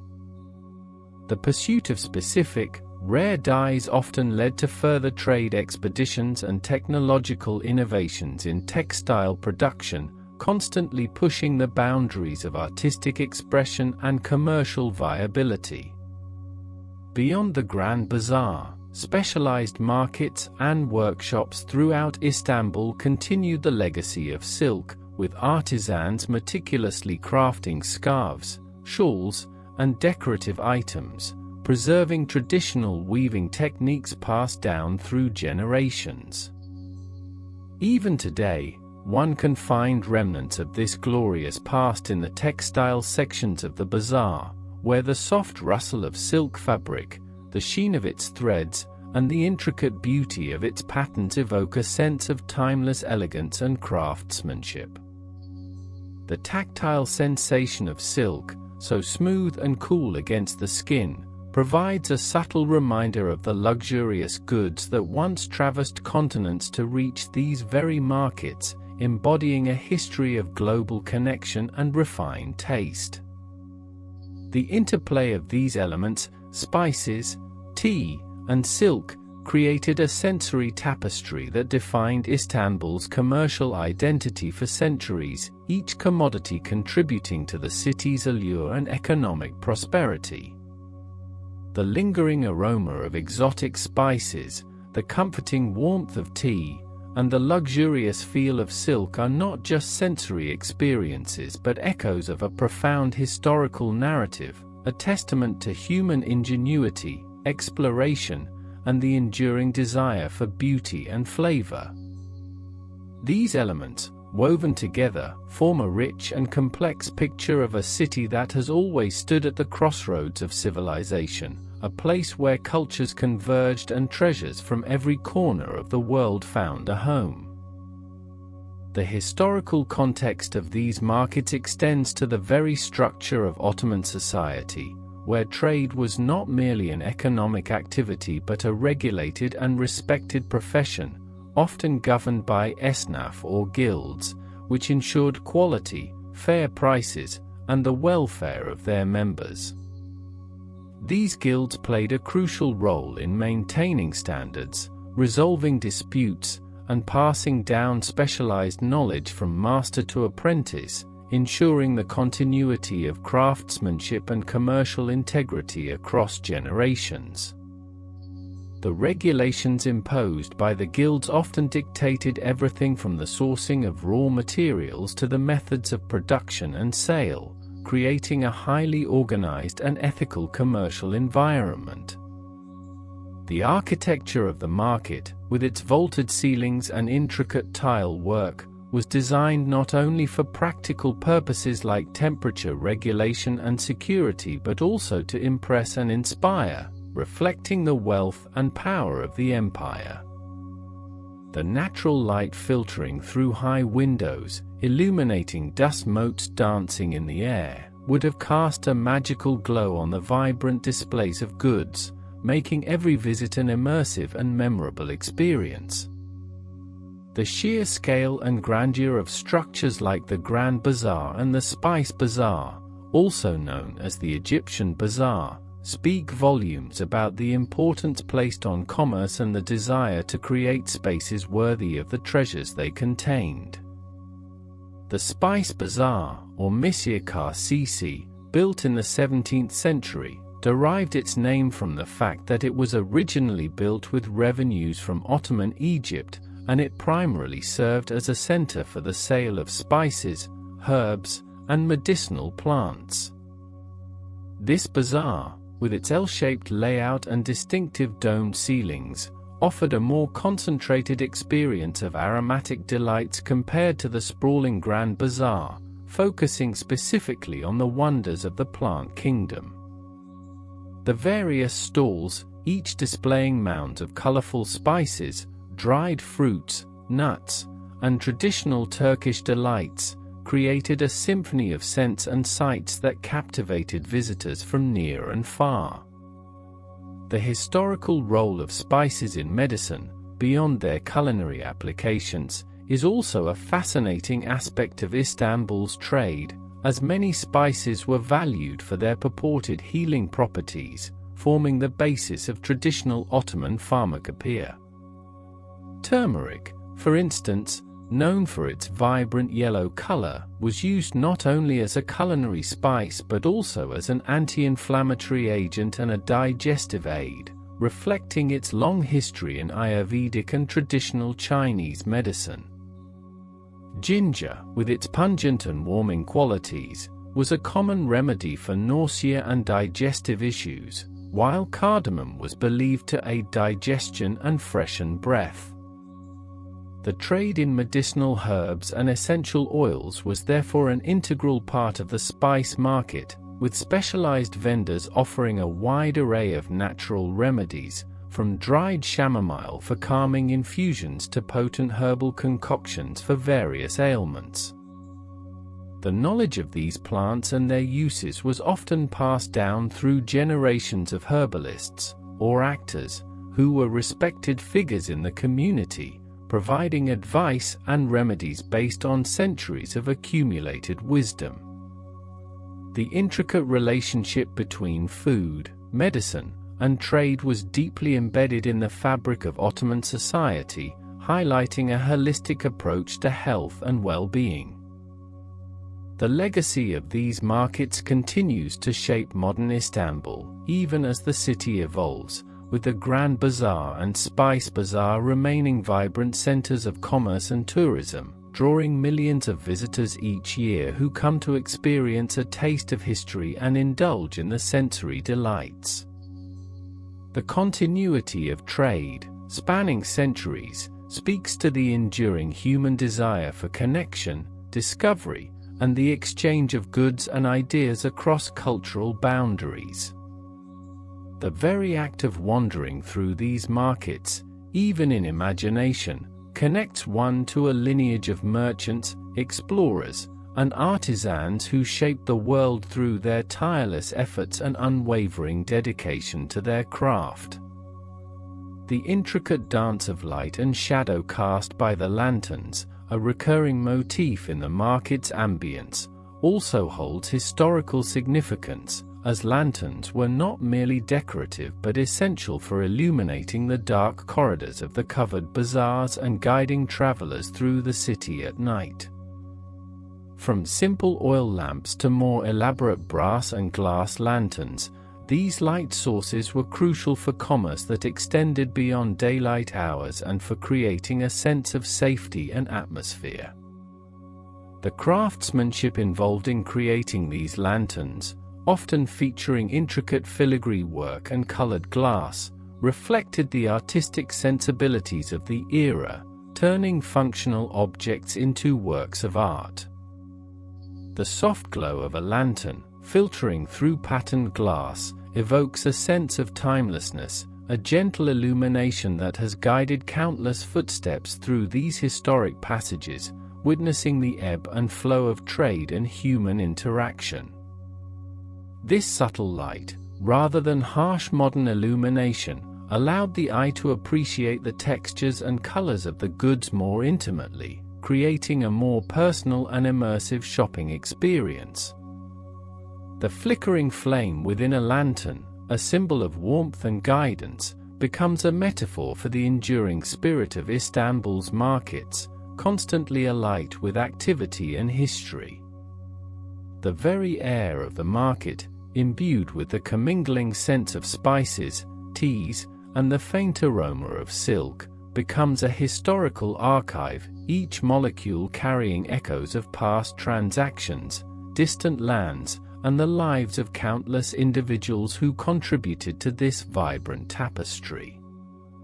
This olfactory landscape is a powerful reminder of how sensory experiences are deeply intertwined with memory and history, allowing one to connect with the past on a visceral level.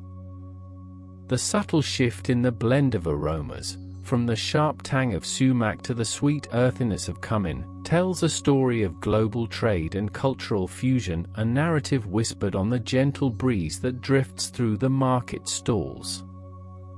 The collective memory of these markets, preserved in their architecture, their traditions, and their enduring vitality, offers a profound insight into the human spirit of enterprise and cultural exchange. They stand as monuments to a time when goods traveled vast distances, not by cargo ships or airplanes, but by camel caravans and sailing vessels, each journey an epic tale of endurance and discovery. The historical layers of Istanbul's markets, from their foundational stones to the most recent additions, tell a continuous story of adaptation, resilience, and unwavering commercial spirit, a testament to the city's role as a perpetual bridge between East and West.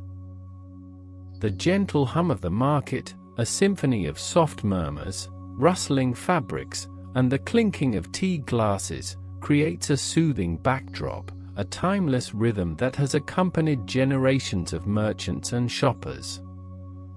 This ambient soundscape, far from being chaotic, possesses a harmonious quality, a testament to the organized bustle of a thriving commercial center where each sound contributes to the overall atmosphere without overwhelming it.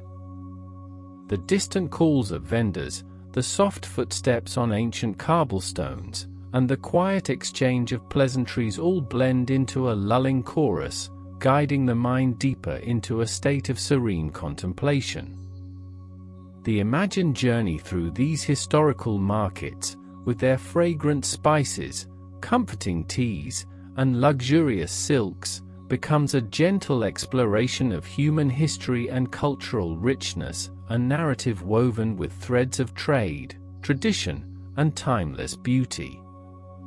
This mental voyage, rich in detail and steeped in historical significance, provides a tranquil pathway into the depths of repose, leaving the mind imbued with the quiet splendor of Istanbul's legendary commercial heart.